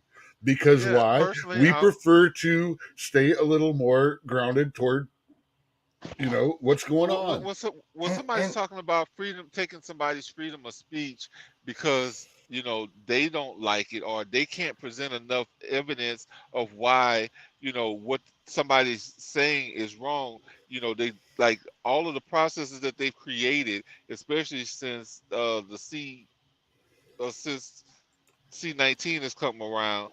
Like they've come up with these fake fact checkers and this, that, and the other. Pretty much, paid for liars that came and told us all these things just so that we would follow a narrative. Like, bro, like it's certain things that where I can't entrust my life and waste my time listening to somebody who does not care about my life.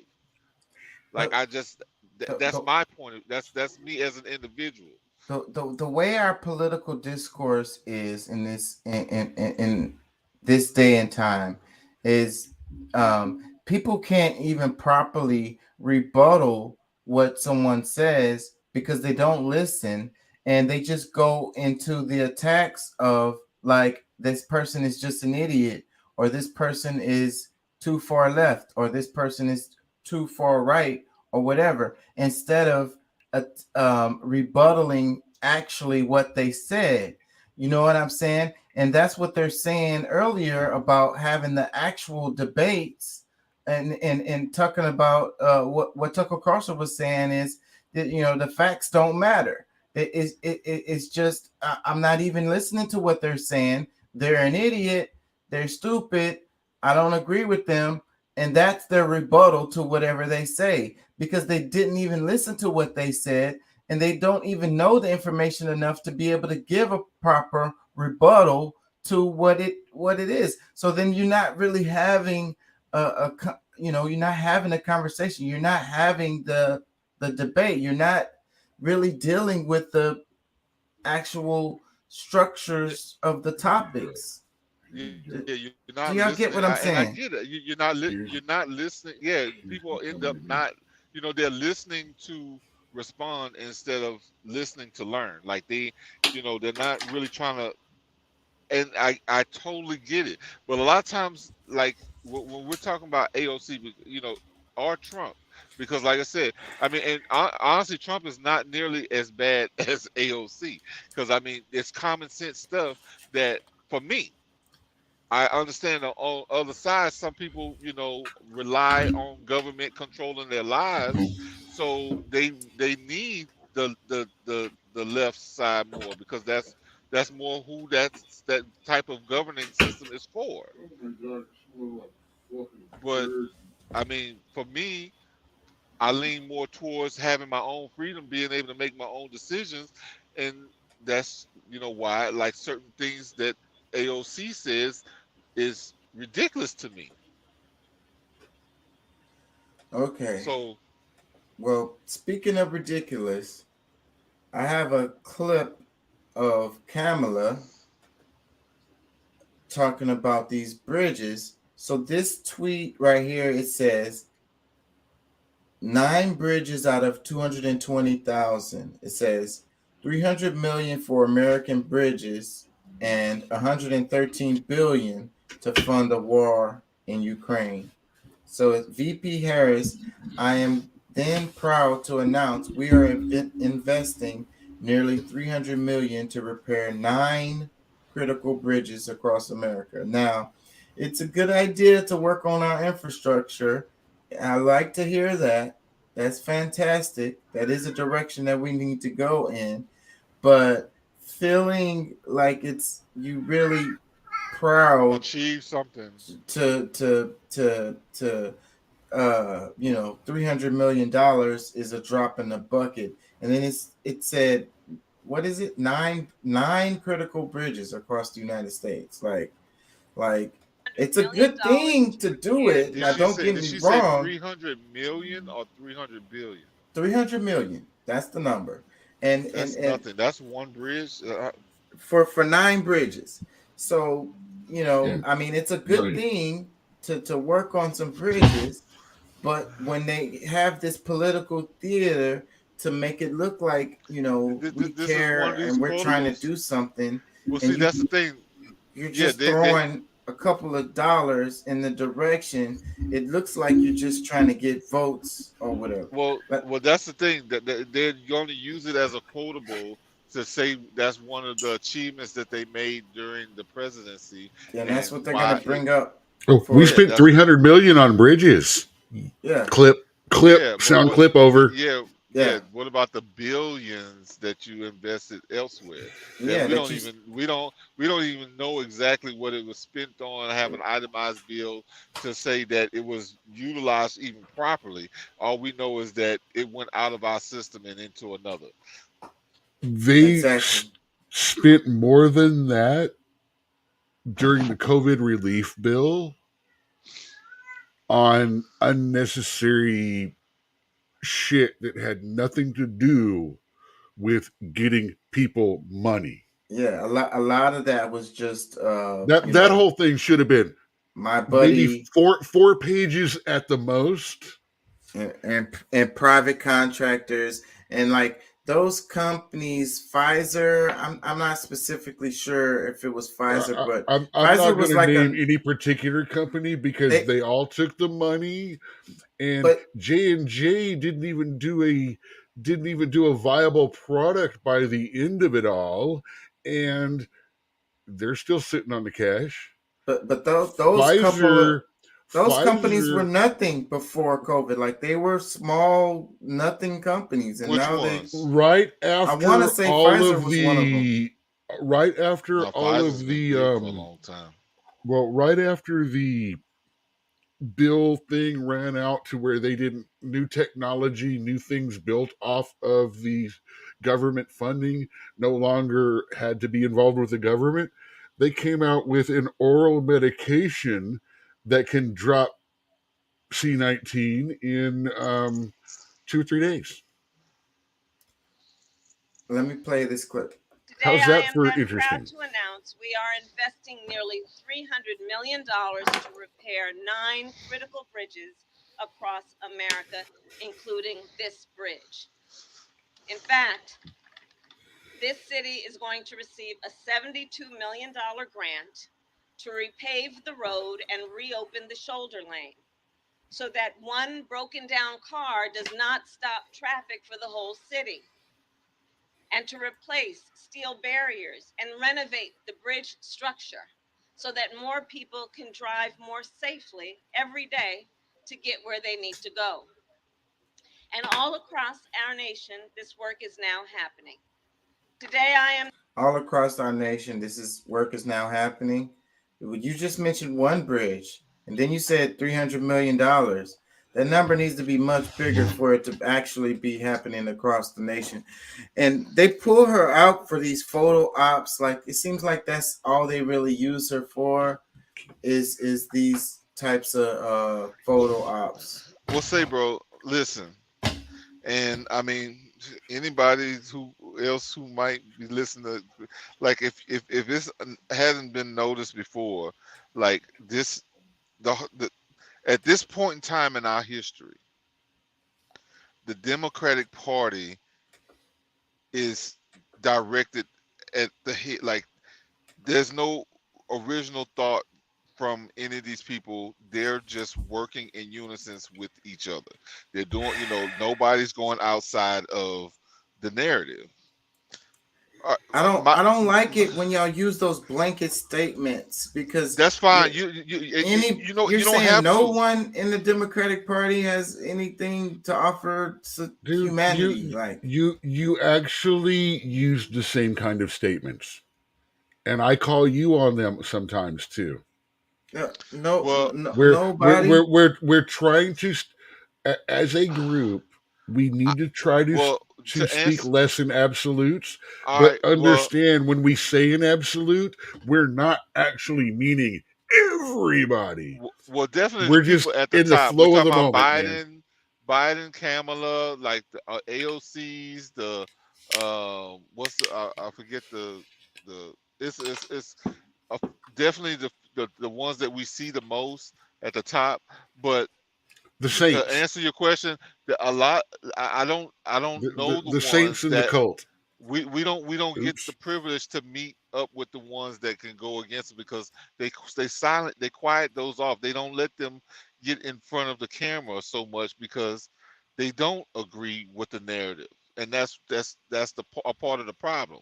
So the ones that are visible and we do see, and the way that they're promoting is based more on a collective thought and idea that like they're not moving as individuals, which can be good to some extent, but at the same time, that's one of the reasons why Trump got demonized was because he wasn't one of those that met with the all of the criteria for him to get pushed along. So I mean, and that's my opinion. I'm offering my opinion. That's how I see it. That's how I feel about it. Well, that perfectly segues into the next topic I want to cover, and this will be the last one we'll cover. You said the ones that's pushed to the periphery and we don't see them, they don't get in front of the camera, and we don't see them on the news, because some of them do get the chance to speak, but they don't put all of those voices out front. Well, here's a name right here. So RFK Jr., I think would fit in that what you're talking about. And the Gray Zone was talking about it because he's running for president. And we was texting a little bit about it. And what I was saying was I really hope the best thing that can come out of this, because I really don't think he has a shot, but the best thing that can come out of this is that he gets a big enough platform for a good number of people to hear some of these ideas that he has, stuff that he's talking about. Dude, the problem about Kennedy's is they've got that curse. As soon as he starts to get power, as soon as he makes his speeches, it's either going to need to be from behind double bulletproof glass or just him up there like dodging, hey, yeah, hey, I'm, because man, something about what this family knows. People don't want out. Well, I think that he has a different approach, and I mean, because he's wearing, even though he's one of those guys that even though he's wearing a D on his chest, they are not going to really support him because his voice is more conservative. The Kennedy family, like I actually describe myself going into Bill Clinton years and all that when I was, people were like, "You're Democrat? What the hell?" I'm like, I'm a JFK Democrat. I'm like 51 Democrat, 49 Republican. I like both. I like the policies that they both have, and I think if they could come together and work something out, the whole country would be stronger. But as I've come on along the years, slowly I find myself moving not moving. No, I am not moving. My actual beliefs have not changed a whole lot as far as the way I see things. I word them better and things like that, and I understand them as they apply to the modern society. But I'm still pretty staunch and steady in what I believe and what I believe in. But I found that slowly I am now becoming Republican. That the Republican Party has moved so far left that I am more Republican than Democrat. Except Republicans are still stupid about 30% of their social issues. Well, I'm going to tell you, because I mean I noticed a big difference in the Democratic Party, because that's where I leaned as well. And you know, I think that, you know, people need to realize that that the shift that happened years ago, from where, you know, where the Democrat, you know, the Republican Party was more for the people and this, that, and the other. Like, I think that change has happened again. And like with Trump, if you check your records, he was a Democrat for 40 years or maybe even more, up till he became or ran for president. So we got to think now. Until it became profitable. Well, no, well, I think it was because of the voices, like who he was really going up against. Because even though Bush Jr., maybe, I guess both, I'm not really so much on the policies with Bush Sr., but Bush Jr., he was very much on like a Democrat to me, like, or in that same party or same belief. It's really agenda. It's got a lot to China, because the Democrats were really cool with China, and Republicans were starting to see that China is a big problem in the world. Of course, they also saw Russia and North Korea, and then Trump went around and said, "Yeah, we should not be liking China," and that caused problems. And then he went to Russia and said, well, we should be liking Russia. We should stop pressuring them. We should back off. We should get the frick out of NATO. We should stop supplying 86% of military funding to countries who don't want to do it themselves. Hey, but guess what, Chaka? All of those countries have free health care. Of course, we're subsidizing their military. But, you know, like I'm saying, and now everyone's all, well, China's great, Russia's bad. And you know how I feel about Russia, and I don't think we needed to feel this way. I don't think we'd been in this shape. I don't think my friggin' panties would be in such a wad about Russia if we had left that shit the frick alone and gotten out of that whole situation like we should have. Well, we probably would have health care if we wasn't spending so much money on the military-industrial complex. Exactly. Hey, we could at least be in a situation where universal health care was less necessary. Because the benefit, it doesn't benefit the government, or as you say, as that entity so much, because like they're already giving us food that nobody else in the world would give their citizens. And that's tied to the pharmaceutical industry wanting to make money off of us being sick. But you said the thing about Trump and the Democrat being a Democrat for 40 years. I think the reason why he ran as a Republican is because he knew that he would have a much better shot of actually winning if he ran on that side. And I Well, feel that same way about RFK Jr.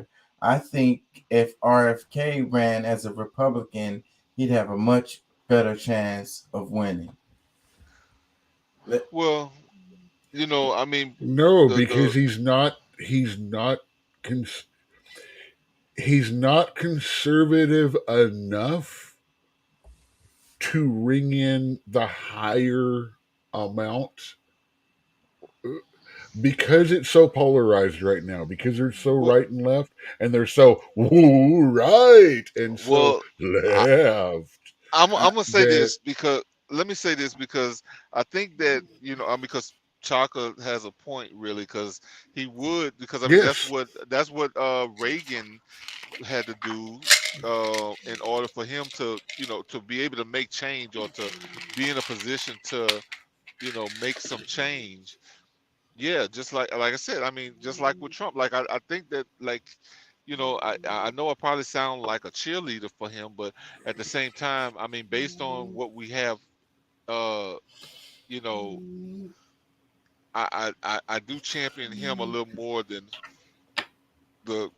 our chief at this time. Okay, But, the a lot of the things that he did for the black community and stuff like that, the funding of the Head Start thing, the getting 20,000 people out of jail for the stuff that actually Biden helped get passed, and funding of the Black College for 10 years when they used to have to come and beg Congress every single year. He says, here, not only am I going to give you more than you ask, I'm going to give it to you for the next 10 years.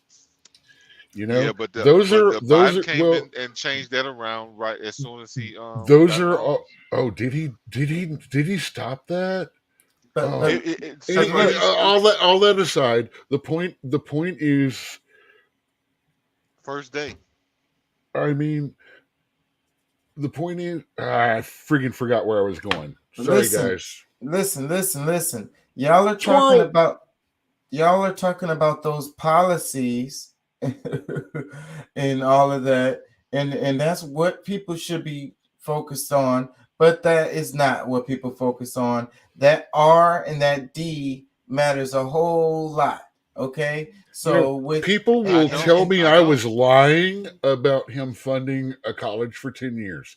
People will tell me that I was lying about getting thousands of people out of jail. But they will also tell me that I am lying, that he did not say you should inject bleach.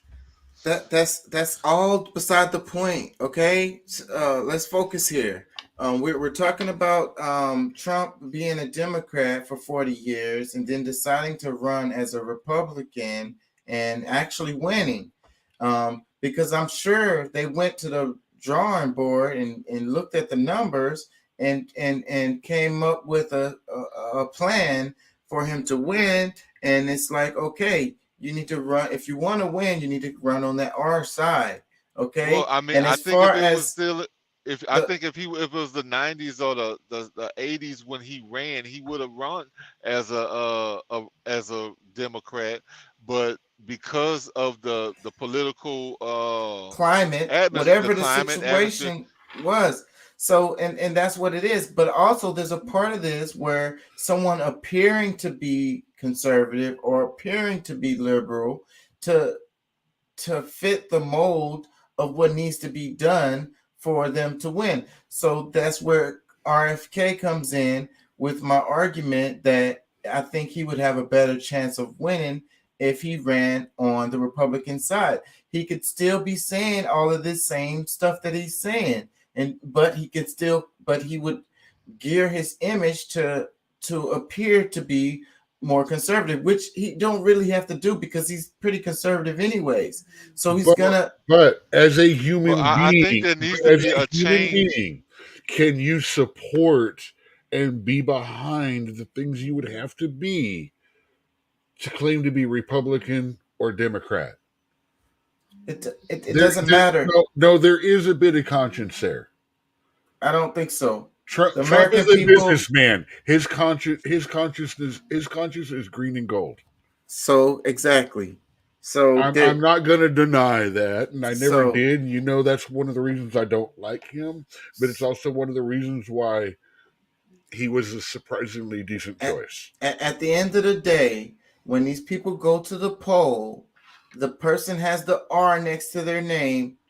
Was planning on voting for R when I got here. This guy has an R next to his name. Click, boom, done. So look, I want to play some of this before we go. I'm getting tired as hell, but I really want to share some of the stuff that RFK was saying. And they played some of his clips in this video right here. So the caption to this video, it said, this is the gray zone. The name of the video is RFK Jr. throws down the gauntlet. The caption says, the gray zone's Max Blumenthal and Aaron Mate cover RFK Jr.'s announcement of his campaign for the Democratic nomination for the presidency and the direct threat he poses to the pro-war, pro-censorship leadership of the party. There's one comment right at the top here I want to read before I play the video.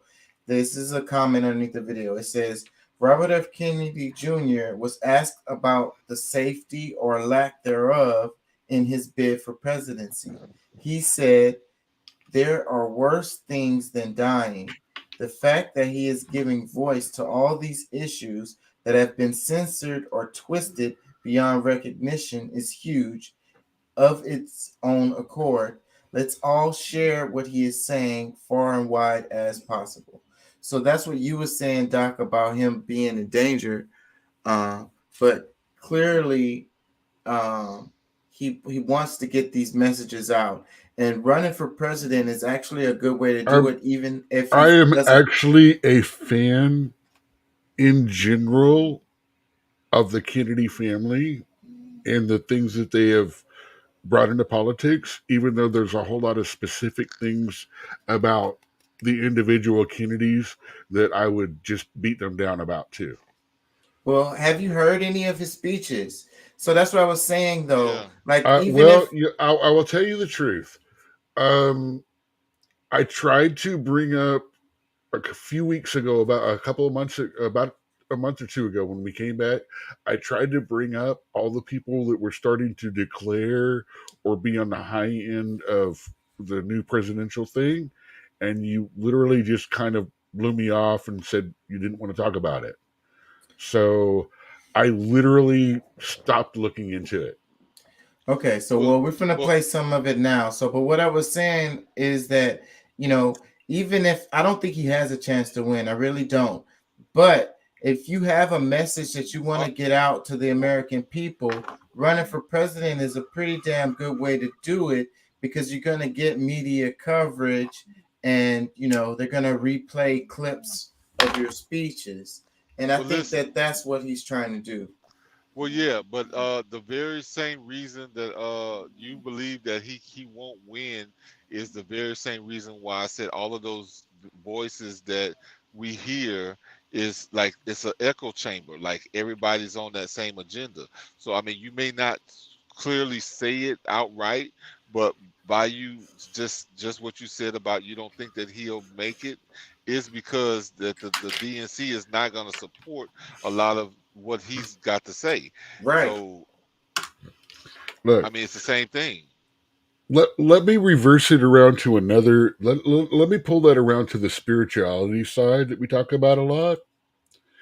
The universe doesn't hear his message going to get out. The universe hears when you say he's not going to win. That's the power you're sending out. That's what I was saying. That's the message that is the vibration you're sending out to the universe. Yeah.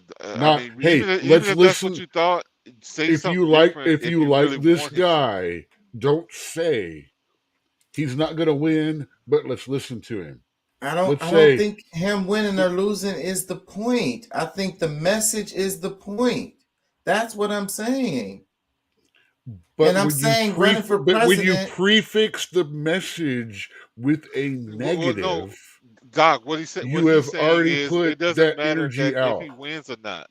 What he's saying is it doesn't matter if he wins or not, but just the fact But that he didn't say he's it gonna be doesn't matter. He said he's not gonna. he doesn't believe it. He's Those gonna were win. But I'm talking about the words that were used.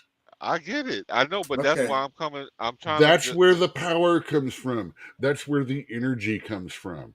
That's why I said I'm not talking about the politics. I'm talking about the spiritual side that we normally do. Yeah, I get Okay. it, but I think that he would actually be like this is he's more of what the Democratic Party needs.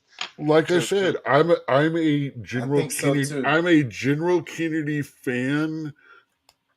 Hit or miss, like or hate specific ones. And if he was to win, it would revitalize the Democratic Party.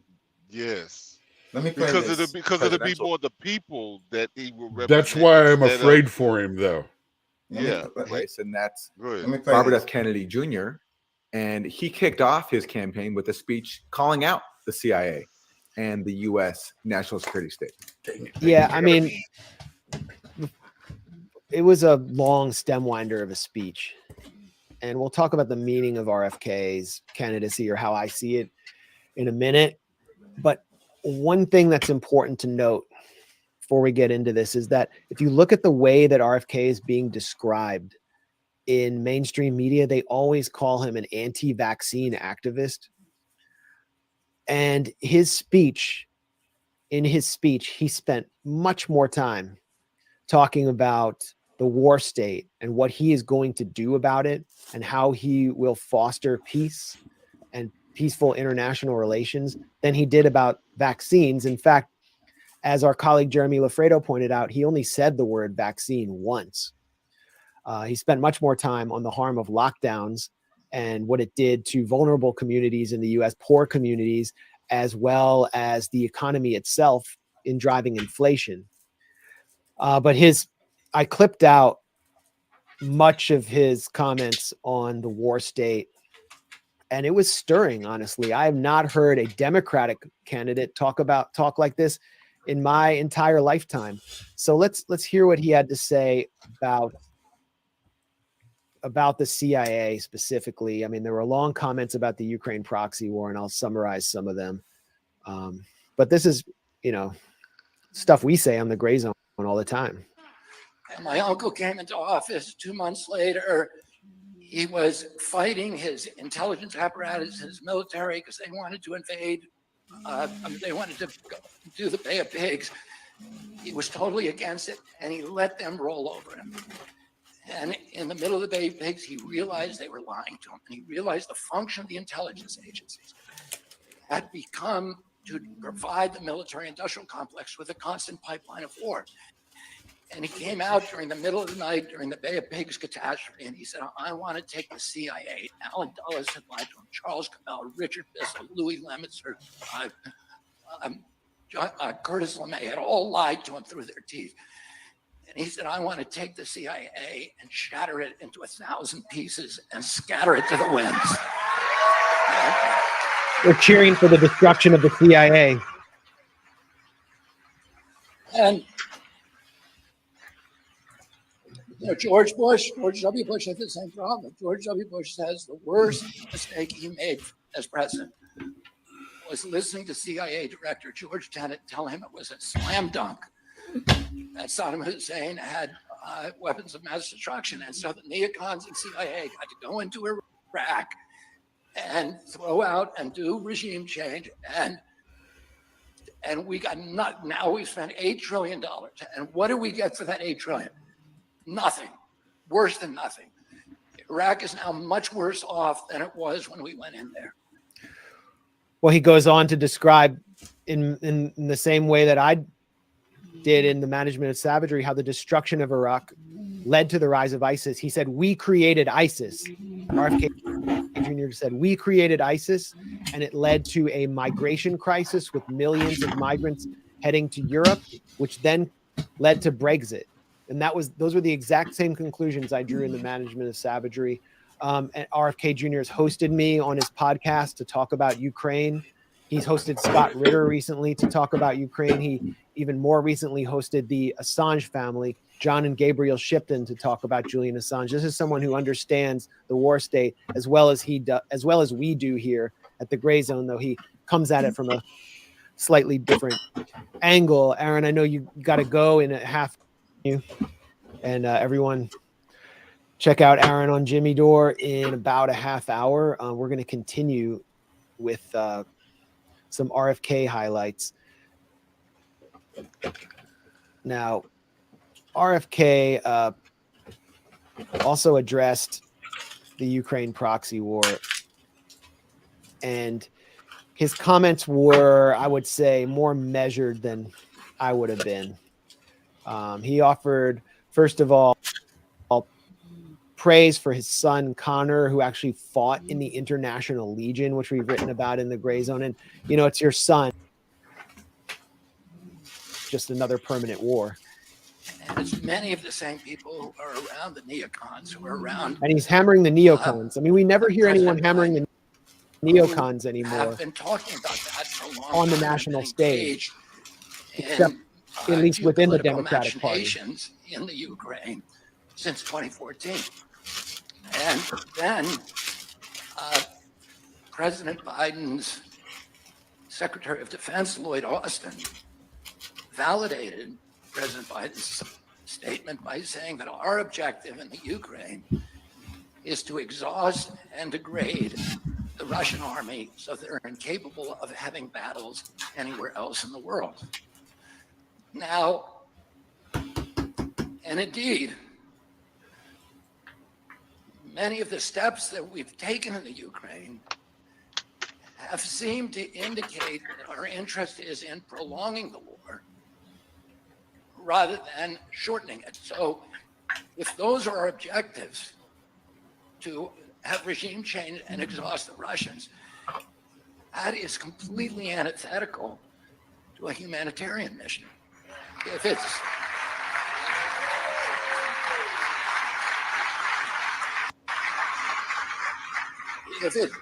we're there for a humanitarian mission, it means to reduce bloodshed and bring an end to the war quickly. If we're there to exhaust the Russians or regime change, then doesn't it mean that the Ukraine is just a pawn in a geopolitical battle between two great superpowers?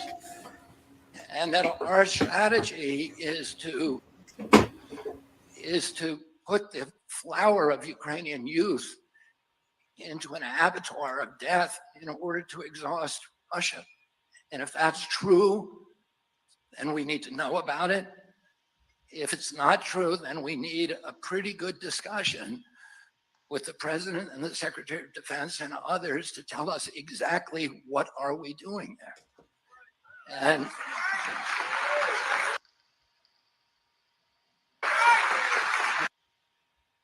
so to sacrifice the flower of Ukrainian youth in an abattoir of death in order to exhaust Russia, that's his perspective on the Ukraine proxy war. That's my perspective on it.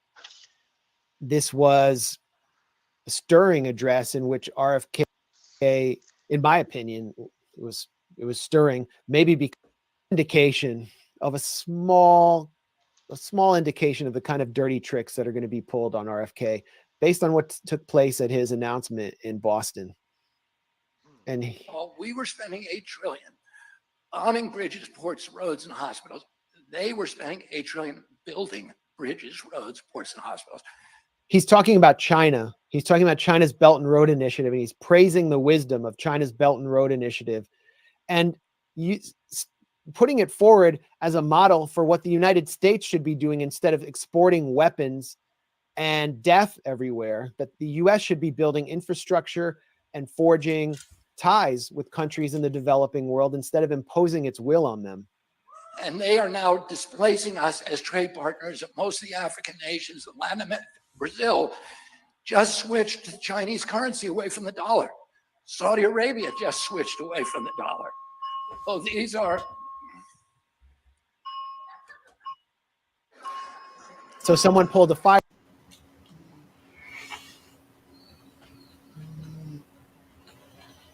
alarm. Okay, we're okay. I'm going to finish up. I promise. I'm going to shut up in a minute. I think the fire alarm still keeps going. So the Chinese. So we've now lost. Now the fire alarm continues, so someone pulled another fire alarm.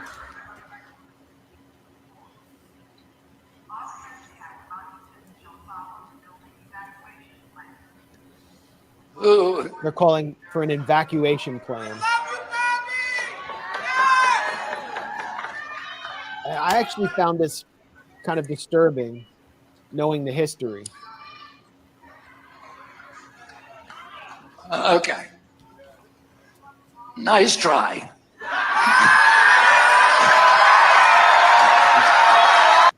So he gets that it was a dirty trick trying to shut him down. I got to say, you know, I was disturbed by that because I thought of the images of the Ambassador Hotel and his own father standing on a podium when someone or something else sabotaged his campaign, which was aimed straight at the Vietnam War, in some ways co-opting Eugene McCarthy's campaign. Bobby Kennedy believes that Sirhan Sirhan was not the actual assassin. He believes that U.S. intelligence was involved in the killing of his father and uncle, which also makes him an extreme threat to the forces that control U.S. politics. And so he was talking about China, and so then they pulled the fire alarm during his speech. Dude, if this guy saying the same stuff that I just said on our other podcast, if something happens to this guy weird, I'm going to shut the fuck up. Yeah, man. So when you talk about me speaking it into the universe, I don't want to see nothing happen to this guy. You know. Yeah. Nah. Honestly, bro.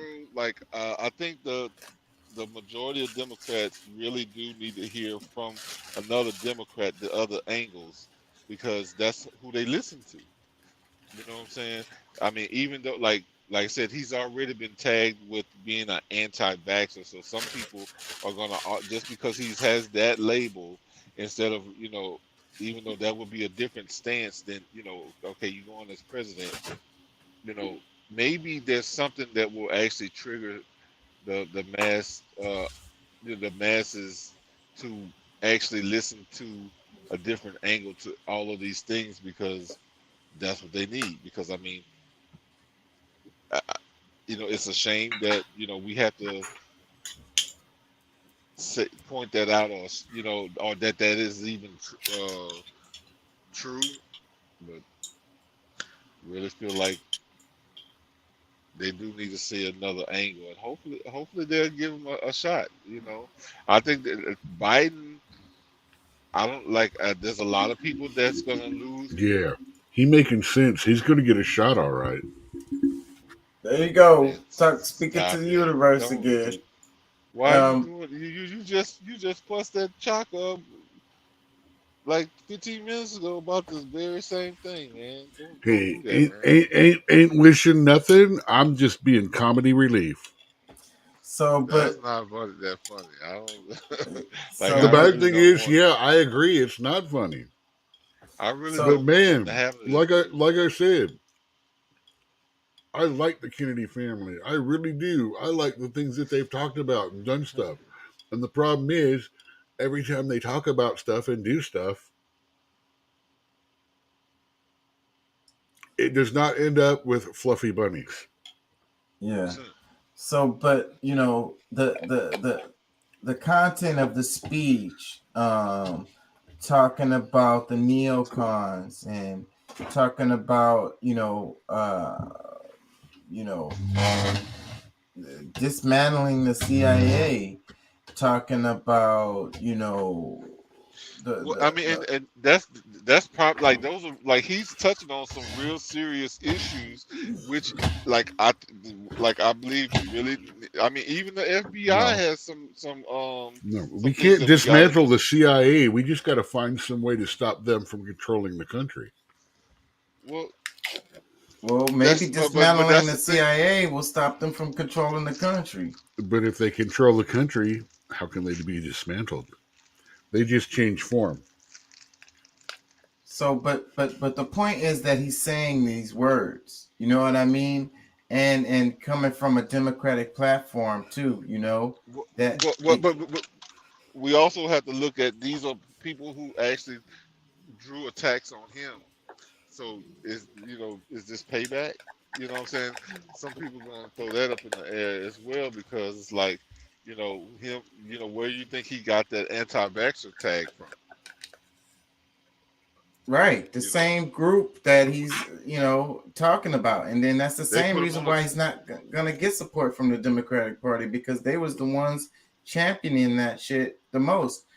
But there's speeches where he was talking about the totalitarian state and how they was forcing you to take the jab and so forth and so on. So it's He the is things saying that a lot he's of the same saying. stuff that Trump was saying. He's saying a lot of the stuff that Trump was saying. It's just that he has a different terminology because the totalitarian state and the deep state are the same people. Yeah. And then you got to talk about the military-industrial complex because that's the other thing that he's talking about. How this constant state of war, how we're profiting from war. Excuse me. Bless you. How we continue to profit from war. And he was talking about the Ukraine war specifically, and talking about how on the one hand you got the United States saying that we want this to come to an end, but on the back hand we are funneling them money and doing all kinds of things to keep this thing going, knowing that we are profiting from this. And what's really killer about that is that it's everyone else is suffering as a result. Even Europe is suffering as a result of this. Macron is under a lot of pressure, and a lot of these European countries are getting tired of it, and The world, Craig, the world. and they're gonna. I mean, the longer this Ukraine war drags out, the more that the people that are suffering as a result of it are going to be like, well, why the hell are we in this anyways? Just because the United States wants us to be, because the United States are the ones that's pushing this.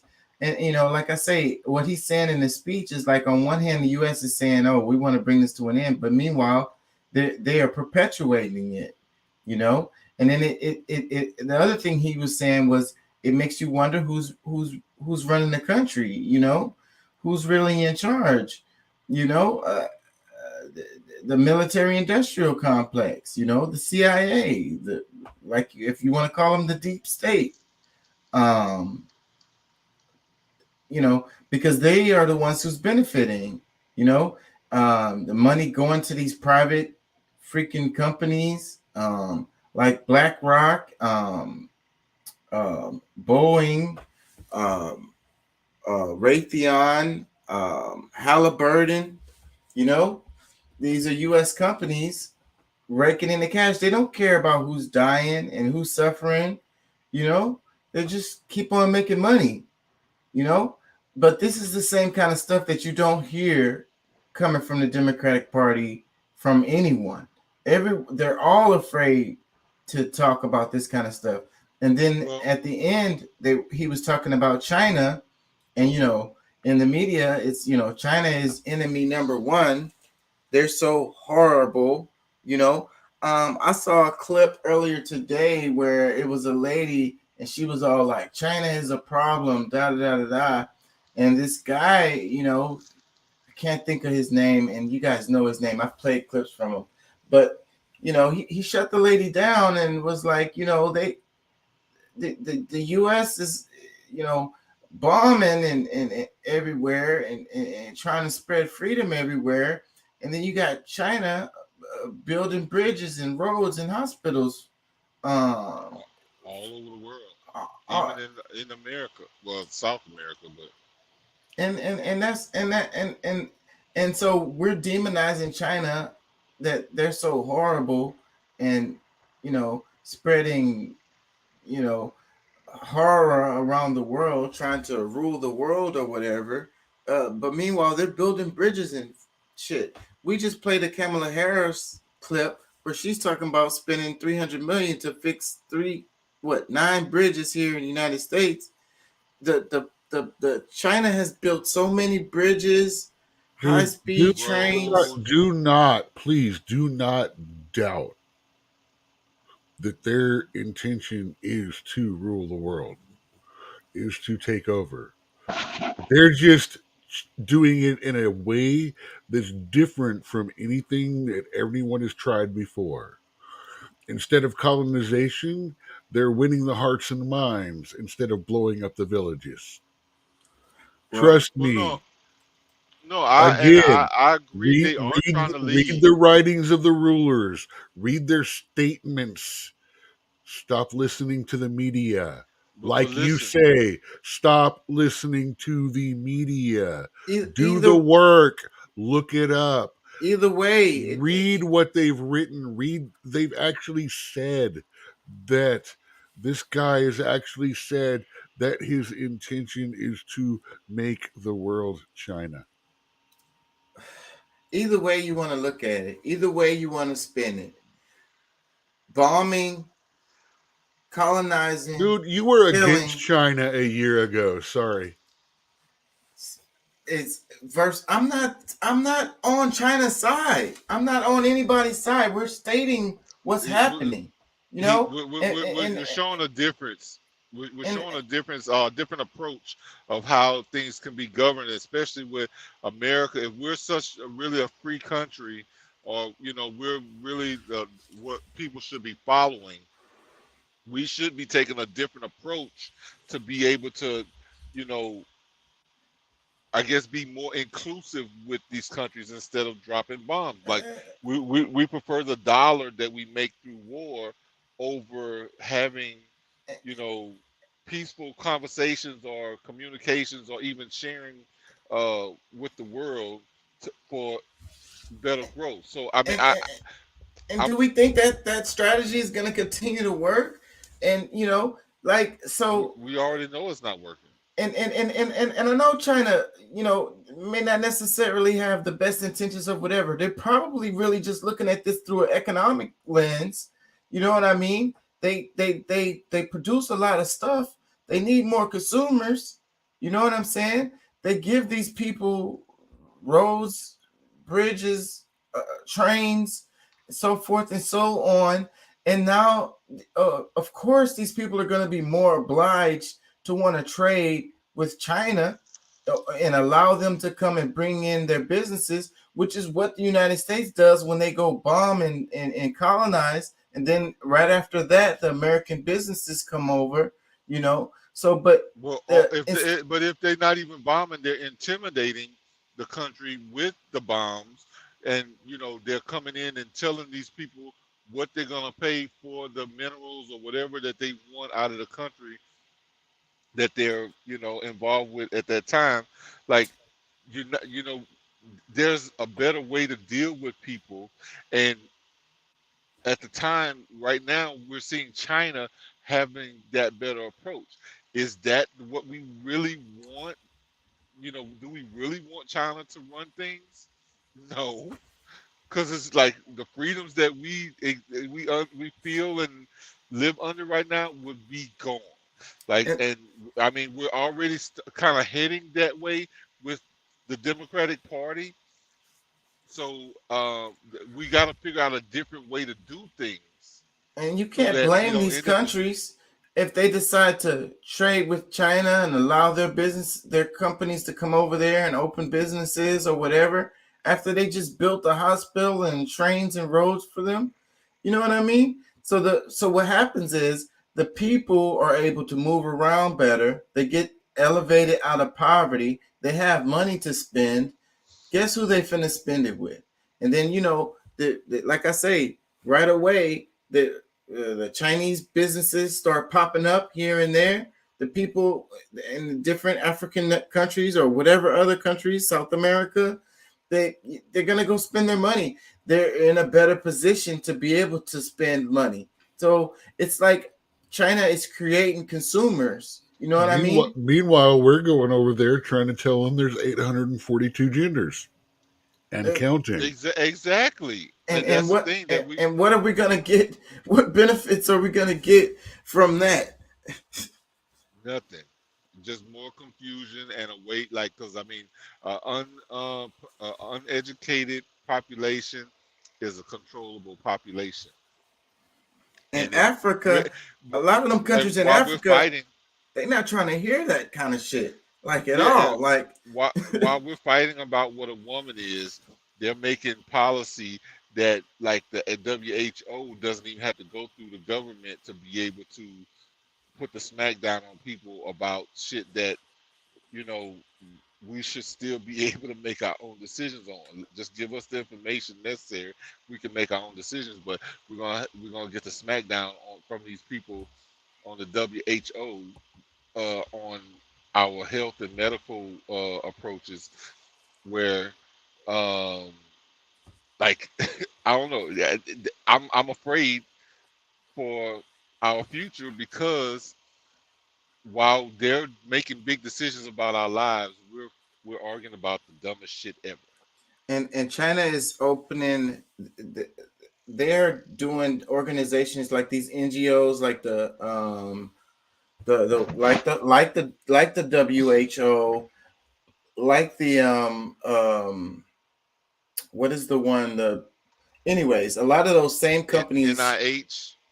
And China is making very similar organizations, but they are gaining more and more, you know, power and influence, because those countries are trusting them more than the European ones. And that's dangerous, bro. So that and that's what's happening. So and you know, so I mean, it's true that they are a problem, but I mean, you know, they're gonna get further with the approach that they're taking than what we are, because we're really like people pretty much feel like if they want, as soon as they turn their back, there's a knife or a sword in it. So let me read a couple comments underneath the video. This one says, it's very dangerous to speak about shattering the CIA. He's courageous, and I would like to have an opportunity to vote for him for president. Another comment, it says, timestamp 1507. I was blown away by his speech. I'm 68 and have not heard a politician talking real. Another comment, it says, yes, the way he was described on CNN and MSNBC was slanderous. Just disgusting the way those arrogant puppets behaved, maddening. Another comment, it says, RFK Jr. is the only one I see that sees the system and is speaking truth. Another comment, choosing between Joe or RFK Jr. is a tough decision. Do we vote for a confused old demon who can't walk up the stairs without falling over, or do we vote for a man with integrity who wants to bring our troops home and stop the endless wars? I know it's a tough choice. Another comment, it says it says he speaks the truth. We must stop the endless wars. Another comment, it says, I listened to RFK Jr.'s 2-hour announcement speech, and it is the best speech I've heard in my lifetime. Well worth your time. Why would anyone vote for Biden or Trump? Biden represents everything that is wrong with our political system, and Trump makes everyone too crazy. Another comment, it says, I'm 65 and the battle against the eternal war state is never ending. Keep on pushing. Another comment, it says, dude, that comment, Trump makes everybody too crazy. That's exactly why. That's exactly why I say he's a bad choice if he comes up. I don't like the guy. He did a But good job. The media is the one that has done that. That's given Nobody, the perception of him. the world can't go forward if he comes back in. It's going to go right Yeah. back to the same thing.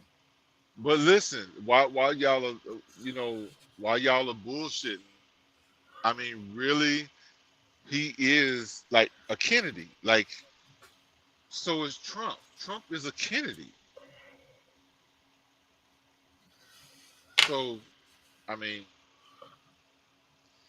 one way or the other, like the Republicans might have a strategy that kicks everybody's ass. Because I mean, I think that the Democratic Party was the one that was being kind of being more thoughtful on their approaches, where they've gotten, they got quite a few rhinos out there. You know what I'm saying? Like,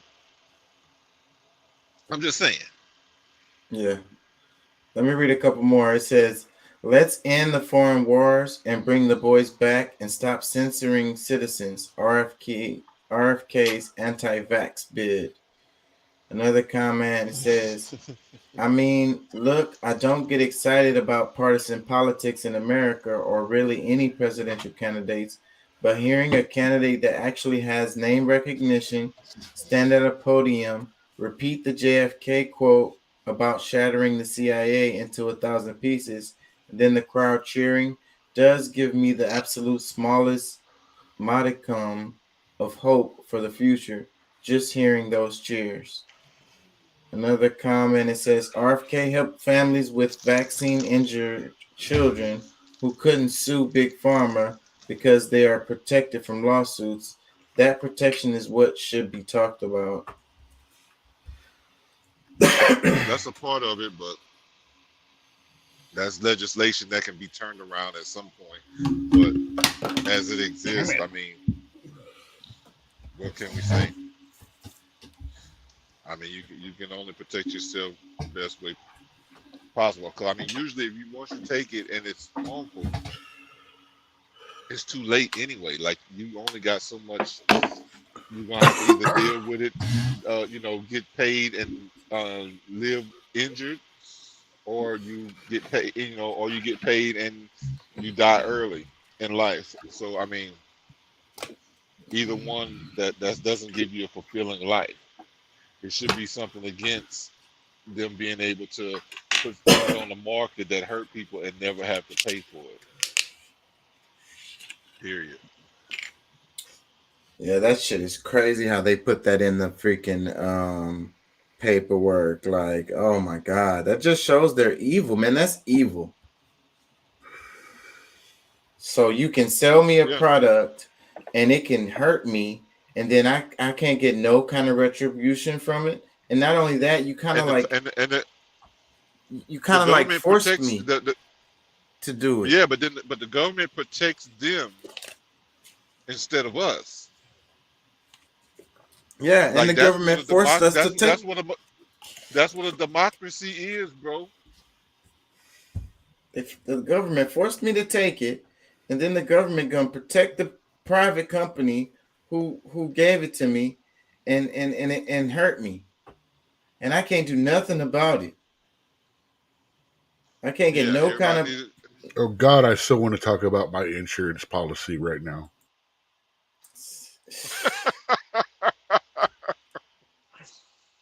But this is what people need to realize is that while you're fighting, dude, I got a $67 refund for buying that insurance policy, and I still only got $3 back. A matter of fact, I can show you the freaking check on camera at $3 friggin' dollars. Yeah, they ripping us. As I was saying before I got disturbed, Go ahead. Disrupted. Go ahead. Is that this is what people need to pay attention to? They don't even realize what the democracy offers you, and it's what we've been getting. Like, we are supposedly on the books, we are a constitutional republic, but overall, we're getting more of the democratic side, where we don't have the freedoms that protect us. It's more so that it has evolved to where the policies, the laws protect the corporations and the people at the top instead of the people that it's supposed to. Well, remember too, while we may be a democratic republic, each state is a democracy and technically subject to mob rule. Well, I think that's in some states might be that, but that I don't think in a whole. I think what really makes us the That's democracy why is some states are hard coded red and blue. They're always going to be red because the mob in that state, like California, it's a mob rule state. Any state is possible to have that depending on the Texas the is changing constituents. though. We're about to go blue. Within 10 years, we will become a solid blue state. Well, they've been saying that for a long time. It won't. Say, bro. No, watch your numbers. The numbers are closing in, and the hardcore reds are dying off. Well, kind but of no, like but, kind but, of kind but of like the the pandemic people was that's making sure some of them did. don't forget we got new immigrants coming in too, that usually fall on the red. They A lot of them. the blue policies get them here, but they They still have only common sense they that the red they're is what's going to give them the most freedom. but that's 8 to 10. They know the countries that they were in. Years before they. It's 8 to 10 years before they start voting red, on Yeah, the but average. yeah. Therefore, that is 4 House runs. That is a Senate run and a half. That is 2 terms of president. That they're about to introduce 22 million votes. And considering the last few elections have gotten down to what? 3, 5, 10, less than 1 or 2%, less than 5%. I don't remember. Yeah, well, they've been saying that for the longest, so I'm not gonna hold my breath. And what's his name? The senator. He wins every time, and a lot of people really just don't like him, and I don't see how he wins. But it's the way the politics are in Texas. Ted? You talking about Cruz? Yeah, Cruz. Yeah. I see why he wins. He actually works for the state of Texas. Like he's involved in a lot of the key issues that most people agree with.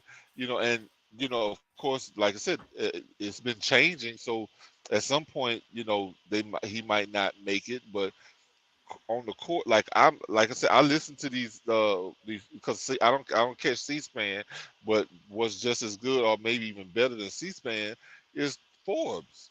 And bro, like when you really see when he's out there fighting, like I get it. Like now, like anybody who just listens to the rumors on what's going on with TV, the media, whatever. Yeah, I see how they believe what they believe, but when you look at him, what he's doing in Congress, you'll see that he works for his money. Problem is, he's a dick. No, I was about to say I do not Nobody. like him. He is an unlikable human being. He's more likable than Kamala. I mean, to be honest, he uses political power to But he I will has to tell be an you, asshole to get things work done for the people. man is a he can't just give constitutional in. scholar. Yeah, and That's the his thing, that thing. he holds true to the And actual when law. he was offered the Supreme Court position, and his reply was, "No, I don't want to take the Supreme Court bench right now because I want to be part of the fight." Take that however you will from him. That is what he was. That's why he turned down the Supreme Court seat. Was he wants to be part of the fight on what's going on right now? I don't like that guy. Look, I'm gonna tell you. I mean, liking him and respecting his what he's actually doing. Like, I mean, maybe go and watch some of those. Like I said, you can find on Forbes, but like Hey, you man. actually see him. First Hispanic president. He's got the diversity vote. I don't know about that because I don't think he'll be good as president. I mean, what he's doing right now, I think he's actually like he has it down That's to what a he science. wants. maybe, He thinks he can take it all. but No, he I've can't. been to one of his rallies, physically been to one of his rallies. He thinks he can take it all. He really thinks he can be president. Well, He's I think he arrogance. I believe does. you, I believe that too. But but at the he same can't use time, the it just Hispanic be thing because he don't even use no. his Hispanic name. Like he tries to appear not Hispanic as much as possible, from what I can see. Dude, And I'm all gonna I tell you, Jose Cruz is one of the most common freaking Hispanic names you can get in Texas, and Joe Cruz is pretty close. yeah, but he Well, goes by I'm gonna say, Ted. look, I'm gonna Ted, tell you. I mean, okay. on the Democratic side, like in comparison, And I should would we talk still I about would go Beto? with Rubio. I would go with Rubio before I go with Cruz. I mean Ted for president because like he's more effective in the job he's doing. Rubio not so much in the Senate, so like somebody else that can actually do a better job there should hold his spot. He could be president because like it's gonna be the whole like an idea that's gonna lift up what he's gonna do or what that party will And add I to. I agree with you on Rubio because even though I feel like Rubio is an empty suit, he's more likable. The empty suit is more likable than Ted Cruz. And I Yeah. can't help but to think of Ted Cruz when the lights went out here in Texas and his ass was in fucking Cancun. Man, the dude had the first responsibility, and that's to Dude, take care of his family. I'm And he came back. gonna I tell you mean, something that I use as a joke all through the winter. And I've been using this with my tables and stuff like that. And it's like, man, everyone was afraid of it icing over again last winter and all that, like it did before. It's like I knew we were going to be absolutely fine for one reason. None of our politicians had an emergency dance recital in Cancun. It doesn't matter if they're left or right. Everybody loves that joke. hey, Well, anyways, but I'm gonna have to wrap it. If you want, go ahead and make your final comments. I gotta wrap it, bro. We almost had 6 hours. I know, and that's I'm surprised. But my mantra is still the same. I just want people to be more diligent. I don't want to tell people how to vote, this, that, and the other, but definitely pay more attention. Give yourself more of a balanced perspective, so that you can actually have some viewpoints to look at, different things to consider when you're making your final votes. And we got a little time before all this happens. You got a lot of stuff to listen to, but the candidates are rearing up and they're getting ready. So you need to listen to what they're offering, and hopefully you can be fair with yourself and the people around you, your neighbors. Like everybody matters. You know what I'm saying? Everybody doesn't believe and see things the same way, but we need to give everybody the same respect that you want. So let's shoot for being Americans again. You know what I'm saying? Like that's a high order, but Amen. Amen. Doc? Yeah. Okay, going back to the I want to believe. Something that's really funny about me is I'm one of the people that believe I am all for all these companies right now trying to find a way into space. And I'm going to bastardize a quote from a show and an author that I like and explain why. And it's because you can ask 10 different scientists about environment, population control, genetics, gender, and you'll get 10 different answers. But every scientist on the planet does agree that whether it happens in 100 years, 1,000 years, or 1,000,000 years, eventually our sun will grow cold, it'll go out, and our world will be done. When that happens, it's not going to take just us. It's going to take Marilyn Monroe, Sun Tzu, Einstein, comic books, Buddy Holly, Aristotle. And that means all of this is for nothing unless we actually go to the stars. Just a thought. Yeah, well, the idea of us colonizing space with our bullshit scares me more than fucking. Okay, so here's the thing. You're immediately going to go to colonizing and not settling. You're immediately going to say exploitation and not exploration. Why? Why are you so you are actually you have that fundamental disgust with the human race? And if so, why the hell do you want me as a leftist to have empathy with you? Because I started this show off with the monologue talking about how I want to believe that we could be better, you know, that we could do better. But the way that we behave now as a species is not something I think we should spread across the universe. That's what I'm saying. So all of humanity, it should all end. It should all die right here. Well, right there. Well, and I think that the vision that we see, or that some of us see, like Chaka has maybe exposed somewhat, is that, you know, that's under the current conditions That's that what we're I mean. seeing right now. So, you know, I think that, you know, he does have some you know, hope that, you know, things can be different, but at the same time, you know, if we're looking at the leadership that we have right now, might not be what we actually should be trying to share elsewhere. And Good or that's bad, leadership or not. That's in another If it ends country here, or a it's different planet. all over. There's no chance to change. There's no chance to get better. There's no hope. If you really feel that way, why hope for now if you have no hope for the future? I do have hope for the future. I never said that I didn't. But you just said we're going to take the whole thing, so why not just let it end? No, that's not what I'm saying. And then there goes the universe is forever. It's forever. And then maybe another species will take up the mantle, because we like to think that we're so arrogant.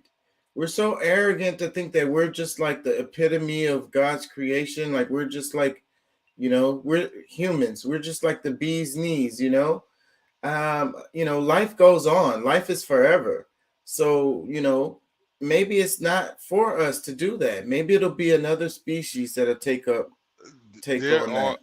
There are other cultures around the world that would be better off doing that, which is living what we consider more of a balanced life, except for the interruptions that we may have caused or similar forces have caused in their in that region. So you know, we can get there, but like we can't be sitting on our hands and thinking that, you know, these changes are just gonna happen. You know, like right now, we are not the example for the world or for the planetary system.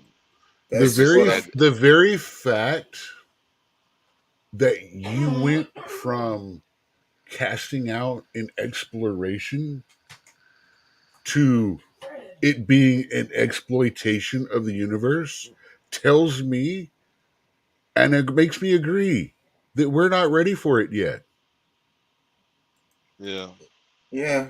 Well, if the way that we behave presently, you know. See, that's what literally you just put out there, that we can't go into the universe without it being a negative thing.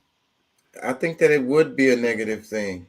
And the way that we do things now is it would be spreading that negativity outside of the planet.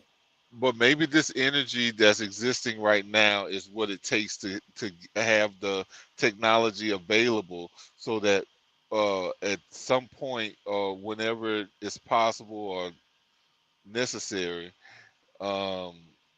the right people will go and be able to pass on whatever is necessary. Because I mean, the world, the universe will not end. There's multiverses that like we haven't interacted with yet, or if we have, it'll be that will be coming up again soon because of the. And our concept of time is messed up because we try to look at things in a linear way, and I don't even think it really works like that with time. And who's to say that we haven't already done that? Who's to say that? There's also the theory that all these dreams that I have that I write down in stories are just me seeing into other worlds. Yeah. So, but who's to say that our timeline is confused? And we're the result of a colonization that happened before already. You know what I'm saying? There's nothing new under the sun. So I mean, that's not too outrageous of a thought for me, because we like to look at time as linear, and I don't think time is linear. And so tell me you didn't understand what I was saying without actually saying I don't understand. Right now I don't understand what you're saying because I don't know where you're coming from with that comment. But well, you talking about your second, because I mean your first comment was a little bit different than what your second comment was. So you talking about what you just recently spoke? Your last comment about you're starting to agree. No, I'm talking about the general dialogue seemed to not get understood. The subsequent comments are not what I'm talking about. That was a reply to other comments. I'm talking about the general dialogue. Okay. Yeah, so I'm not really sure. Yeah, I'm but confused I think overall I get what you're saying. Like me and you agreed a lot more tonight than a lot of nights. But I mean, either way, we actually agree more than you realize. Yeah. No, I know. From different directions on the point. Well, yeah, I think that a lot of times it's because of the perspective that you might feel that I'm coming from, because we get to the same destination, but we take slightly different paths. Yeah. Yeah. Well, I'm gonna have to wrap it on that. And I thank y'all for listening. I thank y'all for joining. I think it was a good show today, guys. And shit, I gotta wrap it, bro. It's sick. We at 6 hours. I got like 3 hours of sleep last night. I get to sleep in the morning though. I don't have to be to work till 3. So that's what I'm going to do. Sleep in. Yeah, I just all my games just rolled over and I lost today on all of them. All that collected, been there 827 days. Well, not today. Yeah. Oh, darn. It's just a game. It's just a game. It's frustrating, but it's just a game. Shit, my mind is on bills. The first of the month is coming and I'm finna pay a whole bunch of shit ton of bills.